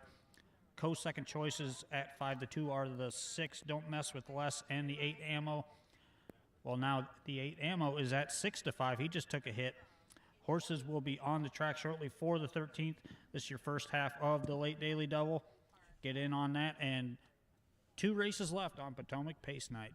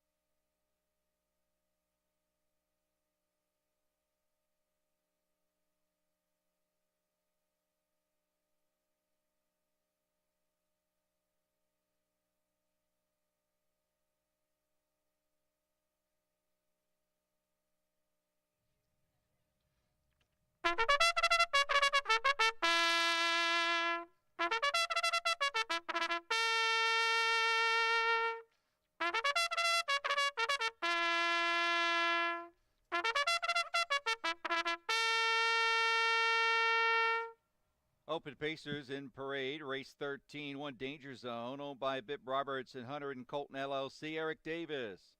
2 Linda Handman, owned by Deborah Warnick, Corey Braden, scratch 3 Fantastic Voyage. 4 Walden Woods, owned by Trina Samuel Young, Hugh O'Neill Nosaki. 5 Business Director, owned by Artie Foster III, Wanda Salisbury, Russell Foster Racing LLC, Russell Foster at the helm. 6, Don't Mess With Less, owned by Walter Burney Jr. with Roger Plant Jr. 7, Water Sports Team, owned by the trainer Darren Farrell, William Carter. And 8, Ammo, owned by Macklin Creek LLC and trainer Mike Hall, Jonathan Roberts, and the Saki. Fee over race 13, Shipwreck Henry Memorial Race. Win Play Show Exacta Trifecta Superfecta. First half of the Late Devil, scratch 3 Fantastic Voyage in this upcoming 13th race. Ammo 7-5 right now, the 2022 Breeders' Crown champion, as in our conversation earlier with Jonathan Roberts. He'd mentioned one of very few horses to beat the illustrious Confederate. Not going to have to beat Confederate tonight. 3-2, he's the favorite, and for good reason. Jonathan Roberts has quite a toolbox with this guy. He can race on the lead, he can press, he can close. But he does have 2 other horses in this field that he's going up against looking to repeat in the win column. Those are Walden Woods at 11-1 stepping up in class, and Water Sports Teen, who won 2 weeks ago, took last week off after winning at 15-2 in 150 and 3. Yeah, Ammo does have his work cut out for him. I mean, it's not a given that he's going to win this race. Currently 7-5. I don't mind the price 7-5 on him. Rod. Best price we've gotten on him in 2 months. Yeah, and you know, even 3-2, I'm good with that. I'm good with 7-5. Anything that is like 5-2 or less, I'd be okay with betting him on the win end. My top choice in the race is the 7 Water Sports Team, 5-1 currently, and I'm surprised he's drifted up that high. 4.5-1 on this guy. Did 2 weeks ago do away with a challenge of Ammo on the far turn pretty handily, all things considered, before holding off Business Director. 4.5-1, I don't know. I mean, the start before had the catbird seat early, moved first up, pushed into a 27-3 third quarter, weakened pretty badly off the home turn behind Lion Stolfin on the cards, who tied for the win. On the cards, those been racing against Tougher in Delaware. Not in love with 4-1 on him. Don't Mess With Less, on the other hand, did the bulk of the work in Ammo's race last week. Brushed to the lead at the bell, 54-1, 122-1 in the middle. Just got collared by Ammo, who emerged belatedly. All things equal, 7-2, 4-1, not much separating them price-wise. I think Don't Mess With Less right now, the way he's been trending, coming out of decent showings in mid-level races at Pocono and then doing well here. If he can control the pace without too much early resistance, I'd take him underneath at 7-2 a lot more readily than I would the 7. Do you really think, though, that the 7's going to let him control the pace in this race? Because I don't. I mean, he seems to want to be up front, so it could be a tussle. If the 6 wants to control it here, I think the 7 might have something to say about that. No, I don't doubt you one bit. And then they're going to face resistance probably from Walden Woods from the inside, who will have to acquiesce control. He'll just be overpowered by 6 and 7.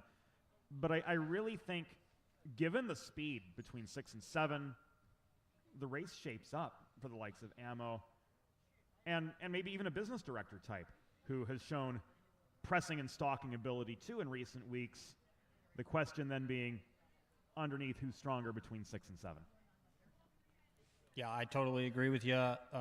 Bad favorite right now. This could be a race for a horse off the pace. We'll see about these early fractions as they turn to go toward the gate in race 13 at Rosecroft. Last thought here, Water Sports Team dropping to even money vulnerable play, just given how this race is going to shape up, at least on paper. Water Sports Team evens, looking for back-to-back wins. Ammo, current second choice at 5-2.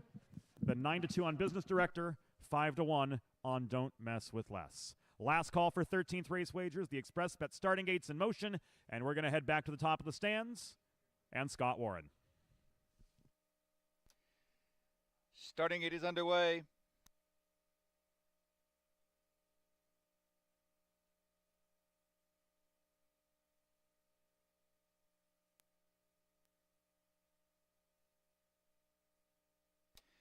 Thirteenth race field at the gate and moving through the turn.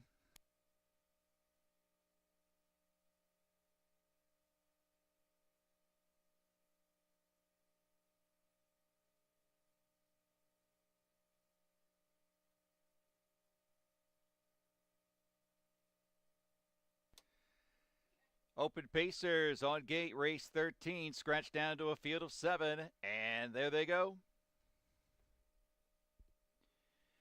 They're off and pacing. Don't Mess with Less. Middle of the racetrack leaves out with Water Sports Team for the lead. To the inside, that's Linda Handman.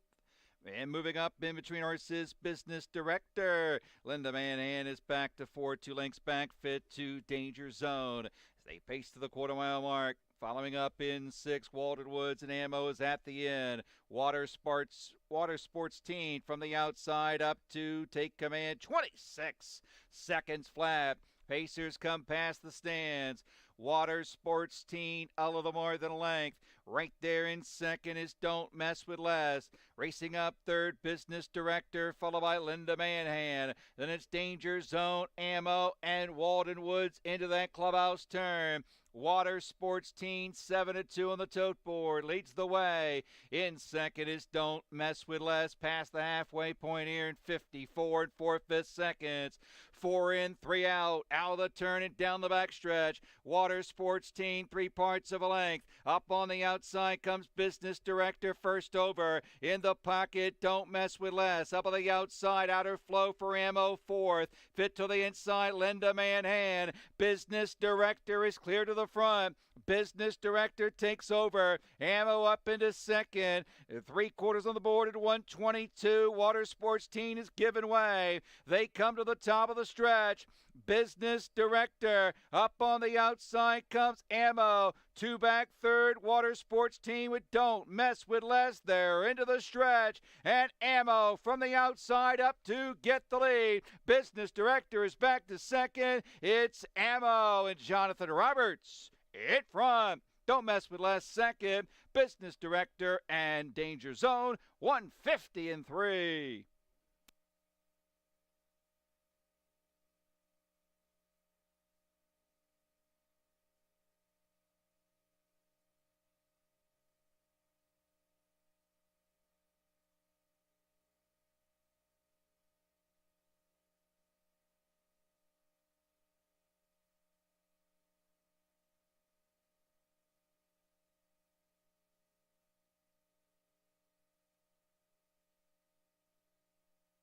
Judges post 8 Ammo first, 6 Don't Mess with Less second, 5 Business.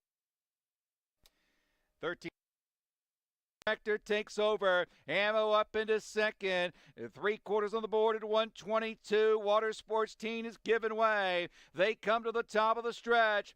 Business Director up on the outside comes Ammo. 2 back third. Water Sports Team with Don't Mess with Less. They're into the stretch. And Ammo from the outside up to get the lead. Business Director is back to second. It's Ammo and Jonathan Roberts in front. Don't Mess with Less second. Business Director and Danger Zone 150 and 3.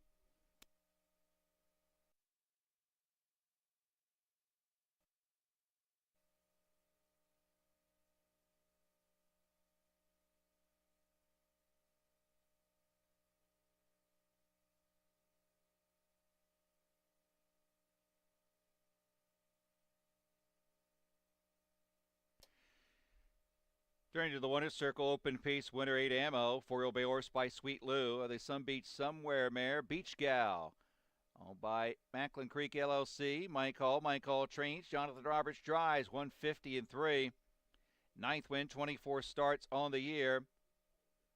It's 2 in a row for 8 Ammo. 13th race, the Shipwreck Henry Memorial Race. Winning blanket presentation being made in the winner's circle to the winning connections of 8 Ammo. Your 13th race winner. It's official. 8-6 exact to 12.40, 8-6-5 try, $24.20. 10-cent super, $5.99. 8 Ammo, $4.40, $2.60, $2.10. 6 Don't Mess with Less, $3.60, $2.20. 5 Business Director, $2.40. 13th race rundown, 1 Danger Zone was 4th, 2 Linda Handman was 6th, 3 Fantastic Voyage Scratched, 4 Walden Woods 5th, 5 Business Director 3rd, 6 Don't Mess with Less 2nd, 7 Water Sports Team was 7th, 8 Ammo the winner, 4-6 Scratch, 5-3-2-7-1, 150 and 3/5. Upcoming 14th and final race. Potomac Pace Night, it's a condition event, and it's a full field of 9. Win, play, show, exacta, trifecta, superfecta wagering, 9 minutes at 7:40.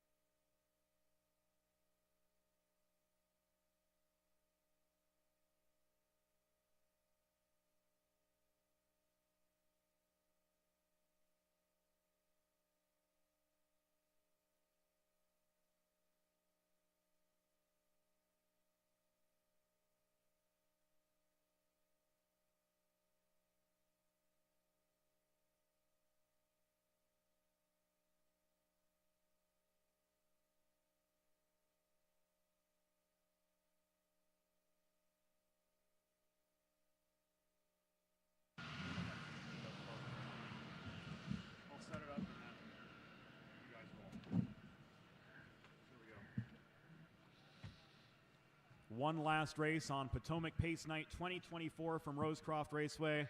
James Witherite, Rod Allums, Mike Probozzi. Boys, great talking ponies with you tonight. Oh, absolutely. That's been a blast. And I got my picture taken with Ammo, so that's the highlight of the night for me. I got to talk to Dexter Dunn. That's always a highlight. That's fun. Yeah.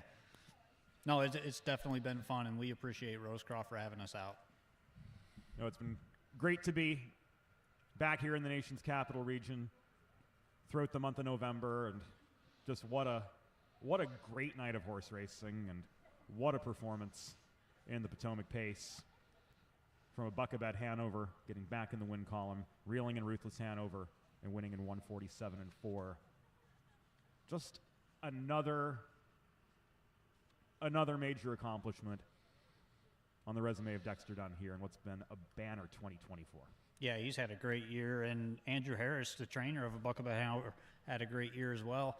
We wish him the best. Him and his partners bought a lot of yearlings at the yearling sales this year, so I'm sure they're looking forward to the future for that barn. Big things coming for sure for Team Harris. Anyway, one race left tonight, 4 minutes until post time, third level condition pace, also eligible non-winners of 8. A Major Attitude 2-1 favorite as far as the early money goes, stepping up in class after a 6-length win at odds on last week. 2 weeks before that, in a race that's more comparable to what he sees here, brushed early, controlled the terms, was just reeled in by a neck by Dosteo in 52-2.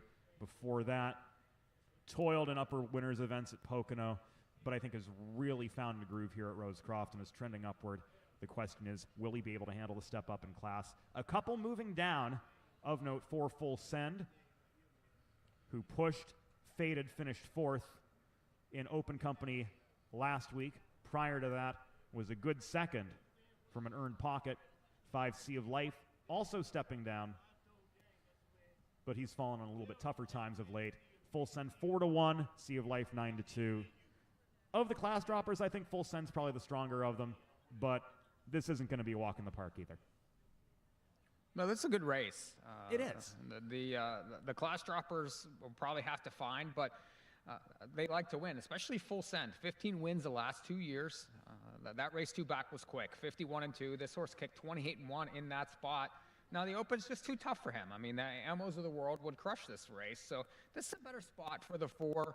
I don't mind the 1, though, a Major Attitude. I do think that the 2 starts here at Rosecroft have been fantastic. He's been favored. He has to step into this race, but I do think he fits very well. The 2-1 is a little short for me, but I do think that he fits, and he's very interesting here. I'm surprised that Ilderton AM is only 5-1 right now. I'd expect to see him a good bit shorter, especially given the fact that he came out of a win at this level, which saw him do significant work in the later stages of the race, secured the pocket early in a 26-2, was shuffled back to 4th, and then made an uncovered push through the far turn before going away to win by 2 1/4 off the strength of that effort and coming right back at the same level. I expect to see him a lot shorter than 5-1. Yeah, his form is excellent right now. You know, he was 0 for 26 on the year prior to his last 2 starts. Now he's 2 for 28. I mean, he is at the top of his game late in the season here. And Jason Walters, the trainer of Ilderton AM, is on fire right now, batting a healthy 368 on this meet. I definitely want to be using Ilderton AM here. 8 for 38 in the win column, too. That's 22%. Yeah, I'd be curious to see what kind of trip he gets here. He's probably going to have to be from off the pace again. He's going to need to set it up. But we saw the racetrack still maintaining. It's very even. I mean, Ammo came from last in the last race. So you can win at any which way. If you're the best horse, you got a shot. I don't know. I sort of disagree with you on the price. This horse never really takes a lot of money. It was 5-1, 2 back, 9-1 last time. This 5-6-1, I think, is about where he's going to live here. I think, though, he's bettable at 3-1, 7-2, given what he's shown us lately. But I mean, I'm not going to balk at an overlay, no way. No. I mean, if you like him, you jump in because I think you'll get your price. Yeah, and with that current form, you got to like him at that price. 5-1 is, I agree, it's probably pretty close to what we're going to have come post time, but we'll see.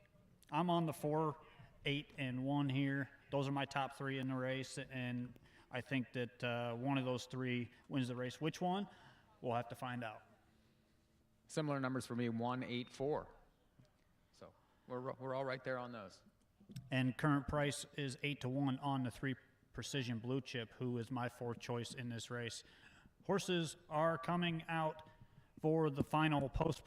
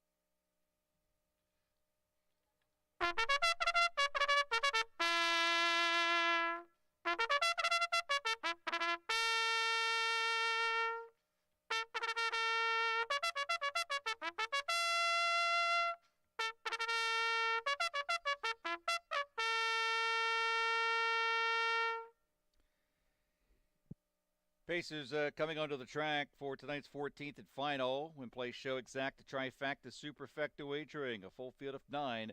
No changes. Number 1, A Major Attitude, owned to train by Howard Burney. The driver, Roger Plant Jr. 2, Hide the Cheddar, owned to train by Rusty Cox, Jonathan Roberts. 3, Precision Blue Chip, owned to train by Courtney Brooks, Hugh O'Neill. 4 is Full Send, Russell Foster drives for Chesapeake Equine Clinic Incorporated. 5, Sea of Life, owned and trained by Steve Wetzel, Jared Moyer. 6, Leroy Skippin' School, owned by Deborah Warnick with William Carter. 7, Hulu, owned by Deborah Warnick, Corey Brayton. 8 is Ilderton AM, owned by Jason Walters, Seth Hamelman, Justin Walters, and the Sauky. 9, Bodega Bay, owned to train by Gary Ewing with Frank Milby. Field for the 14th and final, no changes. Wager now.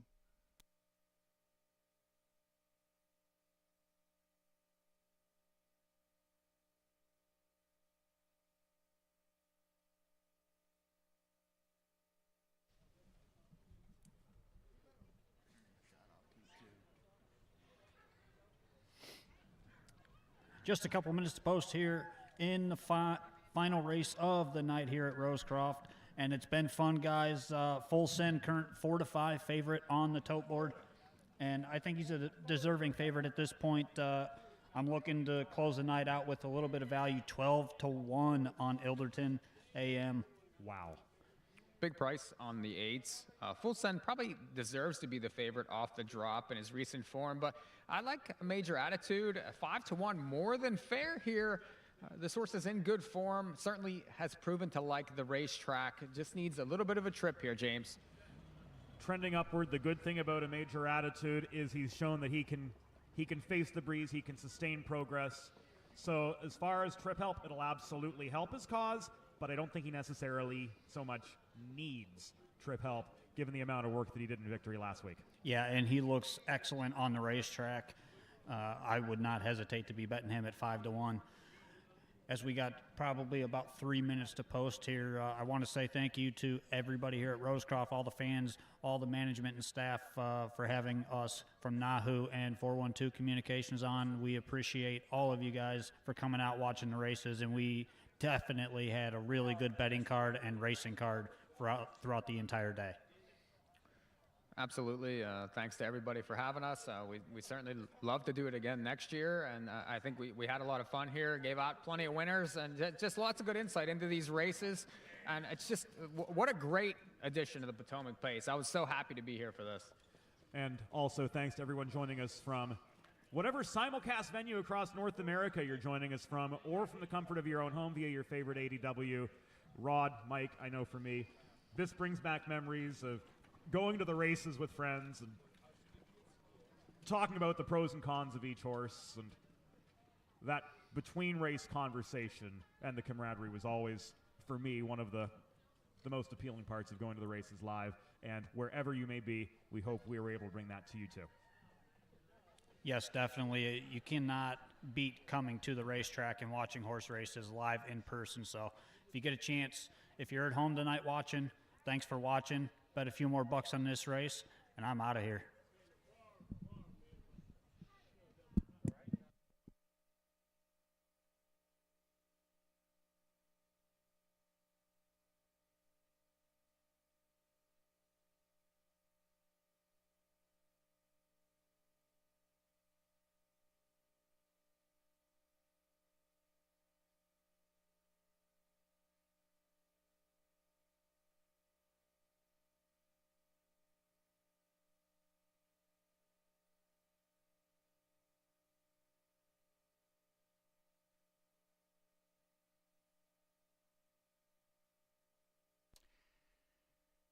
ExpressBet.com starting gate moving into position for tonight's 14th and final race here on Potomac Pace Night. Aaron Rosecroft.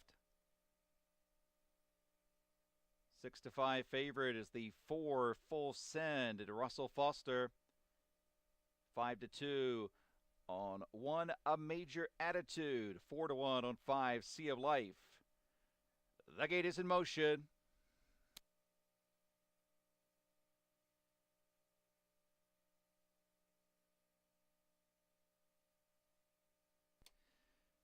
Clubhouse turn.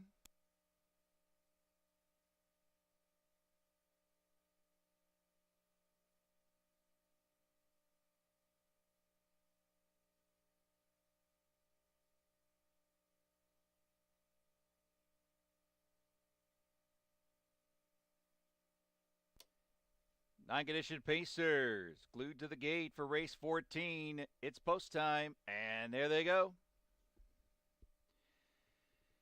They're off and pacing. There goes Ilderton AM on the far outside, leaving out for the lead. To the inside, Precision Blue Chip with Full Send third and moving up. Down on the inside, A Major Attitude paces away in fourth. 2.5 more back fit to Sea Life, pacing along in sixth. Leroy skipping Skull. Then we come back another 2.5 more, 7 to hide the cheddar as they go past the opening quarter there in 26 and 2/5 seconds. Pacers come past the stands. Trailers at the end are Hulu and Bodega Bay. Up top, Russell Foster in Full Send a length. Ilderton AM is second with Precision Blue Chip next in third, followed by A Major Attitude who comes to the outside fourth. Following that move is CLI from fifth. Racing up six toward the inside is Leroy skipping Skull. Seventh up on the outside, Hulu. Trailers at the end are Hide the Cheddar and Bodega Bay, 55-3 up the backstretch. Up on the outside, here comes the challenge of the front end by A Major Attitude, and A Major Attitude clears to the front. Full Send is back to second. Sea Life the outside third. 3 wide from mid-pack comes Precision Blue Chip. 3/4 A Major Attitude, 2 to the good. 123 and 1/5, and A Major Attitudes open up by 3.5. In second, Full Send. Sea Life the outside. They come to the top of the stretch, and A Major Attitude has the lead. It's A Major Attitude by 5 as they come to the wire. Roger Plant Jr. and A Major Attitude, a wrapped-up winner. Ilderton AM shakes free for second. Full Send was third in 151-3.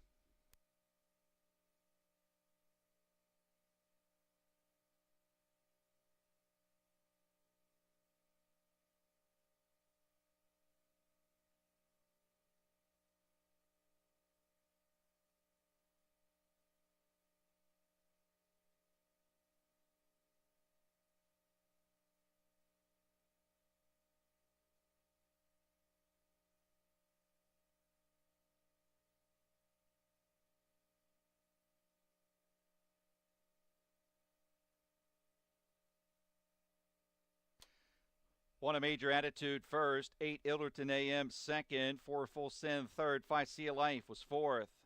1-8-4-5, 151 and 3/5.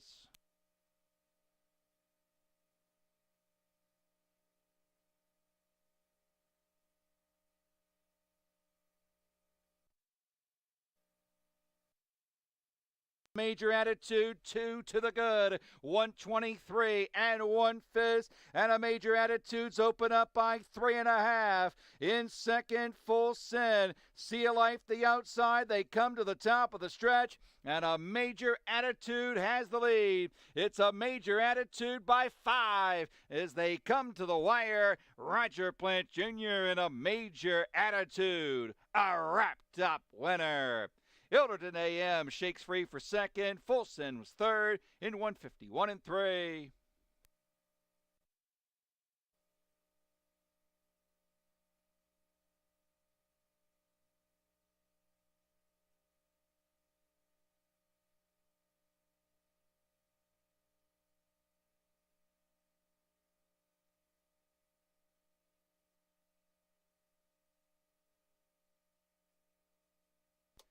Race 14 is official.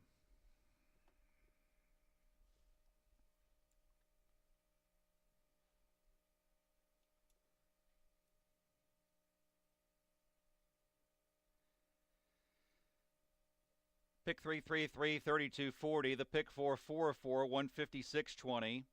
Late double, $1, $12.70, 8-1. $2 exacta, 1-8, 82.20, 184 try, 217.20 for a $2 dividend. One a major attitude, 840, $5, 220, 8 Ilderton AM, $12, 380, 4 full send, 210. 10-cent super, $38.89. Order finish, one a major attitude, the winner. 2i the cheddar was 6th, 3 precision blue chip 5th, 4 full send was 3rd. 5 CLI 4th, 6 Leroy Skippin' School 7th, 7 Hulu 9, 8 Ilderton AM 2nd, 9 Bodega Bay was 8th, 965, 347, 928, 151 and 3 for the winner, number 1, a major attitude. That'll do it for live racing here this evening at Rosecroft Raceway. Next live night of racing will be Wednesday night. First race post is at 7:40. On behalf of the staff and management of Rosecroft Raceway, and on behalf of P. Meadows, James Witherite, and myself, Scott Warren, take extra care, arrive home safely. Thank you, and good night, everybody.